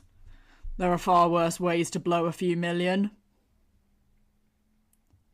They spent so much time cooking and crying that they'd barely started on the suit when Friday informs Peter that it's 4 o'clock. You got a hot date or something? Tony cracks. Now it's Peter's turn to roll his eyes. Yeah, with Gerald. See, I need details now. Peter rubs at the back of his neck, not quite sure why this makes him feel so vulnerable. Morgan should be home soon. We feed him together. Tony grins so wide it seems to erase all of the dark moments of the past 2 days. Tony's shitty father and Peter's shitty thoughts. Are you gonna look like that every time me and Morgan hang out? But Peter's just teasing. He isn't mad about it at all. Yes, I am, Tony says with no remorse. I'm gonna grin like this whenever I see the 2 of you together for the rest of my life. So get used to it, bucko. She's a little menace, Peter says fondly. She's a big menace, Tony corrects. She grew up pretty isolated and a bit spoiled. Shocking. Hush, kid. She wasn't around many kids her age, or any age, and she grew up used to having me and Pep's complete attention. So I was a teensy bit worried that as much as she loved hearing stories about her big brother, she'd get a little jealous when you actually showed up. But every time I tried to test her out and reassure her that we still love her the same, she just looks at me like I'm an idiot. Peter and Tony share a laugh at that. Honestly, I think she loves you more than me, but that's all right, because watching the 2 of you together, getting along so well, it's the happiest I've ever been. Peter can't say he's been happy exactly, but he's way less sad than he used to be. His emotions have definitely been trending neutral to positive instead of excruciating. And since he opened up to Tony yesterday, he's felt almost like himself again. Spending all these hours together, cooking, designing, he feels content, safe and seen and provided for. He can finally believe that happiness is around the corner. He doesn't know how long it's going to take, but one day he'll get there. Soon. Chapter 12. Bonus. Happy. Peter's not the only one who hears the car park beside the cabin. "Who's that?" Morgan asks from her perch at the top of the stall gate, leaning precariously over the edge so she can pat Gerald on the head. Peter's only not freaking out because he has a firm grasp on her waist, and he'd absolutely never let go. But he's freaking out a little because she's way too high. But she's begged and begged to climb up there and batted her eyes and said, "I know you won't let me fall, Petey." And he'd caved like some amateur mugger facing Spider-Man for the first time. "Watch it, Mo," he snaps, because she's leaned forward even further, shifting her weight towards the front of her sparkly purple sneakers. Gerald seems to look past her, staring right at Peter as if judging him for Morgan's daredevil antics. Gerald has no idea how tame this all is, really. If only Morgan had sticky fingers, this would be absolutely nothing to worry about. "Don't be lame like Daddy," she says, sticking out her tongue. Peter gasps, loud and faux offended. "I'm going to tell him you said that if you don't get down." "No, don't," she whines, drawing out each syllable. "Last warning." "Fine." She stomps through her dissent. "Mommy says it's important that Daddy thinks he's cool, or it hurts his feelings." Peter snorts at this, but as soon as he really processes Morgan's words, he starts to worry. "Your dad is cool, though. He just worries because he loves you so much." "Daddy is the coolest," Morgan says without a trace of hesitation, as if Tony can be the coolest and lame simultaneously without a hint of contradiction. Which Peter has actually found to be true on several occasions, so... Right, long as we're clear on that. Morgan twirls a clump of hair around her finger. "Who's here? Not many people know where we live." "Oh, Happy's coming to dinner." "Uncle Happy!" Morgan shrieks. "He hasn't been in here forever, not since you came home." "Huh. Do you know Uncle Happy? Is he hiding from you? Are you hiding from him? That's silly." "Yeah, I know Happy." It's hard to be anxious around Morgan's boundless enthusiasm, yet the current topic of her enthusiasm is making Peter anxious. He takes a deep breath and exhales slowly. "No one's hiding, exactly. He's just giving me some space."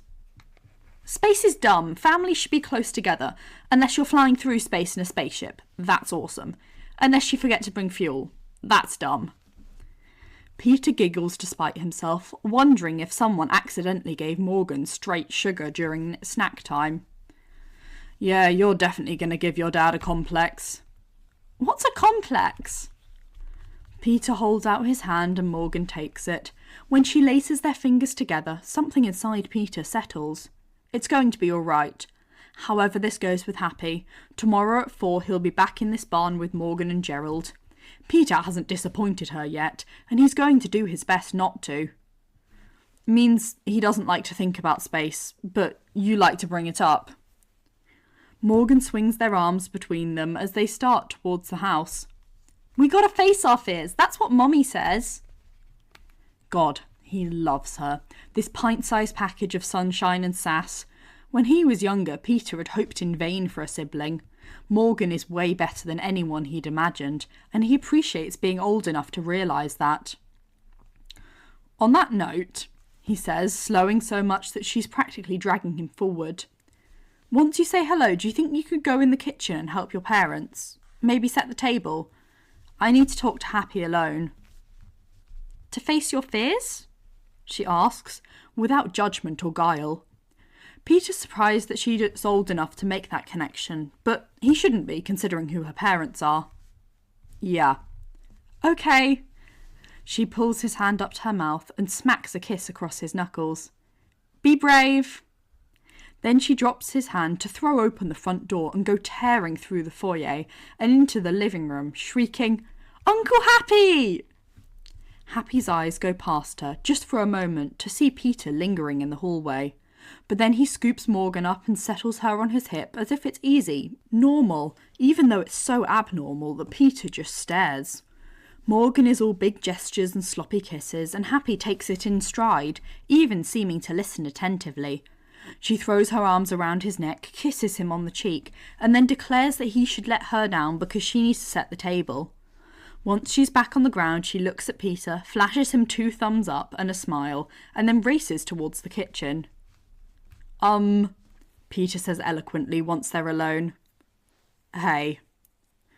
Happy sinks back onto one of the solo recliners. Peter slides onto the nearest couch as smoothly as he can manage, glad he doesn't have to awkwardly decide whether to sit right next to his former driver/handler/live-in landlord. His insides feel like they're shaking. It's just Happy. He's seen him a million times, left annoying voicemails, called him once for emergency pickup in Europe, lived at his place for months. Peter hasn't been this nervous around him since before the vulture. But maybe Peter's just nervous now, or maybe it's people that set him off. He hasn't seen anyone but the Starks and Sam in weeks. Happy, he says with a nod. The name seems more ironic than usual. Peter's really not one to judge, but Happy looks rough. His hair's longer than he used to keep it, and he looks like he forgot to shave for a few days. There's something pained in his expression that Peter tries not to read into. Happy's scrutinising him, and his eyes rest too long on Peter's bare forearms. Peter resists the urge to fold his arms away. He can guess what Happy's looking for. Tony promised he didn't say anything, but Peter supposes it's a reasonable conclusion, considering the state he'd been in last time Happy saw him. But he'd never, even in his darkest thoughts, considered taking a blade to his own wrists. Blood's made him woozy ever since Ben, the sight, the stench, and now there's May. No thanks. He's not sure how much he'd bleed before his body started fighting back, but it's something he never wants to find out. So Peter shifts his arms so Happy can see his unblemished skin. Most of his scars disappear, anyway. You look better. Peter swallows the retort that Happy looks worse. Why is this so awkward? He wants to go back to the paddock, or maybe pretend Morgan needs help with the silverware. Thanks. Tony taking good care of you? The best. He can't let Happy think otherwise. All the ways Peter is still broken have nothing to do with Tony. Tony and the fairy child that shares half his DNA are the only things keeping him together. This place is insane, though. I can't believe Mr. Stark lives in the woods now, like some hermit. And he has an alpaca. Is that some billionaire status symbol or something? Think it might just be a Stark thing. Apparently his old man used to have quite the menagerie. Flamingos and shit. Wow. That's one way to put it. Look, I'm sorry, Peter says, thinking maybe an apology will clear the air between them. Happy's one of a handful of people who even know he was ever alive, and Peter doesn't want it to be all weird between them forever. For the hugging and crying on the night Mr. Stark found me, I didn't mean to make you uncomfortable. I don't care about any of that, Happy says, so quick and fierce it's almost a growl. Lord knows you had every right to be emotional. What scared the shit out of me is you were damn near catatonic when I dropped you off. Peter doesn't know what that means exactly. His arrival at the cabin is kind of a blur, but he remembers his terror when he got in Happy's car that nothing about the last several hours had been real. The Beck was somehow back and this was all an illusion. The cruelest one yet that would destroy him completely. Or maybe he was just dying, but all the kindness would evaporate when someone in charge realised he was meant to be in hell. It had taken days for reality to settle. It wasn't until Tony promised that Peter could stay indefinitely that Peter let himself try to relax. Happy's looking at him so intently now, like he's still half scared out of his mind. Oh. Peter scratches at the back of his neck and looks down in his lap. That was a rough night. Mr. Stark says you've been worried, and I'm sorry. You shouldn't have to do that. Christ, Parker, I know you're mad at me, but could you just look at me for a sec? Peter raises his head out of shock more than anything. He'd never heard Happy sound so dejected, not even at May's funeral or graveside, where he pretends to be strong. "I'm not mad at you," he splutters. "What are you talking about?" "Well, you ought to be mad at me," Happy snaps. "I failed you. I failed you when you needed me most. May ought to be haunting my ass for losing track of you. Maybe she is, because these past 6 months it's like I've been in a daze." "You didn't fail me," Peter insists. "You literally couldn't remember I existed. I did that. I told Strange to cast the spell. I didn't expect anything from you, or anyone. You literally couldn't help me. I don't want you to feel guilty for that. That's stupid." "If you're not mad at me, then why have you been freezing me out?" "I didn't realise you cared." Happy flinches like Peter hit him in the face with the blunt force of his spider powers. Peter recoils like he had. "Someone else was always making you responsible for me," Peter tries to explain. "First Mr. Stark and then May." He manages to warble her name only slightly. "I figured you were relieved to finally be free of me." "I don't want to be free of you." Peter sucks in a deep, bracing breath. Happy looks pale and sweaty and agonised, and Peter wishes he could go back in time and avoid this whole conversation, just to keep the man from looking this way. Happy scrubs a hand over his face and seems to wipe away some of the emotion there. "Look, clearly I'm shit at this. You're right. You and me, this started as a business thing, and it wasn't an assignment that I always wanted. But that was me being an ass and taking my frustration with Tony out on you, when I really should have been honoured that he trusted me with you. I'm sorry for being condescending. By the time Thanos came, you were more than an obligation. After 5 years without you, well, my world just wasn't the same without your particular brand of dumbass heroism. Then May and I got together and I started thinking that maybe I'd get to be your step-uncle someday. Or something." Peter knows he probably looks like a deer caught in the headlights of an armoured tank. The only reason he can believe anything Happy just said is there's no way he'd make up something like that. "I'm a mess," Peter blurts, and he's not sure why. Maybe self-sabotage is coded into his DNA, along with Parker luck and spider powers. But Happy snorts unperturbed. "I've known Tony for decades. Messes are kind of my speciality." Peter knows there's an easy way to play this. He could just say something like, "Well, Morgan just called you Uncle Happy, and Mr. Stark insists she's my sister, so..." But Happy deserves better than that. Peter hadn't known about May and Happy long enough while they were actually dating for him to start thinking about their future. But between the blip and the spell, Happy had become a stable presence in Peter's life.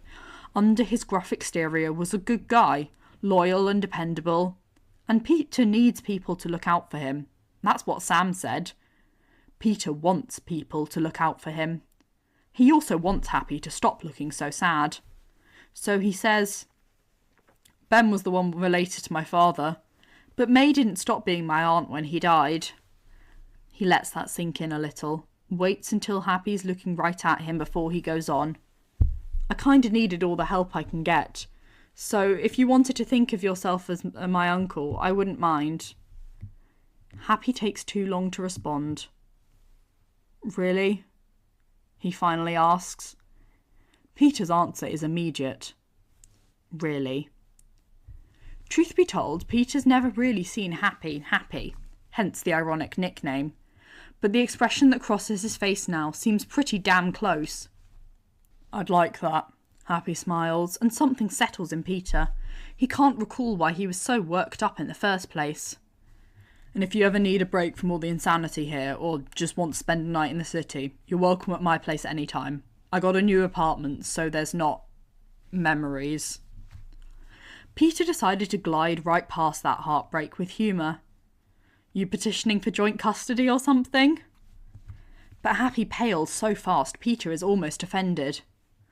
"God no, shh, don't say stuff like that where Tony can hear you.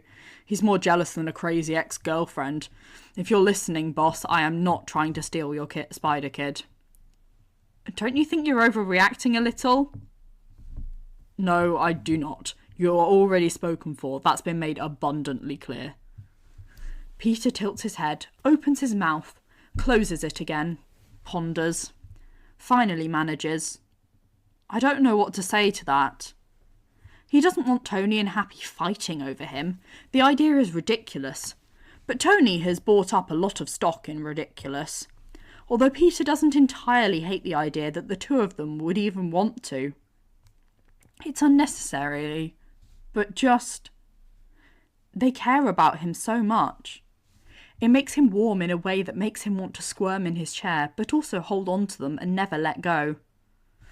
Doesn't matter, as long as that crazy genius is getting you everything you need, then I'm good. But if he does you wrong, then you can come to me, you hear? Things have changed a lot since he met Mr. Stark. Peter honestly can't imagine Tony doing him wrong now, though he knows that wasn't always the case. Got it. Good. Happy nods, and his elusive smiles sneak back over his face for a second before it goes back into hiding. You know, the day after Tony found you, I went to your girl's donut shop. MJ, Peter corrects, because she would have never consent to being labelled his girl, especially now when she A, doesn't remember his literal existence, and B, will be extraordinarily pissed at him if she ever does. But Happy just rolls his eyes as if Peter is the one being dramatic. I remember her name. You certainly said it enough on all those late-night phone calls I was forced to overhear. Peter throws a pillow at him, but he bats it away. Anyway, she was there at the counter. She looked at me and her brow got all furrowed and intense, and I freaked out because I didn't know how this spell works. What if she remembered I gave her a broken necklace in London after she hit a drone with a mace, but she didn't remember why? What was I supposed to say then? That you worked for Spider-Man? Isn't that what you said before?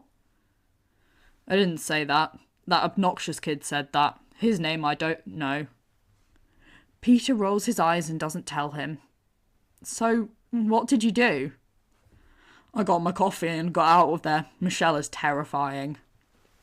Peter can't help smiling, because she is. She definitely is. Turns out the coffee is terrible, and the donuts aren't that great either. Don't I know it? From a culinary standpoint, every visit has been a waste of his precious funds, but it has been worth it for a few minutes of awkwardly stalking his friends.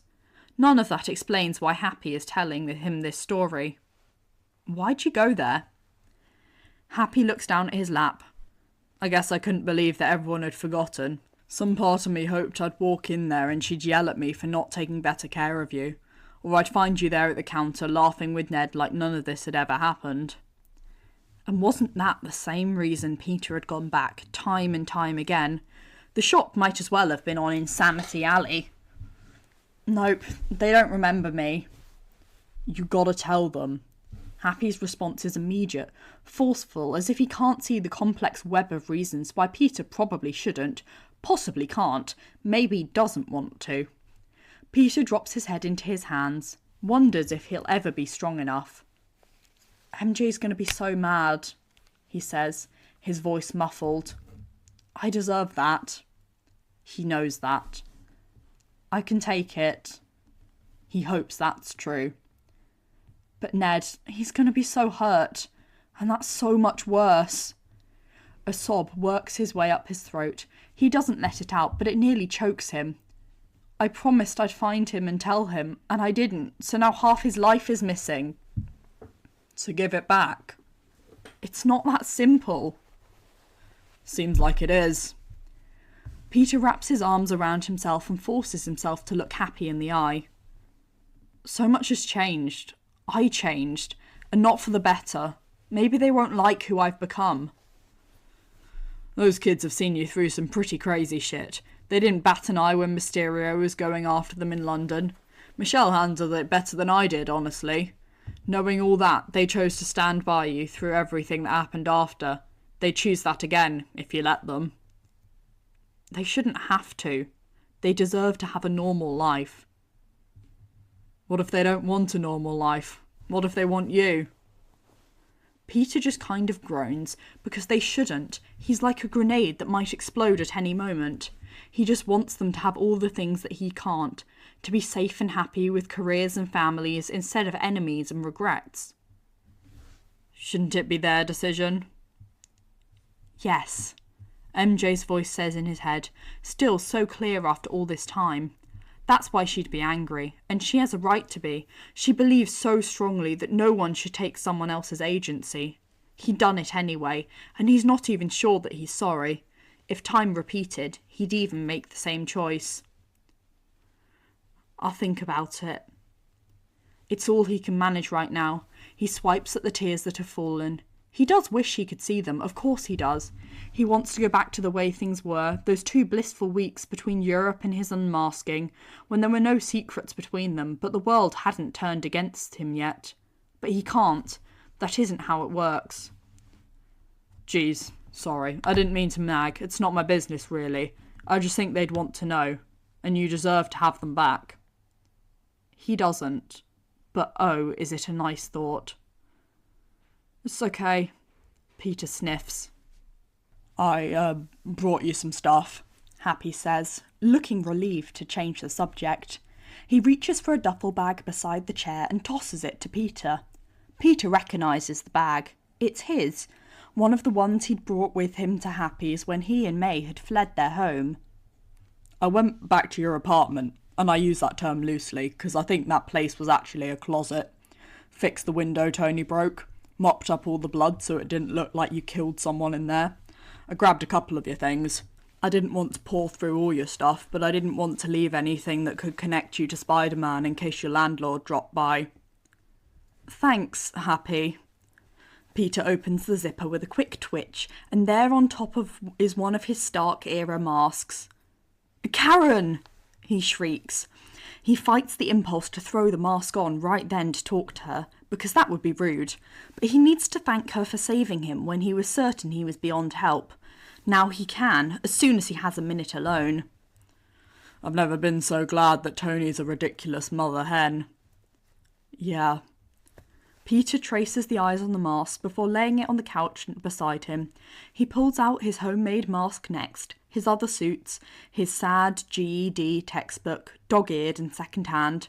He hasn't been studying. Tony says he doesn't need to, that he'd pass with flying colours. You're a genius, Pete. But he also thinks Peter would be at Midtown for his graduation, and Peter's not so sure about that. There's a piece of paper sticking out of the book, and Peter flips back the cover. The sight hits him like a punch his Peter tingle didn't warn him about. It's a drawing of 2 twined hands, his and MJ's. He still remembers the words she'd written on him in study hall, her tidy compact scrawl in diagonal lines all the way to his knuckles. I'm nobody. Who are you? Are you nobody too? Then there's a pair of us. Don't tell. They'll advertise, you know. It's Emily Dickinson, she told him after he'd mouthed the words in silent confusion. English had never been his best subject. There's something about the poem that poked at his brain, elusive. Isn't this a little pointed? Exactly, she'd said. Then she'd started to sketch their hands, absolutely brazen about their closeness in the crowded, bored classroom. When Flash had made a snide comment, she'd told him to fuck off. There was a tiny web inked between her thumb and forefinger. Peter remembers how it had been there even before study hall started. How she'd drawn them everywhere when she was bored, and no one dared give her shit about it. God, how he loves her. It hits him anew, like breaking through the surface after almost drowning, the sweet relief of air, the hacking burning of too much water in his lungs. When he'd snuck back into the wreckage of Happy's apartment, he'd panicked as soon as he crossed the threshold, and it had cost him dearly. There was so much more he should have taken. He hadn't thought about how many clothes he really needed to survive the winter. He had wanted things to ground him, and all photographic evidence of his life had vanished. Anything that proved Peter Parker was a real boy had gone. But the drawing had still been there, his graffitied hand apparently anonymous enough to escape the spell. The only thing he'd had left of MJ. And beneath the book was the tiny Lego Darth Sidious. The only thing he had left of Ned. For a few moments he just holds them in his hands and breathes. Is Happy right? Could Peter tell them? put them in danger, but make up for his loss. I think it's time to get the Three Musketeers back together, Happy says softly. MJ had hated every time Happy had referred to them that way. Despite her well-reasoned argument about misogyny, Peter thinks it's also because Ned drew an imaginary sabre every time, and Peter almost always accepted the invisible jewel. Peter hums and lays both items on the couch beside him. The bag is still half full. So, apparently I still have some of your stuff, Happy explains as Peter pulls out a tattered grey MIT sweatshirt he'd stolen from Mr. Stark ages ago. I know Tony probably bought you a whole department store, but I thought maybe you'd like some of your own things. Peter wonders if Happy realised how sentimental all these items were, or if he just picked out what he remembered Peter wearing the most. T-shirts covered in the best, worst, science puns, his Hello Kitty pyjama bottoms and I survived my trip to NYC shirt, the flannel shirt that was Ben's and a t-shirt that was MJ's. Peter had never realised he had stolen so many clothes. Will he end up with something from Morgan's closet next? But he wants to put it all on, all at once. It's like opening a time capsule of who he used to be, and he wants to go back. Thanks. He looks up at Happy. Seriously, thank you. There's a few more things in there, Happy says gruffly. Peter pulls out an unmarked manila envelope. That was in my safe, Happy says. In my new apartment. Hell if I know how it got there. I hate magic. Peter spills the contents on the couch and freezes. His name is everywhere. Peter Benjamin Parker. Social security card, birth certificate, passport, his scholarship letter from Midtown, his guardianship agreement from after his parents died, a letter on Fancy Stark Industries paperwork naming Anthony Edward Stark the legal guardian of Peter Benjamin Parker if anything were to happen to Maybelle Riley Parker. Peter's breath hitches as he traces the signatures, May's and then Tony's, equally illegible, though May's is in full loops and Tony's is more like two straight lines. He hadn't known the combo to Happy's safe, but he had tried to request new documents and found that his social security number was invalid, his birth not on record. He'd been like a fictional character, not even a ghost, because ghosts had been living once. He was alive, but he'd never existed. Yet here was incontrovertible proof of his past. It's a silly thing to cry over, all things considered, but his eyes prick regardless. This will make Pepper's life a lot easier, he says after clearing his throat, still staring at the second guardianship agreement, trying to imagine that conversation. There's one final item in the duffel bag, a picture frame, face down. Peter flips it over, already recognising the chipped wood. May smiles up at him from a strange angle. She was always terrible at selfies, her hair blowing in her face and her arms slung around a younger Peter, who was still wearing his glasses, even though he didn't need them. They'd gone to Coney Island, and it had been their first truly good day since Ben died. The first time in months they'd both smiled, and meant it.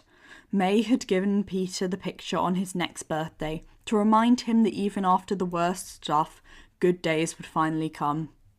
This time Peter full out sobs, tracing the familiar lines of her face, which had become less familiar with each passing day. "Thank you," he cries, and then he stuffs his fist into his mouth until he can get himself under control. Peter doesn't look up, but he hears Happy move, feels the couch sink beneath him, then the gentlest pressure of Happy's thigh pressed against his. Peter's emotional enough to take that for the invitation it is, leaning, no, collapsing into Happy's side. He wants to squeeze his eyes shut, but he can't look away. He fights, blinking so hard that his tears burn. After a few beats, a hand settles solidly on his leg. "I didn't have a picture," he finally manages. "My phone got wiped. Dunno if that was Electro or the spell.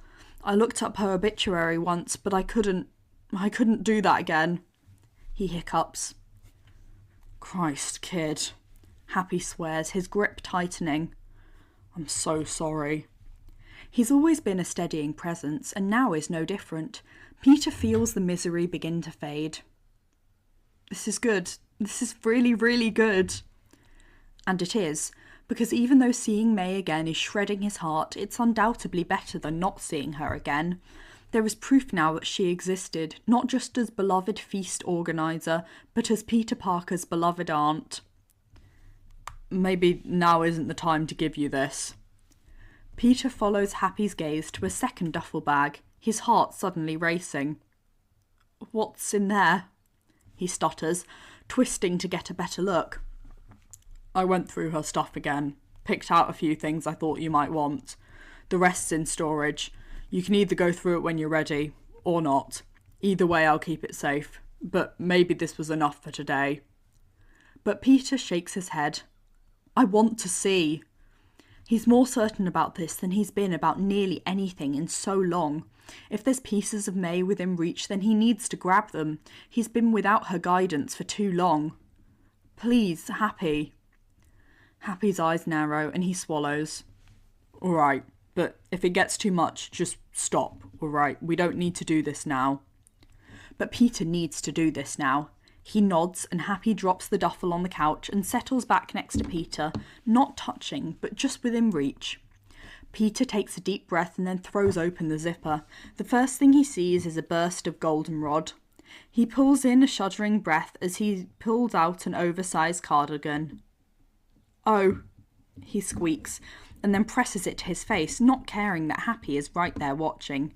It still smells like her, lavender and lily. Ben had bought it as a birthday gift the year before he died, and May had teased him about the colour and the style. But after he was gone, she'd started wearing it around the apartment until it became just as much a fixture as the pictures on the wall.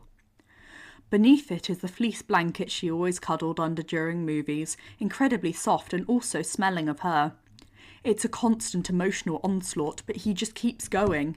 He pulls out a small box with Ben and May's engagement rings, frame after frame, Ben and May's wedding photo, Peter's first day of school, he and Ben covered in grease the first time they worked on a car together, May's grandmother's cookbook with its folded down pages and stained cover that Ben had teased might as well have been written in Greek instead of Italian for all the help it provided.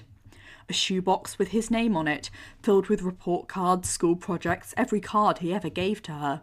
Peter gasps when he pulls out the photo book he and Ben had given May one Mother's Day. It's deceptively thin considering how much time it took to create, paperbacked and ordered from some discount website. He and Ben had worked on it for weeks, sorting through boxes of old photos when May was at work, going through old memory cards and grainy pictures saved on their dinosaur PC. They'd taken turns writing captions, mostly bad puns and dad jokes. May had cried when she opened it, claiming it was the best gift she ever received. Peter flips through it now. It starts when Ben and May meet. Peter marvels anew how her hair and his glasses were both so big. Shortly after their wedding pictures, Peter appears, first in baby pictures he doesn't know how Ben acquired. Then in photos May took after Peter arrived in Queens, anxious to document every page. They're always smiling, page after page. Even once Ben was gone, May kept smiling. He drinks in that smile, Ben's too, and then Peter flips back to the image of his parents in the hospital room, traces his little downy head with a shaking finger. Sometimes it feels like I've gone mad and imagined my whole life, he admits, clearing his throat. I've started to wonder if any of it had really happened. But here it is. The wonder of that is seeping through him. He feels hot, like maybe a fever is coming on, but it's nice, like the shower he took after watching the meteor shower. He'd been numb for so long. It's all real, Happy says. Every damn bit of it. Thank you for giving it back to me, Peter sniffles. You never should have lost it in the first place. It was me or the multiverse. You every time. Happy? He says, appalled. But Happy crosses his arms, nonplussed. What? I can say that. I'm not a big damn hero. That was a bullshit situation Strange put you in, and one day I'm gonna give him a piece of my mind about it. You don't have to do that. This is more than enough. It really isn't, Happy insists. This is just stuff you never should have lost in the first place.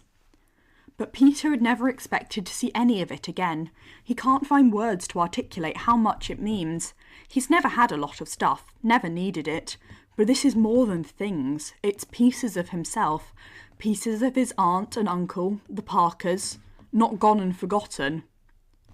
I got May's headstone switched out. Came in last week. You didn't have to do that. She loved that quote. Not as much as she loved you. Beloved wife and aunt. That's what it was supposed to say. Everything else was secondary. It had hurt to see himself erased from her headstone, though he'd felt it was deserved, since he's erased her from living. Now she matches Ben, like she oughta. Peter thinks of all those times he stood beside Happy in the cemetery. He never felt any better, but feeling worse seemed like penance. Some twisted part of him was glad to be feeling at all.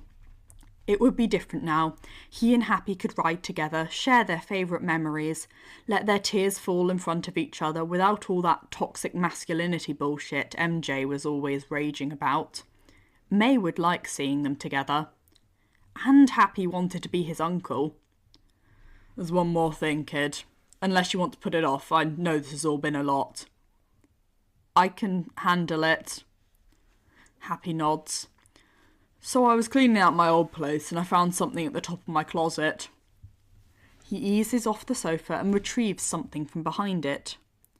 Peter's heart stops at the Star Wars Christmas paper that May had wrapped all his gifts in for years, even though it cost a few dollars more per roll than a generic design. Oh, he says, the tears coming fast, his breath hitching. She died just a few weeks before Christmas. Any idea why it was up there? Happy asks, so soft, like Peter might spook. And Peter might spook. Some part of him wants to bolt right out the door because he doesn't deserve this. He doesn't. But he desperately wants to know what's behind that paper. She always hid my presents up high, he chokes out. Because I always tried to sneak a look, so she'd put them where I couldn't reach them. The irony of that hits him now with a fresh wave of hot tears. It's a large rectangle, longer than the couch cushion, but narrower. Happy hands it to him carefully.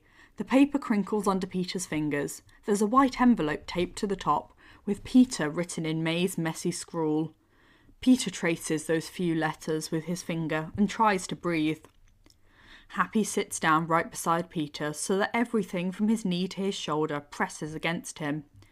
Peter shifts his weight, leaning into the support, and turns his head so that his tears burn into Happy's neck. And Happy doesn't move away, just whispers, "I gotcha, kid," and smooths his thumb down Peter's neck. "Don't gotta open that now," he says sometime later. "You could save it to next Christmas." "No," Peter says, straightening and wiping at his eyes with the back of his hands. "I need to do it. I want to." He couldn't live with this hanging over him. May's final words delivered beyond the grave. He pulls the envelope from the package, careful that the tape doesn't rip the paper, then flips it over and tears open the flap. The front features a pun so bad Peter cringes and laughs. "Oh chemistry, oh chemistry," with the aforementioned tree made out of elements from the periodic table. He stares at it for a few moments before mustering his courage and opening the card. "Maybe it'll be blank," he tells himself, steeling for the disappointment. It isn't blank. "To my dearest Peter, it doesn't matter what anyone says. Peter Parker will always be my favourite hero. I couldn't be prouder of the man you've become. Don't let yourself get lost behind the mask. No matter what lies the world tells about Spider-Man, I know you will always be brave and good and kind. That's the same with or without spandex, or whatever sci-fi nonsense Tony made that one suit out of. But you don't have to prove it at every minute, baby. Sometimes you need to relax. All of this is going to work out. We'll be laughing about it someday. Don't forget who you are. I never have. All my love, May." 6 months' worth of misery seems to have drained into his sinuses. His nose and eyes are both streaming. He feels so congested he can barely breathe. Happy stands up and Peter mourns the sudden loss, figuring he must be too disgusting for the man to stay close to, but he returns with a box of tissues that he pushes into Peter's hands. Peter garbles out a thanks and decimates 3 tissues in quick succession. That was a little on the nose, he eventually manages.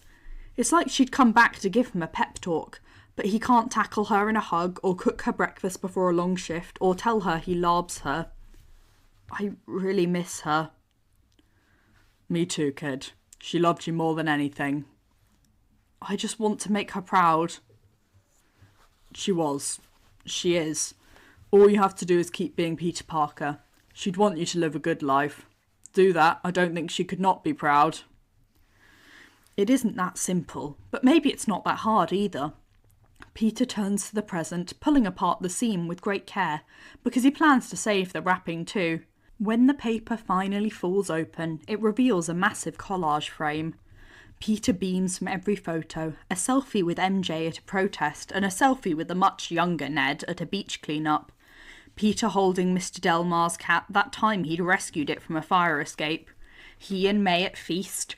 He and Ben at a Habitat for Humanity build, wearing matching hard hats. Every single picture involves Peter doing something to help others. Not a single one involves Spider-Man. See? Happy says, taking a long look over Peter's shoulder. Proud. Peter's response is a wet garble of emotion. Of course, that's the moment Tony appears, wearing a red and gold Kiss the Cook apron, a dish towel draped on his shoulder. Dinner's ready. Peter and Happy both flinch guiltily and give themselves away. Tony's eyes narrow as he assesses the situation. Hogan. Despite his outfit, his expression looks like he's moments away from calling up an Iron Man suit. What the hell is going on here? Did you make Peter cry? Peter would have quailed at that look, but Happy rolls his eyes and mouths to Peter. Jealous ex-girlfriend. Peter can't help it. He laughs, a full-out guffaw, and it feels so good that he can't stop. Soon Happy's laughing too, the both of them practically hysterical. Tony scowls, but Peter can see the moment his jealousy morphs into relief. All right, clearly the joke's on me and I don't even get it. It's not Happy's fault, Peter eventually manages. I cry on you like 3 times a day. We are a veritable sobfest at the Stark cabin, Tony concedes. So much emotional vulnerability, my old man's brain would explode. Happy brought me some of May's stuff. Oh. Tony uncrosses his arms and looks like he wants to wrap them around Peter. You okay there, Bambino? Yeah. Peter nods and finds that he means it. He stands and gathers all his new and old possessions. I just want to put this stuff away. You can start without me. Tony rolls his eyes. We're not going to start without you. You're kind of the guest of honour. Happy's the guest of honour. I'm here all the time. We're still not going to start without you. The food will get cold. There's this thing called an oven. Maybe you can put the stuff away instead of arguing about it so we can all eat. Happy snarks. Peter takes his advice but pauses in the doorway. Thanks, Happy, for all of this. It means a lot. The man nods. He still looks a bit misty-eyed. He's far too pale, but Peter thinks maybe he'll be all right. Thanks for inviting me to dinner. As soon as Peter's alone in his room, he sits on his bed and slips on May's cardigan, wrapping his arms around his waist. When he closes his eyes, it feels like she's holding him. He can picture her face clearly again after looking at so many photos. Her note has reminded him of the cadence of her voice. May, he breathes, but it isn't a sob. Maybe he's finally cried out. Happy's laughter is still ringing in his ears. Tony's perplexed smile is burned across his eyelids. For a while he just sits, breathing in her scent, letting himself pretend she's really here, hugging him. He thought he'd have a lot to say, but his mind's kinda blank and fuzzy, and no words come. Thank you, he finally whispers, for always knowing what I need. Mr. Stark's taking real good care of me.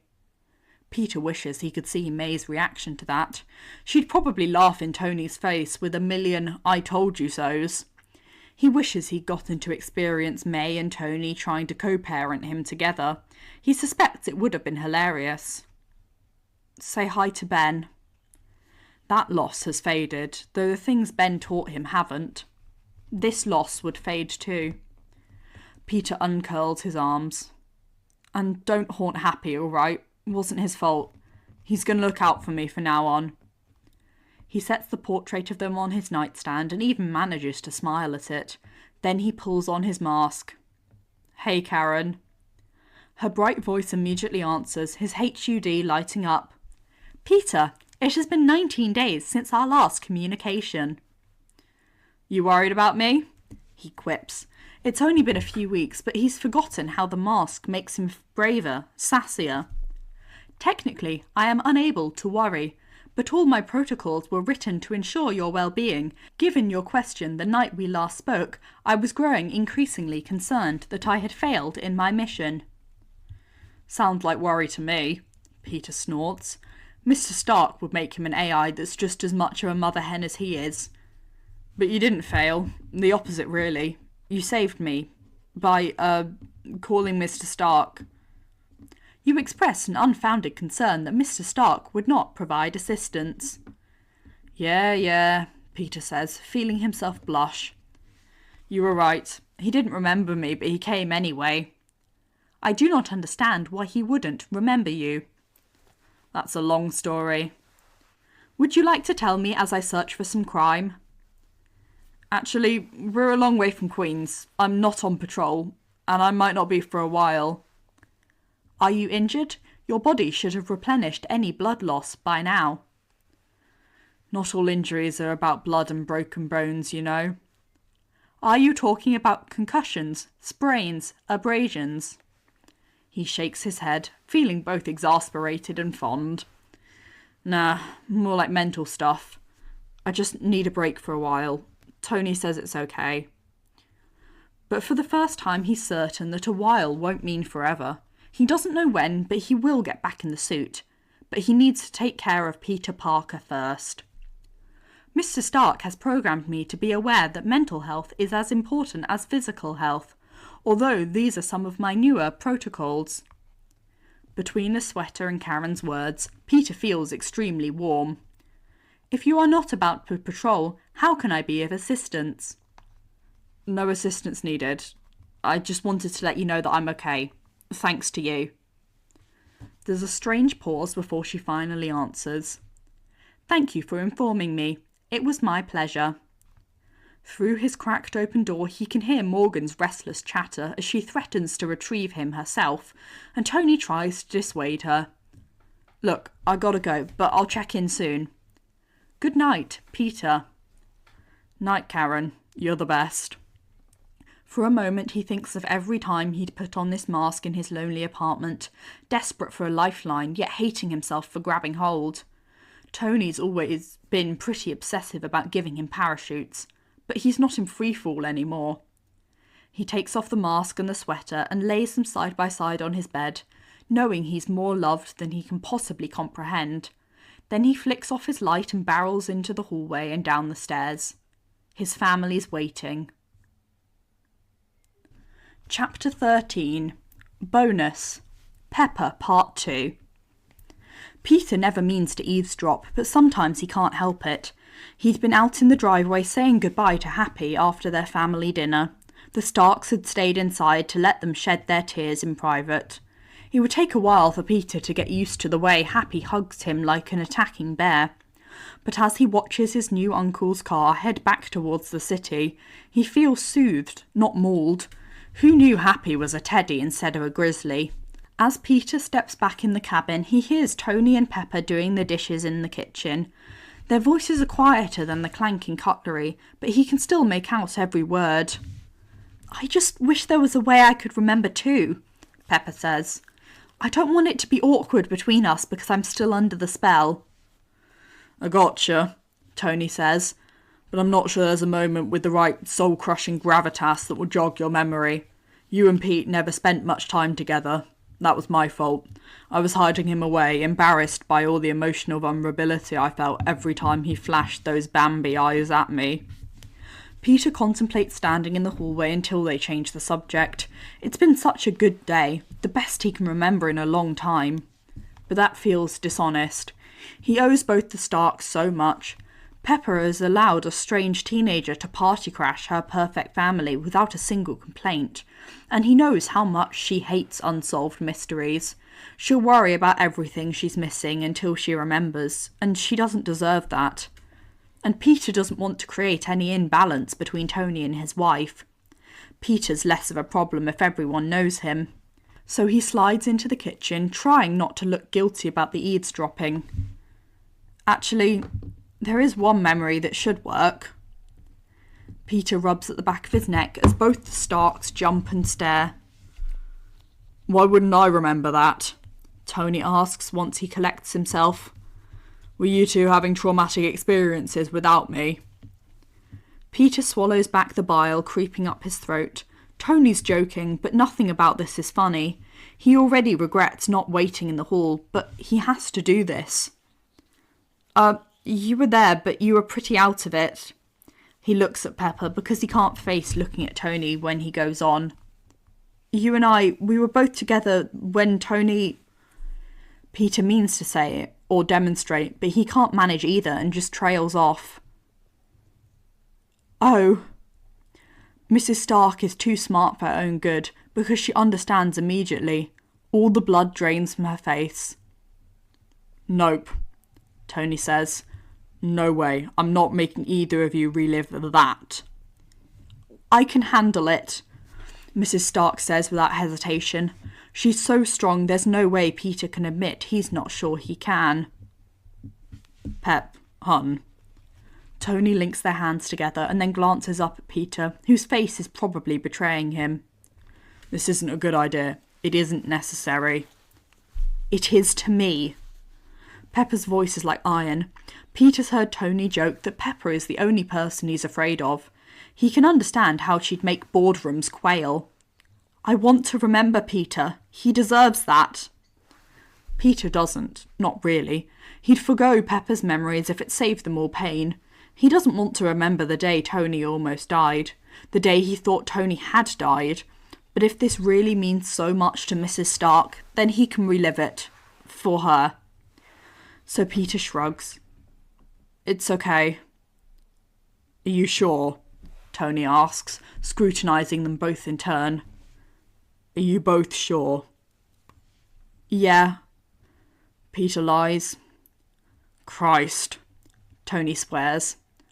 Okay, final battle. The snap is heard round the world. Take 3.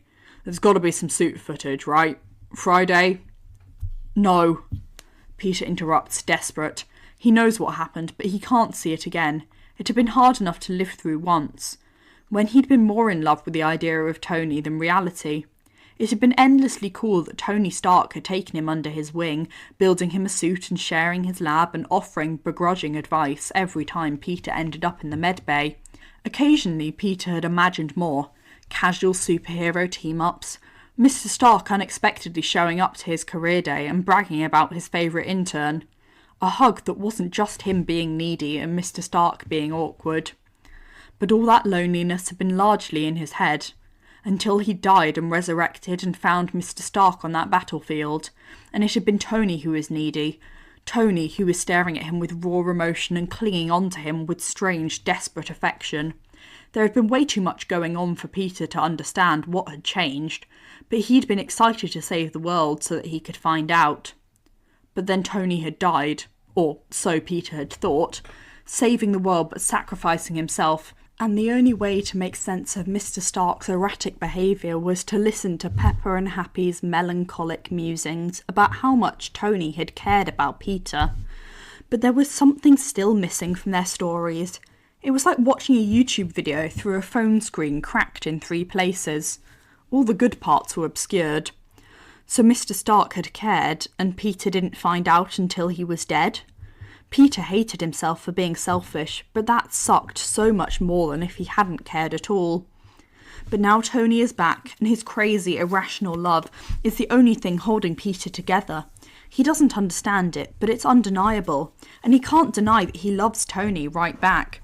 It's not quite how he imagined, there's far more trauma and far less fun, but the thought of even contemplating a world without Tony in it sears right through him like a bullet. But he has to do this, for Mrs. Stark. He can do this.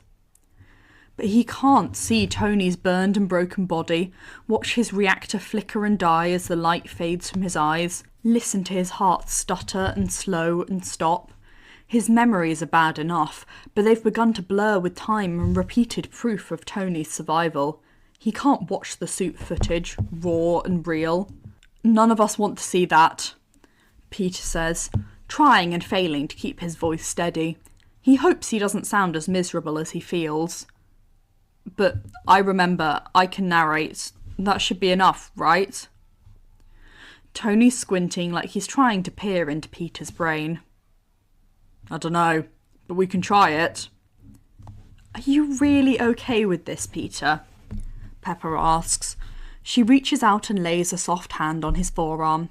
It's such a May gesture that he's struck by a wave of sadness that he really doesn't need right now. I can do it.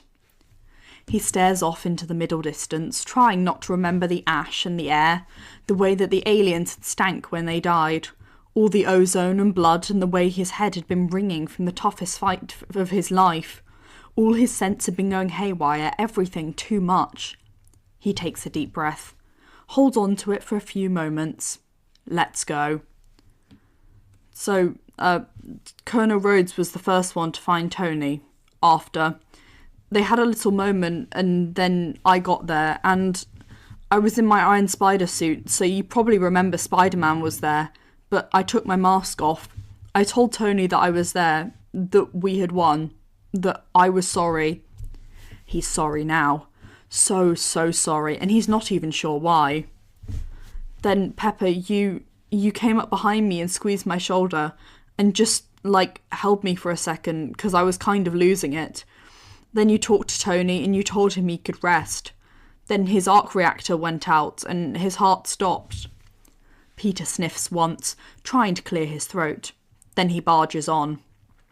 Then Strange came and made a portal and Colonel Rhodes carried Tony through and you turned and just sort of fell into me and it seemed like maybe we were trying to hold each other together and you told me that he was so glad that he got to see me again. Then Tony is gripping his shoulder, hard. Peter can feel the metal of his fingers through his t-shirt, and it's grounding. Christ. It's a relief just to hear his voice, because as he was dying, Tony hadn't been able to say anything. Peter wasn't even positive Tony had known Peter was there. There had been a terrible vacantness in his eyes that had hinted at what was to come. He'd been conscious, but not exactly present, lost in a haze of pain. Peter hadn't been able to bear seeing Tony suffer like that. He understood why Pepper had told him he could rest and let go, even though that wasn't what any of them wanted. Enough of that. Jesus. Come here, both of you. I'm all right now. Let's remember that. Tony pulls Peter into his right side and Pepper into his left, alternatingly dropping kisses to their foreheads. Peter. There is such emotion in Pepper's voice that Peter knows she remembers him. He looks up at her sharply, glad that all this emotional upheaval wasn't in vain. He expects to find fondness in her gaze, perhaps the same strange look that said, "We're in this together," that she'd fixed him with for the first time on that awful battlefield. He'd found it utterly perplexing at the time, but he understands better now. But when their eyes meet, she looks away, and it feels like his lung has been punctured. What had he done wrong that she had remembered? Did it work? Tony asks. Please tell me it worked, because none of us should have to live through that again. It worked, Pepper says solemnly. There is something about her tone that sets off Peter's tingle. He feels sick to his stomach and regrets his third helping of tiramisu immensely. Thank God. Peter, could I speak to you for a minute on the porch? Pepper asks. Tony's hand on Peter's side noticeably tightens. What for? It's all right, Pepper says. Her tone implies otherwise. There's just something I'd like to discuss in private. Maybe you could go check on Morgan. Some look passes between them. After a few tense moments, Tony gives Peter a final squeeze, kisses his forehead one last time, and then lets him go. As Peter follows Pepper to the porch, he suddenly understands the phrase, being led to the gallows. He doesn't know what he's done, but clearly it's bad. He perches at the edge of the porch swing. It takes everything inside him to resist pulling his knees up to his chin and curling into a ball. A coyote howls in the distance. Peter flinches. His tingle barely intensifies, but it's already blaring. Maybe it doesn't know how to properly judge the danger of the Starks' middle-of-nowhere problems. Should we be out there? That sounds close, Peter stammers, partially because he's legitimately concerned, and partially to fill the silence. Pepper settles on the other end of the swing, leaving plenty of space between them. Didn't Tony tell you about the fence? What fence? Peter's never noticed a fence. Tony installs an underground ultrasonic fence around the entire property to keep out coyotes and other predators. You can hear it, right? A really high, constant buzzing. He was supposed to ask you about that. I don't hear any buzzing. That's good. Pepper doesn't look at him as she says it, and Peter thinks he's gotten the hint.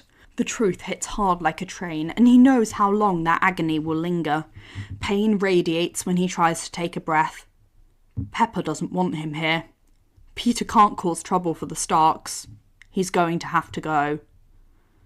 I can pack my stuff tonight and leave in the morning. Peter can barely force the words through his throat. He can call an Uber, but then what? For a moment he thinks of Happy, nearly christened as his uncle.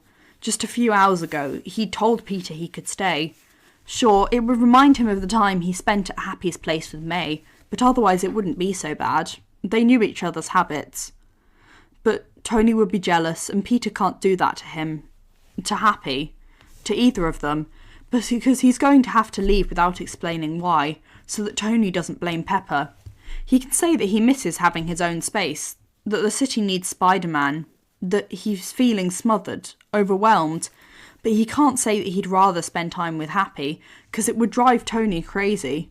Peter doesn't think he can lie that convincingly anyway. All the other excuses will be enough of a stretch.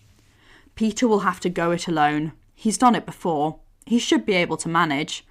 But the thought of returning to that awful little apartment makes him want to close his eyes and not wake up. He hopes that Tony might get him a nicer place, and then he hates himself for being willing to take his money when he's about to break the man's heart. But Tony has a wife and a real kid to worry about, and Peter hadn't been part of the deal when Pepper married him. It was no wonder she didn't want some weird second kid glomming onto her family like a parasite. Though Peter doesn't know what changed when Pepper remembered. She'd honestly seemed okay with his presence when he was a stranger. They'd barely known each other before he was dusted. Had Tony told her something when he was gone that made her turn him away? Maybe she remembered how Peter killed everyone he loved. Peter! Suddenly Pepper is grasping his arm. She'd slid towards him on the swing, and he hadn't even noticed. Her eyes are wide with alarm. Great. Now he's scaring her. He can't even remove himself from her life properly. Sorry, I kinda spaced there. I'm not sure what you said. I said that if I was the reason you left, that would probably be the end of my marriage. He feels so sick that it's only his need to explain that keeps him from retching. Words burst forth before his dinner can. No. That's not what I intended at all. I don't want to cause any trouble between you and Mr. Stark. That's the opposite of what I want. I won't say anything about this. I promise. Pepper's got hold of both his arms now. She looks properly concerned, like Peter had expected her to after the memory. It's kind of her to pretend to want him now, but he knows the truth. Peter, sweetheart, I need you to breathe for me, honey. I am breathing, he splutters, but his chest is getting tighter and tighter, so maybe he's not. Deep breaths, in and out. Let's count them, all right? Tony and I are going to be fine because neither of us want you to go anywhere. He snaps his head up to look at her and forgets about breathing. You don't? Pepper is all steady, girl boss eyes. Absolutely not. Oh. Relief washes him away. He follows Pepper until he can breathe again on his own. Finally he sinks back against the swing, exhausted, letting his eyes fall closed. Pepper's fingers trail gently up and down his arm.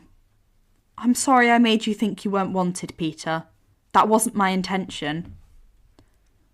What did I do wrong? He whispers, keeping his eyes closed. He wants to know, but he doesn't want to see her disappointment all over again. What do you mean? Peter looks at her with an aggrieved sigh. After you remembered, something changed. You didn't look at me the same. You didn't seem to want to look at me at all. She's looking at him now, although something in her expression crumbles. Something did change, but I wasn't disappointed with you. I was disappointed with myself. I'm so sorry. It's okay. She arches one perfectly sculptured brow. Do you even know what I'm apologising for? No, but... Don't you think you should let me explain before you hand out forgiveness? I guess, but it's not like I'm going to stay mad at you. You're allowed to, you know. It's not wrong to be angry or hurt at the way someone treats you. It had hurt when Pepper hadn't looked him in the eye, but that was just a misunderstanding, apparently. He wasn't mad about it. Why are you sorry? Because we weren't there when you needed us, and that was my fault. I don't know what you're talking about. From the moment Karen had called Tony about the tourniquet, he'd been there for Peter. Pepper was always by his side, welcoming and understanding. Last summer, after Mysterio told the world you were Spider-Man, Tony wanted you and May to stay here until everything calmed down. I convinced him it would bring too much media attention, that the vultures might discover he was alive or fixate on Morgan. He didn't like it, but he listened to me. For a second, Peter considers how his life would have been different if he'd spent that summer with the Starks. There was no way this over-expressive, wildly jealous version of Tony would have ever let him ask another hero for help. If Peter had never gone to Strange, there would have been no spell, and May... Peter shuts down that line of thought quick, sensing the danger like a mugger coming at him with a knife. That wasn't your problem. Of course you wanted to look out for your family. I was the one who got Stark Industries in trouble because I gave Beck Edith. You hired me a really good lawyer. You're part of my family, Peter. But I let my fear get in the way of that. You deserved better. Peter looks down and picks at his fingernails. I'm not really part of your family, though. That's not true. If not for you, I might not have a family at all. Peter looks up shyly. What do you mean? When Tony and I first got together, he made it very clear that he did not want kids. I was so focused on my career that I agreed. Keeping in Tony in line sometimes felt like caring for a child anyway. But for years I had nightmares that I got pregnant and had to make an impossible choice. Tony or the baby. But Tony's great with Morgan. Peter doesn't mean to interrupt, but this needs to be said. He's been watching those two closely ever since he got to the cabin. Tony is a perfect dad. Pepper softens when he smiles. He is. You see, the only person who's ever been able to convince Tony what he can or can't do is himself. He was so sure he'd be a bad father. Because of Howard. Peter can't bring himself to call that man Tony's father. Pepper pauses, maybe at Peter's dark tone or the fact that he knows where to attribute Tony's demons. Yes, because of Howard. There was no arguing with Tony. We never talked about kids again. And then a few weeks before Thanos showed up, Tony tells me he dreamed that we had a kid. He wasn't angry or freaked out. He was excited. He kept bringing it up, said we'd name the kid after my crazy uncle. I thought maybe our chance had passed, but he was so enthusiastic I stopped taking my birth control pills. I found out I was pregnant when he was lost in space. Peter wraps his arms around himself, thinking about how scared Mrs. Stark must have been, alone in all that chaos with a baby on the way. Oh, that timing wasn't great. But Pepper smiles again. It's a smile the media never gets to see. Actually, it was. Tony came back, devastated that he'd lost you, devastated that they'd lost, and I worried that no matter how much he wanted it, when things were good, finding out he was going to be a father would push him over the edge. But finding out about Morgan pulled him back together, gave him something good to focus on. Peter was so glad, because as much as he'd always admired Tony Stark, it was pretty obvious from his erratic public persona that his mental health wasn't the best. And Tony had done all he could about Thanos, but feeling like you failed half the universe was a pretty valid reason to feel depressed. Peter wondered sometimes, after he came back, how he would have fared if he'd been one of the half left behind. If May, Ned and MJ were all gone, but he was still there. Would he have been able to get up every morning, knowing he had a grip on the gauntlet and had been unable to get it off? Maybe if Tony had taken him in. He shakes away that train of thought. Another useless what if. What does this have to do with me? He asks. Pepper laughs, kind and airy, though Peter can't fathom why. Because you're what convinced him that he could be a better father than Howard, mentoring you, caring for you. He told me so many stories about your time together. It was so clear how much he loved you, not just to me. He could finally see it himself. That confidence made him a wonderful father to Morgan. Without her, maybe he would have come up with a solution, but probably he would have just worked himself to death. I certainly don't think we would have gotten married. It was hard after the blip, in so many ways, but this family was a bright spot in a dark world, and I owe that to you. Maybe that was true. It had to be. Tony had said something similar, but Mr. Stark was the one who'd done all the work. He'd always been capable of being a good father. I didn't do anything. He's the one who recruited me. You put up with him, even when he was being an ass. You forgave him when he made mistakes, and you kept showing up. How could I not? Tony Stark was helping me be a superhero and letting me work in his private lab. He thought I was useful, and that was so cool. But I didn't know he cared about me. He regretted that so much. He didn't even know how much he cared until you were gone. But once he figured it out, that's what makes what I did so unforgivable. He waited so long to get you back, invented time travel to do it, and then I kept you guys apart because I was scared. Pepper looks so forlorn.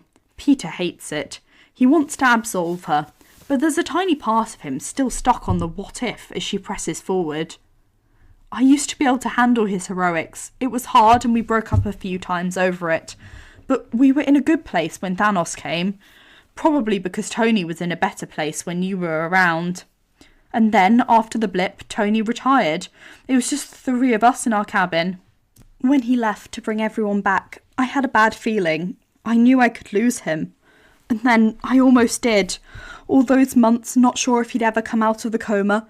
When he did, I didn't want to let him out of my sight. I liked that the world didn't know he was alive. When I saw a report about Spider-Man's identity, all I could think about was those helicopters following you to the cabin. But that was selfish, and it wasn't fair. Tony was absolutely livid that his enemy had gone after you, and he just wanted to jump in and fix things. But I played the Morgan card and the grieving almost widow card until he backed down. But if I'd have let you and May stay with us, who knows what might have been different. You're right. No one knows what would have been different. But thinking like that doesn't change anything. At least that's what Sam says. Peter feels better as soon as he says it. Maybe there's another timeline where that happened, a Peter 1.5 who never broke in the same ways. But that isn't his reality, and it never will be. Pepper takes a deep breath, seeming to feel better too. Using what you learnt in therapy against me, That's a Tony move, you know. Peter smiles at her. I appreciate the apology, but I'm still not mad. I'm just glad you're not making me leave. I don't think Tony would let you go, no matter what you or I wanted. Peter scratches at the back of his neck. Sam says we're almost codependent. Sounds about right, but of all the things Tony's been dependent on through the years, you're by far the healthiest. Peter has a crazy flashback to health class a few years ago when Mrs. Stevens had lectured them for a whole week about not doing drugs. Now what's he addicted to? The fatherly attention of a recluse superhero billionaire. As Ned would say, what is his life? This is your home now. I'll never stand in the way of that again. And if I ever say or do anything that makes you feel unwelcome, I want you to tell me. I want to be better for you. I'm going to be better. This is not at all what Peter was expecting when he followed Pepper outside. It's so much more than he deserves that all he can manage is a stuttered, thanks. Tony and I have been talking about what comes next. We're just nailing down the timeline of when to announce his return to the living and when to file the adoption. It would be easier if not for the media, but there's going to be a circus. We want to shield you from that as much as we can. Something flutters in his chest at that word, yet he still finds himself protesting. You don't have to adopt me. That would make things easier, right? I'm going to be 18 in a couple months. It's not like CPS knows to track me down. But you'll need family for the rest of your life. This isn't about custody. That part's a technicality. We're doing this so there's not a doubt where you belong. He closes his eyes and lets himself savour those words. He feels Pepper lean into him, just slightly. He leans back with a little more force. Then she slips an arm around his shoulder. I really look forward to getting to know you better, Peter. I'll never try to replace May, but if you ever need a woman's advice, or rational advice for an adult that isn't Tony, I'm here. Thanks. The silence that stretches between them isn't uncomfortable anymore. The pressure in his chest is gone. He can breathe again. It's quiet out here in a way the city never is. He can see why Tony likes it. The silence is broken when Morgan bursts through the door so hard it slams against the side of the house. Does anyone need help rescuing? She asks, one hand planted on her hip, the other outstretched like it's covered in a gauntlet. Rescuing? Peter asks. Daddy said I might have to come rescue someone. Which of you is it? Inside joke, Pepper explained after he raises his eyebrows. Your brother and I are fine, Morgan. No rescues necessary. Morgan tilts her head. But Petey looks sad. Does he? He isn't really. But maybe that's his face's default setting now. I'm not sad, Mo. I can go get my Spidey to cheer you up. That's okay. Do you know what would make me feel even better? Kisses! Morgan darts towards him, crawls up in his lap and covers his face in wet, sloppy kisses before Peter fully tracks what's happening. The last one lands on the tip of his nose before Morgan throws herself into the crook of his arm and grins up at him. Peter laughs, pressing a kiss of his own to the top of her wild hair. I was gonna say hugs. He clasps her to him to demonstrate, tickling her side until she's giggling in his arms. Once they finally calm down, he glances over at Pepper to make sure she's not jealous that he's the focus of Morgan's attention, but she's watching them with a soft, serene expression. Everything okay out here? Tony asks from the doorway.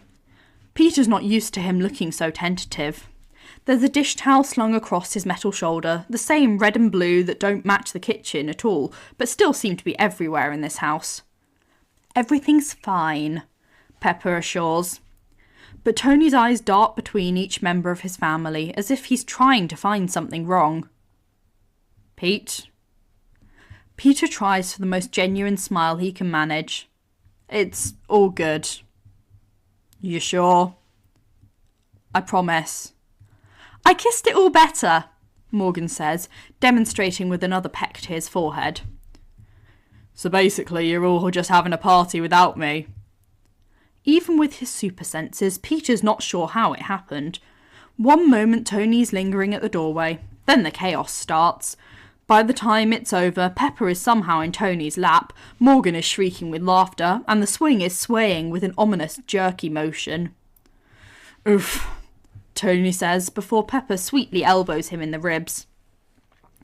I don't think this swing was meant for 4 people, Peter says, contemplating whether he should drop his legs and try to stabilise it. Nonsense, Tony counters. I designed this swing. I built this swing. Of course we all fit. These chains are made of vibranium. That seems like a gross misuse of a valuable resource. Fine, Debbie Downer, Tony huffs. They're just stainless steel, but they're definitely strong enough to hold us. Little Miss weighs next to nothing and you've got hollow spider bones. Spiders don't have bones, Morgan shrieks. Something warms in Peter's chest because she knows this. Wait, do you not have bones? Peter ignores Pepper's snort. I do have bones. Morgan pokes his shoulder. Are you sure? You should check. Maybe you can fall out trees and not break anything. That would be so cool. Pretty sure. Sorry, Mo. And I'm definitely sure, Tony says. Your brother's had enough x-rays to convince me that his skeletal system is completely human. I thought you just said my bones were hollow. Alright, Sasquatch. Point is, I built this swing hoping to hold all my family in my arms, and here we are. All the teasing has left Tony's tone by the end of his little speech. Peter isn't the only one to notice. Pepper links one of her hands with Tony's flesh one, raising it to brush a kiss across his knuckles. Morgan leans over to kiss him on the cheek, and Peter lets himself sag so his head rests on Tony's shoulder. Now I just need to build another one right over there for Rhodey and Happy. I'll be sure to make that one smaller so Rhodey has to sit on Happy's lap. Peter laughs at the face Happy would make at that job requirement. A coyote howls. Peter flinches before he remembers what Pepper told him. It still sounds too close for comfort. You didn't tell him about the fence, Pepper scolds. Tony pales. Oh, shit. You can't hear it, can you? I'll dig it all up tonight. Or just turn it off, Pepper suggests. Or that. I can't hear it, Peter says. It's fine. He's been worried about coyotes getting too close to the house. Oh, jeez. Do you really think I'd save the world but let my kids be scavenged by wild animals? No, but... It sounds so stupid when Tony says it. Peter knows he's not in danger in Tony Stark's home, but everything here is so different from the city. He doesn't know how to judge what's a threat. His spidey sense is just as confused as the rest of him. Never, ever, ever. Tony extricates one of his arms from Pepper and snakes it around Peter's shoulder, pulling him even closer. This is a danger-free zone, City Slicker. I don't know what that means. Tony laughs so hard the swing starts shaking again. Peter doesn't know why, but he doesn't care. His joy is infectious. He's never seen Tony quite like this. Carefree, relaxed, happy. It's a good look. He seems younger than Peter ever knew him, despite the grey hair. Can we have a picnic tomorrow? Morgan asks. The coyotes are not invited. Tony leans over and presses a kiss to the top of her hair. Peter thinks for a second Tony is going to kiss him too, but he just flashes him a warm smile. I don't see why not. Down by the lake? The smile dries. Actually, Morgana, why don't we do it somewhere else? The lake is fine, Peter insists. There's nothing enticing about the waters tonight. There won't be tomorrow either. Even if the dark thoughts return, if he wakes up in their grip, we won't let them take over. He'll never forget Tony's tearful admission. If you took your own life, I would never recover. He cannot do that to Tony. Not to the man who means everything to him, who was just grinning at him a few moments ago, so damn happy to be surrounded by his family at last. Not to the little girl in his lap either, or the powerhouse of a woman beside him who feels guilt for things he could never blame him for. They're his family too, not just Tony's. Because he's part of it now. An honorary Stark, and one day maybe a legal one. It's crazy, but his life's been crazy ever since that field trip to Oscorp. Crazy can be good or bad, or somewhere in between. But this, for someone who knew nothing but loneliness for 6 months, this is absolutely miraculous. "Can we invite Happy?" he asks, not wanting his uncle to be left out. "I'll text him." Tony's smile is anything but jealous. "Course we can." He drops his gaze to Morgan. "And what shall we eat at this picnic, Poppet?" "Juice pops!" Peter closes his eyes as he listens to the Starks' banter back and forth, sinking deeper into Tony's hold, content in the knowledge that he's finally found his way home. By Peacockgirl. Chapter 14. Coda. Dad. Tony startles awake to the sound of Friday telling him that Mini Boss is in distress. "What?" he croaks, his brain fuzzy. This is what happens when he gets a proper amount of sleep. There's a reason he's lived most of his life on coffee and lab benders.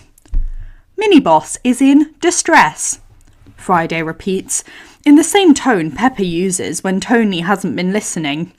Fry's been sassy about Peter since the night she alerted Tony that his spider kid was bleeding out, as if one slip-up due to magically induced memory loss means he doesn't love the boy with every ounce of his being. Since her persistence saved Peter's life, Tony's being chill about her impertinence instead of forcing through an upgrade.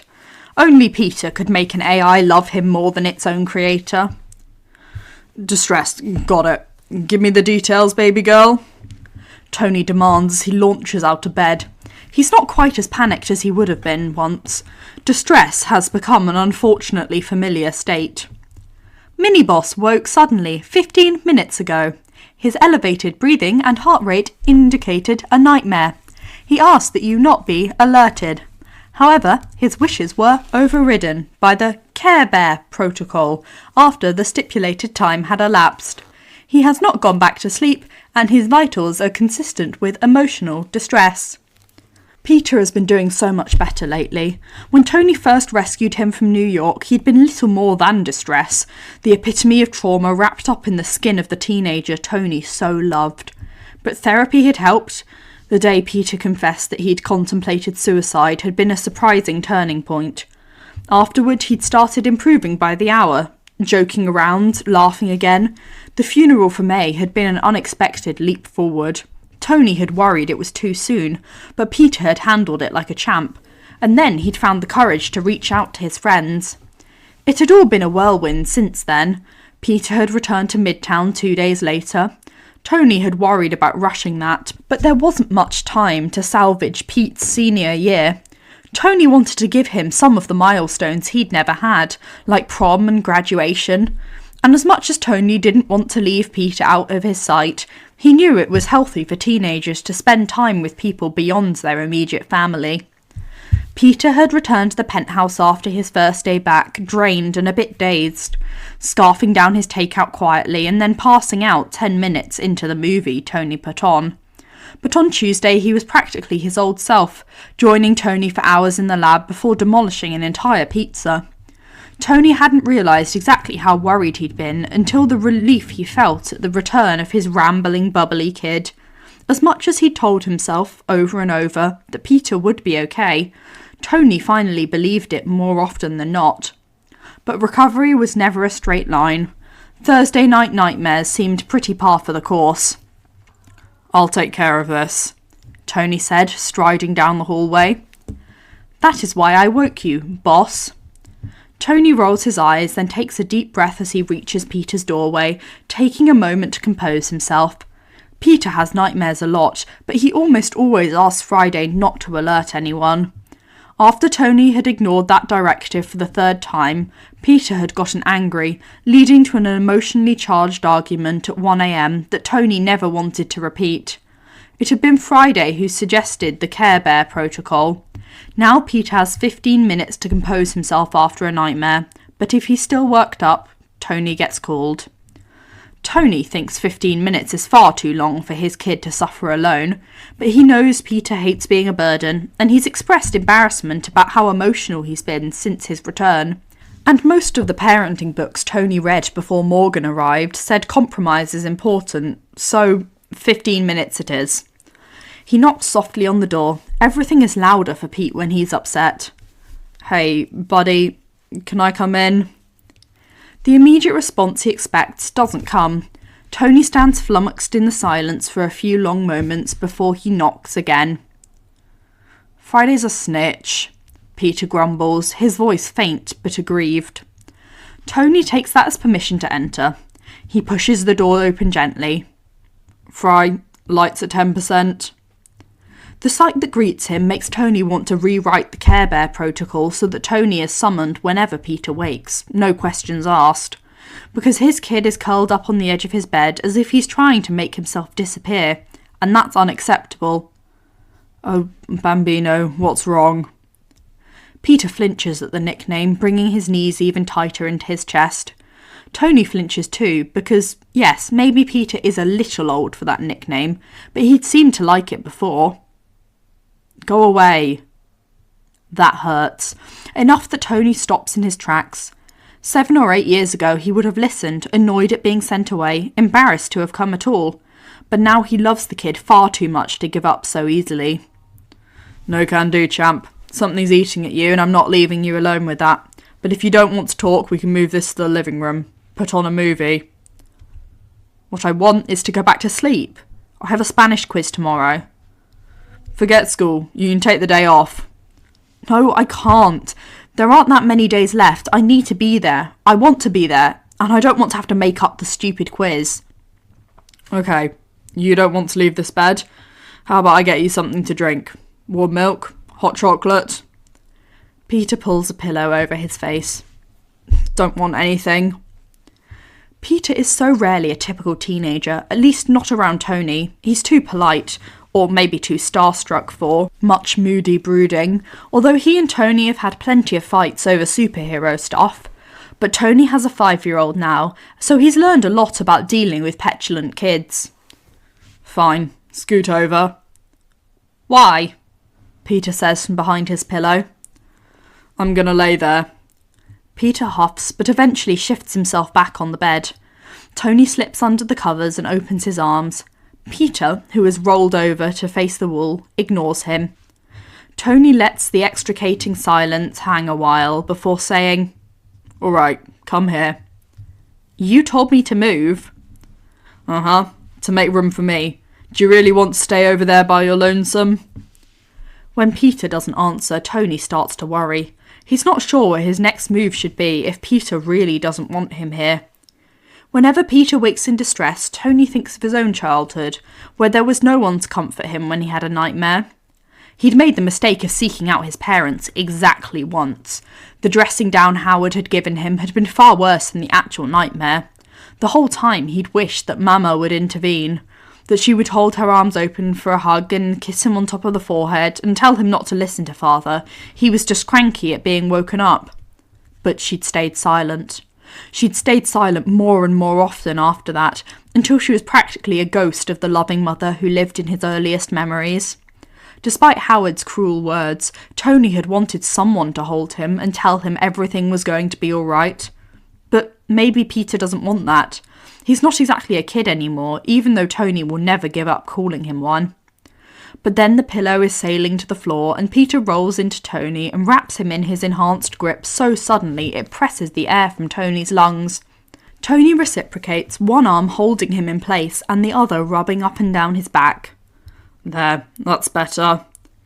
Peter doesn't say anything. He's so still for so long that Tony thinks he's fallen back to sleep. He's contemplating attempting the same when he feels the wetness on his chest.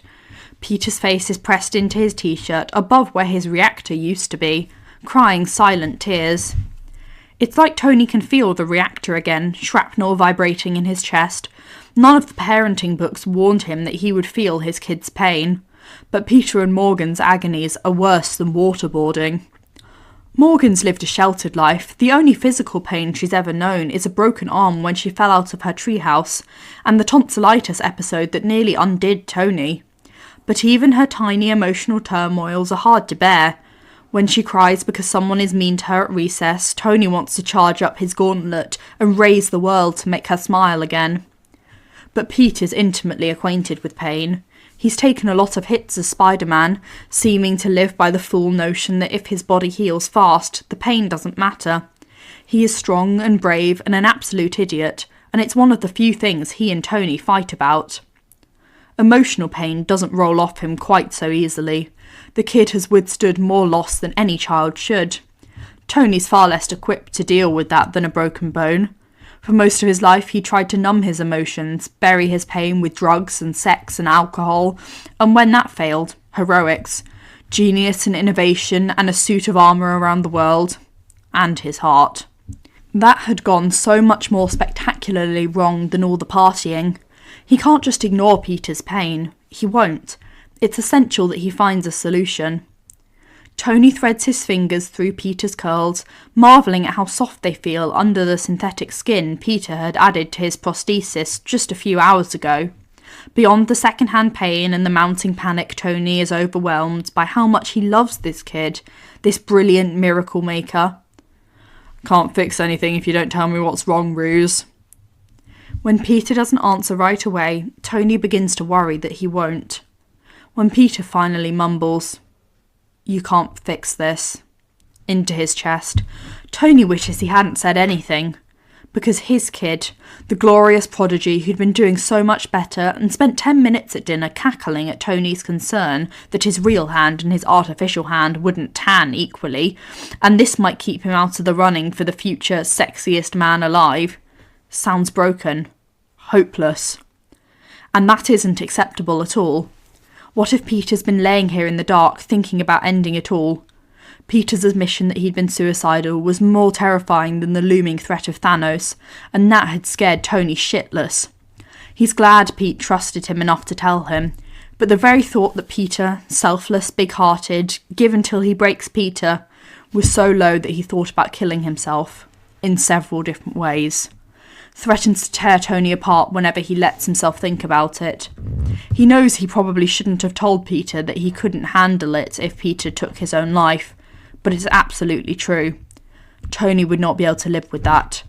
And guilt is the only way he knows to get through to the kid, who has always put everyone else's needs before his own. But Tony doesn't want to assume that's the problem here, and he doesn't want Peter to know that he's always worried now. Doesn't want to remind Peter about those awful thoughts if that's not what he's thinking.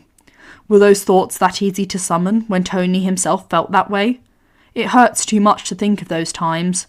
All the drugs have blurred most of his memories anyway. All he knows is he doesn't want his complexes to become Peter's complexes. His mental health has always been a landmine. He doesn't want to be what makes Peter explode. Saying nothing feels like a cop-out though. What if Peter's waiting for Tony to remind him that it's all right, that he loves him anyway, that he'll always love him? Because Jesus, he will. There's no possible worst-case scenario where he doesn't adore this kid. He's not qualified to make these decisions in the middle of the night. He's not sure he's really qualified to make them at all. "I'm too old for this," Peter whispers, voice thick and hoarse with all those tears he tried to swallow. "For what?" Tony whispers back, so glad the kid is finally talking. "Crawling into my parents' bed when I have a nightmare." "Technically I crawled into your bed, if that makes it better." "No," Peter huffs. "That makes it weirder." "That's fair. Probably. Whatever." "Who said you're too old?" "I don't know. Society?" Also Howard Stark and anyone he'd Dean associate with. Screw 'em. "I think your scary Minnie Potts would say that's bullshit." Peter groans. "She heard you call her that, you know." "I meant it as the highest of compliments." "MJ doesn't like nicknames." "But she likes you." "Yeah." Peter doesn't say it like a kid in love. He says it like a man who's just been condemned, as if Michelle's regard physically pains him. Tony had been hoping he'd be able to goad the kid a little about his crush that is clearly more than a crush, to keep him talking. But that seems like the wrong tactic. Honesty it is then. "Look, we're not going to sell photos of us like this to the Bugle, but it's fine. You're never going to be so old that I don't want to be there for you if you're sad, or going through something, or just don't want to be alone. Peter lets that settle between them. It's uncomfortable in the way most honest things are, but Tony stands by every word. Peter pulls away enough to look up at Tony. Even in the dim light, Tony can see his red eyes, the trenches of tears carved into his cheeks. He wants to wipe those tears away like he would with Morgan, but maybe that's too much. A couple of years ago, this would have totally freaked you out, me clinging on to you like this. Yeah, well... That part of him is still there, whispering that he ought to leave Peter alone and go to bed. It's been painstaking work, learning to ignore any voice that sounds like Howard. If he gives in, then Peter suffers alone. So Tony does the opposite. He tells him the truth. For most of my life, Rhodey was the only person who bothered getting close to me that didn't want something in return. I learned to keep people at a distance. Colonel Rhodes was the only one. Peter sounds so heartbroken, and Tony hadn't meant to turn this into a pity party. He tries to lighten his tone to find the joke in it all. Well, Pepper too, eventually. What about your mom? Tony's breath hitches inadvertently. That's a more painful wound than Howard, because it's never quite scabbed over. But he finds that he can discuss this with Peter, who'd lost 2 moms before Tony had lost 1. My father had strong opinions on how children should be raised. Seen and not heard, made of iron bullshit. The older I got, the less willing my mother was to oppose him. She was part of the problem long before she died. I'm sorry. Tony reaches up to smooth Peter's messy curls. He thinks it soothes him more than the kid. Hey, no, that's not the point here, kiddo. He's not sure what the point is. Why they're talking about this at 3 in the morning when what he really needs to know is why Peter was crying. Why he's so adamant not to tell. Maybe if Tony bares his soul a little, Peter will reciprocate. Sometimes there's something healing in the telling as much as it hurts. Thank you, therapy. At least this isn't costing him several $100 an hour. There wasn't anyone else? God, he must think you're pathetic. But Tony doesn't listen to Howard anymore. Peter's hair is so soft under his fingertips. His erratic breathing is a goddamned miracle. I guess there was Anna, Jarvis's wife. Jarvis was very British, stiff upper lip and all that. I knew he cared, but he wasn't very demonstrative. But Anna was the opposite. I used to spend a lot of time in their quarters. Anna was always hugging me, kissing me on the forehead. We used to curl up on the couch together and watch Saturday morning cartoons. He'd forgotten that, actually. It's been a long time since he thought of that kindly woman. When I was 6, I told my mother I wished Jarvis and Anna were my parents. I wasn't allowed to stay with them after that. I still saw Jarvis when he was helping Howard, but rarely Anna. That's terrible. Yeah, Tony admits, something freeing in voicing it out loud. But it was a long time ago. Peter hums. It might be assent or disapproval. Tony stares straight ahead, unwilling to look down and gauge his reaction. Peter holds him a little tighter, pressing his ear against Tony's flailing heart. What changed? Morgan. That answer is easy. After she was born, I was determined not to pass on any of my complexes. I needed to be better, for her. But there's this thing about babies. She just trusted me before I'd even done anything to earn that. She was a little cuddle bug and she just wanted to be close to me. And I didn't mind. I loved it, actually. It got me thinking that my favourite spider was probably a cuddle bug too. Turns out I was right. He skitters his fingers up Peter's side, and Peter presses into him harder to try half-heartedly to get away.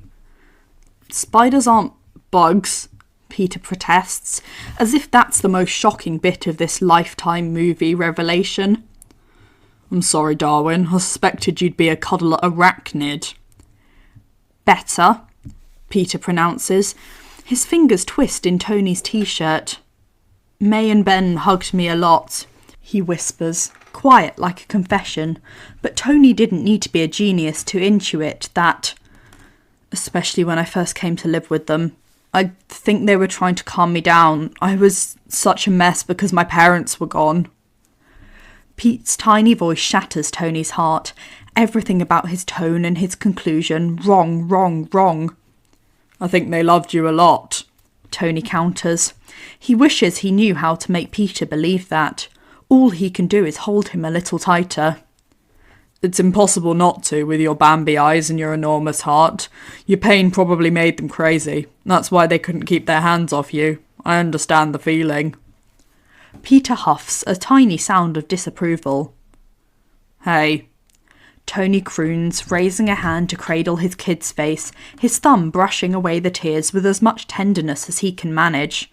You know I wouldn't say all this soppy shit if it wasn't true. This huff sounds a bit more like a laugh, and Tony counts it as a win. He allows himself a few moments to map the contours of this treasured face, rounder now than they'd been when Pete first came back to him. His quirky left eyebrow that doesn't quite match his right, the dimples that haunted Tony for years from the photo beside the sink. There's another reason I don't mind this. The words fall from his lips on their own accord, penance for this absolution that he didn't deserve. You died in my arms, kid. You fucking crumbled in my fingers. That messed me up for a long time. Now whenever I get to hold you and you stay solid, that memory loses a bit of its power. You're doing me a favour letting me get all clingy. He should expect the shame that comes from that admission, but when Peter uses his super strength to pull away, Tony's shocked at how much it hurts. Okay, Tony stutters. I guess that was weird. What's weirder still is how Peter scuttles away until his back hits the headboard, as far away from Tony as he can get without falling off the bed. Is it really that repulsive that Tony wants to hold on to him? He thought Peter knew that Tony told him enough times since breaking through the spell that this should just be repetition. Of course he's repulsed, you pansy boy. No self-respecting man wants his father's hands all over him. Or did you think Peter was like you? Tony could really use some scotch right about now, or at least a mint to counter the bile rising in his throat. He needs to fucking fix this. You died! Pete's been speaking in whispers tonight, but this is a shout, ripping the quiet apart with something vulgar. In my dream, it stuck this time, no coming back, and I don't think I can keep going without you, and it's gonna be my fault. Pete's whole body shakes with the admission. He brings his knees up to his chest and wraps his arms around them, like he's trying to make himself small again. I can't live with that, can't do that to Morgan and Pepper, so I think after graduation I should get an apartment in Cambridge, and I should just stay there forever, even during breaks and stuff. Boston has crime, right? I'll be useful and you'll be safe. Peter. Tony slides towards him, but Peter throws out an arm. Stay back! The kid is full out trembling. Tony's heart is shaking too. It's so cracked he's afraid it just might shatter. Okay. Tony holds his hands up in surrender, trying to appear calm. I'll stay right here, but I need you to run this by me again, because I'm not following. If you can't live without me, then why do you want to run off to Cambridge and never come back? I don't want to. I have to. It's the only way you'll be safe. I'm still not following. That was just a nightmare. I'm fine. You won't be. Peter says it with such finality, like it's a natural law, that Tony gets chills. And why is that? Because I kill everyone I love. Suddenly Tony is feeling Peter's pain again, and it hurts so fucking much. Don't say that. But it's true. Parker luck. First my parents, then Ben, then May. It's heartbreaking, the amount of losses one pure soul has been made to carry. It amazes Tony every day at how strong Peter is despite that. How he's turned that loss into heroics, when Tony just spiralled into self-destruction, oblivious to who he took down with him. You didn't kill them, bud. They died, but it wasn't your fault. It was. Maybe not my parents. I don't remember why they got on that plane. But Ben was my fault. We got into an argument and I said awful things.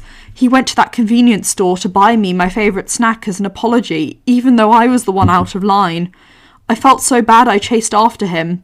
My Peter Tingle was going crazy. I had my powers. I could have stopped the guy who shot him. Peter never talked about Ben, though Tony knew the basics from the police report he'd read during his background research on Parker Peter, teenage YouTube vigilante. He'd known the kid had seen his uncle bleed out. He hadn't known why. He wants so badly to squeeze the kid's shoulder, to pull him into his chest, press a kiss to the top of his head, rock him back and forth to distract him from the pain. But when he tries to slide forward, Peter flinches, pressing himself against the headboard with a whimper. Tony knows what it feels like for his heart to give out.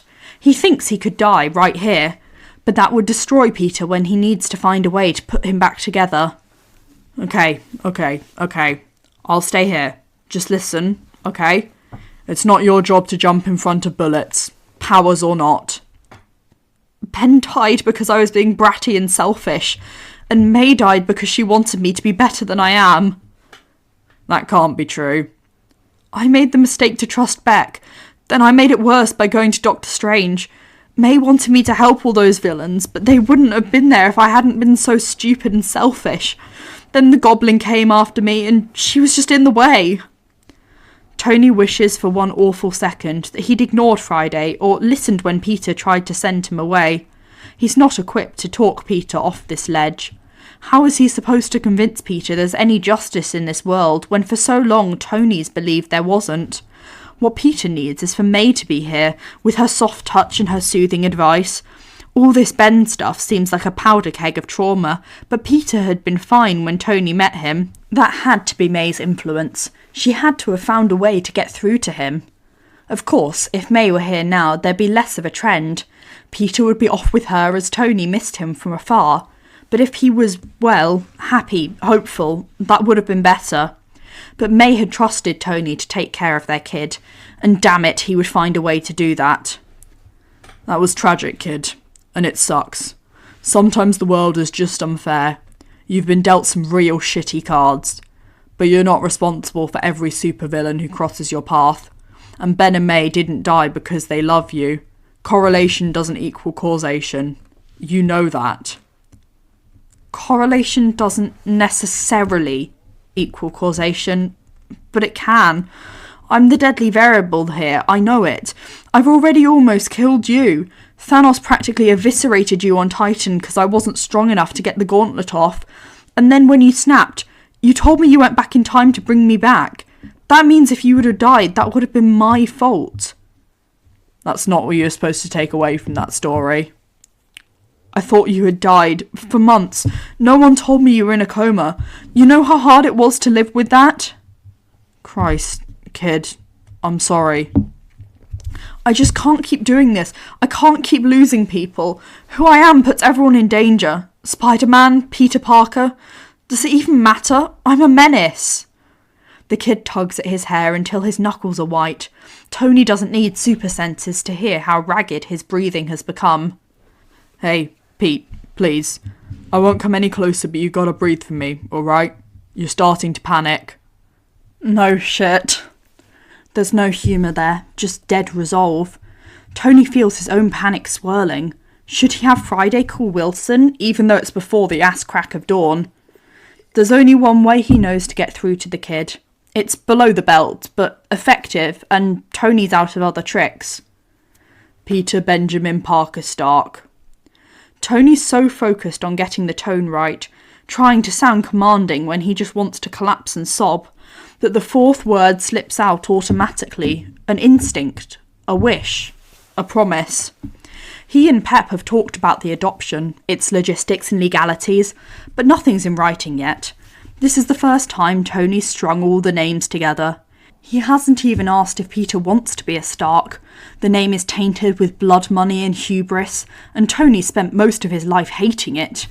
Yet he realises, in a burst of clarity that shatters his heart into 3,000 pieces, that he wants his son to take his name and elevate it to something better. Peter's wheezing has stopped, though Tony's afraid he might not be breathing at all right now. His eyes are so wide it's like he's wearing his mask. Tony can tell from his expression that when Peter hears the word Stark, he thinks mentor, hero, genius, not Merchant of Death.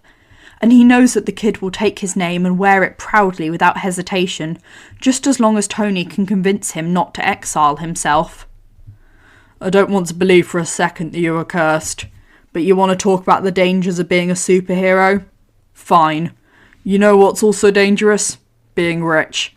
Have enough money and everyone's always trying to kidnap you and the people you love for ransom. So annoying. Dangerously annoying. And you know what makes it worse? Telling the whole world you're a superhero. You kept Spider-Man a secret to protect the people close to you, but I told the entire world I was Iron Man in a press conference. I figured, fuck it, let the bad guys come after me. There's no one I care about anyway. But that was a selfish lie. Rhodey, Pepper, Happy, they were all in danger because of my big mouth. Happy was almost killed once because of me. Then a psycho kidnapped Pepper and almost turned her into a human bomb. Again, because of me. Following your reasoning, the right thing to do would be to let them all go. Marrying Pepper put her in indescribable danger. And having Morgan was irresponsible. Best thing to do would be to send them away. They could change their names, start over, live a simple life where they're safe. Fry, how quickly can you formulate a couple of new identities? Friday, don't! Tony says, feeling the first flush of victory. Why shouldn't she? My girls would be safer. They wouldn't want that. They need you. Peter chews on his lip. His right hand trembles at his side, as if he's just itching to reach out. You need them. Bingo. It's a calculated risk, but Tony slides closer. Peter watches him warily, but doesn't freak out. I do need them. And I need you. And what's the difference between you and me, except I court danger willingly, and you've done everything you can to protect the ones you love? There's always risk, getting close to people. Doesn't matter who you are, and you can take that risk, because the alternative is worse. You say you don't think you can make it without me. I think you're probably right, because you were in a bad shape when I found you. You have too much love in that hero heart of yours not to get any back in return. I know what it's like to feel like no one loves you. And you know where that got me? A drug problem, a death wish, a ton of meaningless sex, and a reputation as the world's richest fuck-up.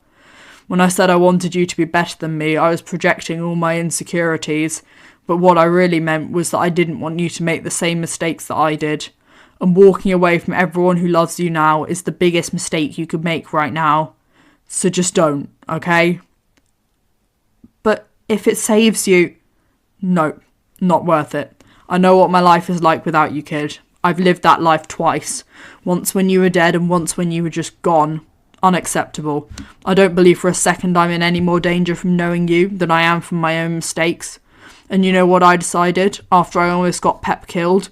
I decided I needed to get the shrapnel out of my chest and stop living in the past. Because we don't know how long we've got. So we have to make the most of every moment we've been given.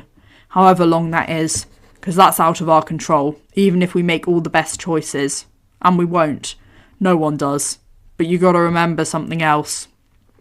Peter leans forward at Tony's paws, his face scrunched in confusion.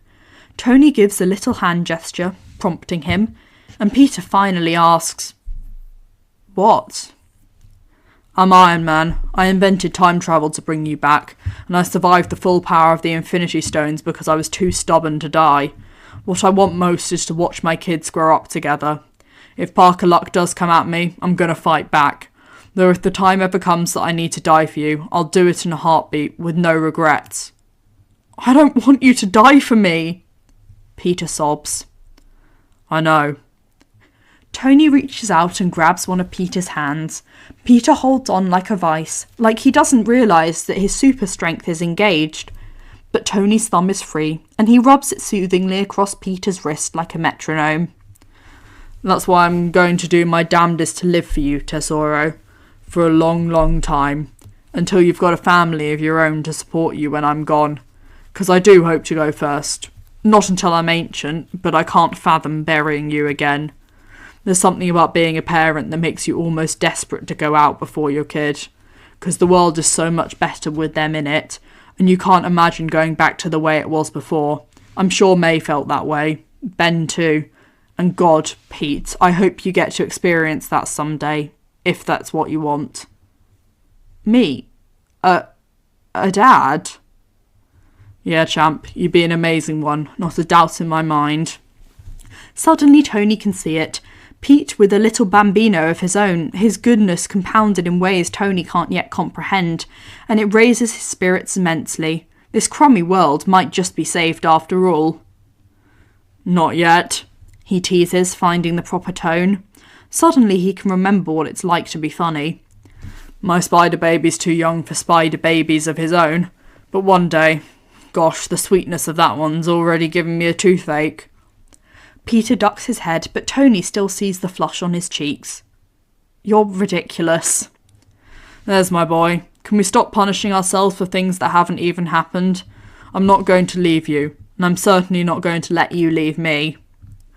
Tony can almost see the wheels turning in Peter's head. His free hand is tangled in the sheets, the other clammy and trembling in Tony's grasp.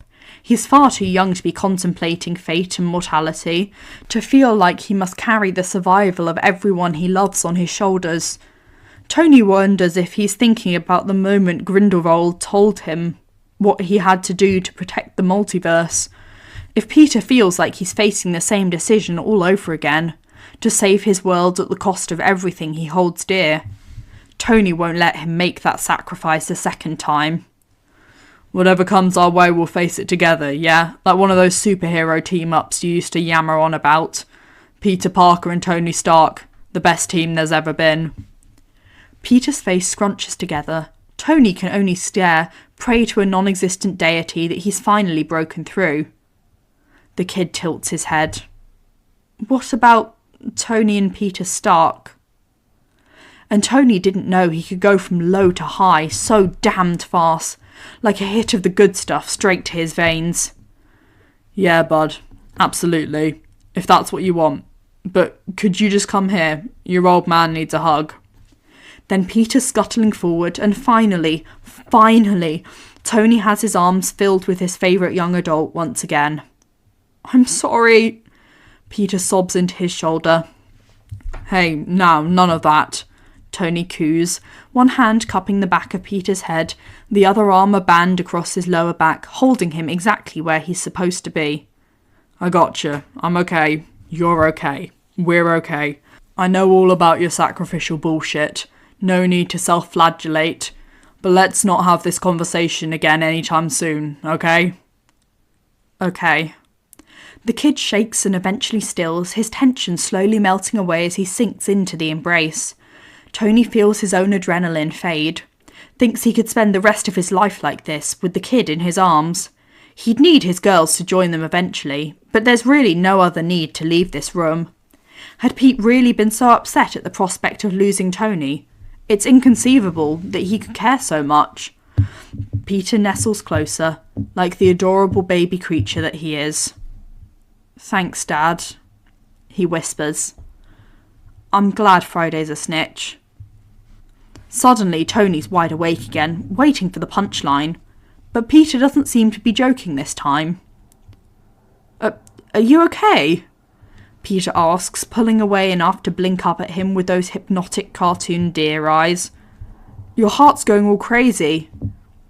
Tony knows it. He can feel it, like it takes up too much space in his chest.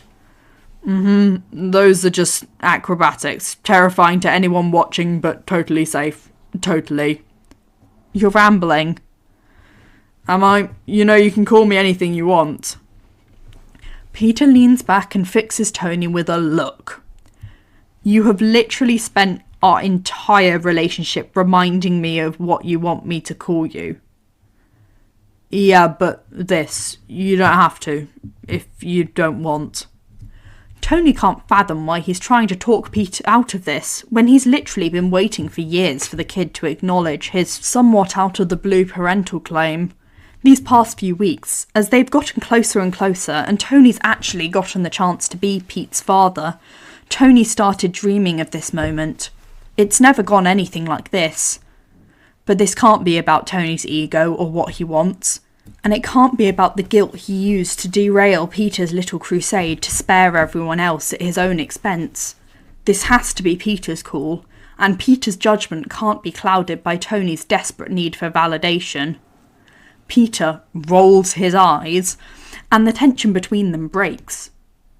"And if I want to call you Dad?" Tony grins, feeling the joy in every one of his cells. Maybe tonight wasn't such a shit show after all. "Being your father is one of the greatest honours I've ever received. Of course I'd like frequent reminders." Then Peter's grinning back, a grin from before, the smile that made its appearance during lab discoveries and rambling monologues about successful patrols or the latest Star Wars buzz. A grin that Tony loves and hasn't seen in far too long. Soon they are just two idiots, giggling in the darkness. Like father, like son. "Why now, bud?" Tony eventually asks. It's not like he handled the evening masterfully. They both spent nearly an hour teetering on the edge of a panic attack. "A wise man told me to make the most of every moment we've got. I didn't want to wait anymore." So maybe he had handled the night well enough. "He does sound wise." "Wise guy. Wise ass." Peter shrugs. "Language," Tony quips. Peter's laugh ends as a shuddering yawn, reminding Tony of the ungodly hour. "Well, it's way past Spider Baby's bedtime now. Are you sure you won't play hooky tomorrow?" Peter contemplates it for just a second. "Nah." He eases back towards his pillow, then fixes Tony with those "do whatever I want" eyes. "Stay?" "No place I'd rather be." Tony fluffs up the pillows, slips back under the covers and opens his arms. His son wastes no time curling against him, his ear pressed against Tony's heart. This time it's Tony who melts. "Fry, cut the lights." Tony lets his eyes close, his body settle. One hand creeps into Peter's curls, his fingers combing through them gently. Peter hums in appreciation, pressing himself a little closer. That's nice. Tony marvels how such a simple action can bring so much pleasure to a child who has known too much pain. How this kid has chosen him to be what he needs. "May could never get me to stay home from school either," Peter whispers. He doesn't sound sad, just sleepy. Tony drops his neck, even though it's awkward, and presses a kiss to the top of Peter's head. The invocation of May Parker feels sacred. Peter opened the door. Now Tony must walk through. "Did she do anything special on those mornings you wouldn't stay home?" Tony asks. "She'd make breakfast." Tony hesitates. The next words are poised on the tip of his tongue. His response would have been automatic before. Now he worries it'll sound crass. For a genius, you sure are an idiot. He can picture May staring him down from the pearly gates with a fond exasperation. "Everyone knows I can't cook, even the big man upstairs." "Was it edible?" Peter snorts and doesn't pull away, and Tony passes the test. "Kinda." "Kinda edible seems right in my culinary wheelhouse. I'll see what I can manage." "I love you, Dad," Peter says, and the acrobatics start up again right under his ear. Tony's heart races, but he's never felt such peace. So much. And Tony is twisting again until his lips find Peter's forehead, the kiss saying everything he doesn't know how to put into words. "Right back at you, kiddo." Tony knows that Howard wouldn't recognise him, this grown man cradling his teenage son like he's the most precious thing in the multiverse. Tony isn't the cold business tycoon Howard wanted him to become, or the rebellious man-child he'd been when his parents had died. He's worn many disguises and twisted himself into plenty of caricatures throughout the years. Hated what he saw in the mirror so much he'd poisoned himself until he couldn't see straight. But he's done with that now. He's figured out who he wants to be. Mechanic, husband, father. Everything else is secondary. He'd give up every cent of his fortune to hang on to the trust of this exceptional man curled against his chest, and the wondrous little girl tucked into her princess bed across the state. Because Tony wasn't the broken one. He finally understands that now. There had been something wrong with Howard, that he hadn't loved Tony enough to say it. because loving Peter and Morgan is as natural as breathing. Tony had thought himself incapable, and had managed anyway. Turns out he's always been whole. He'll try not to forget that again. As he listens to Peter's breathing deepen to an adorable little snore, he thanks the indomitable spirit of May Parker for giving him someone to remind him. Thank you so much. I really hope you've loved this absolute monster of a fic in its entirety. Thank you again to Peacock Girl the author for letting me record this. I hope you've all enjoyed. Have a lovely rest of your day.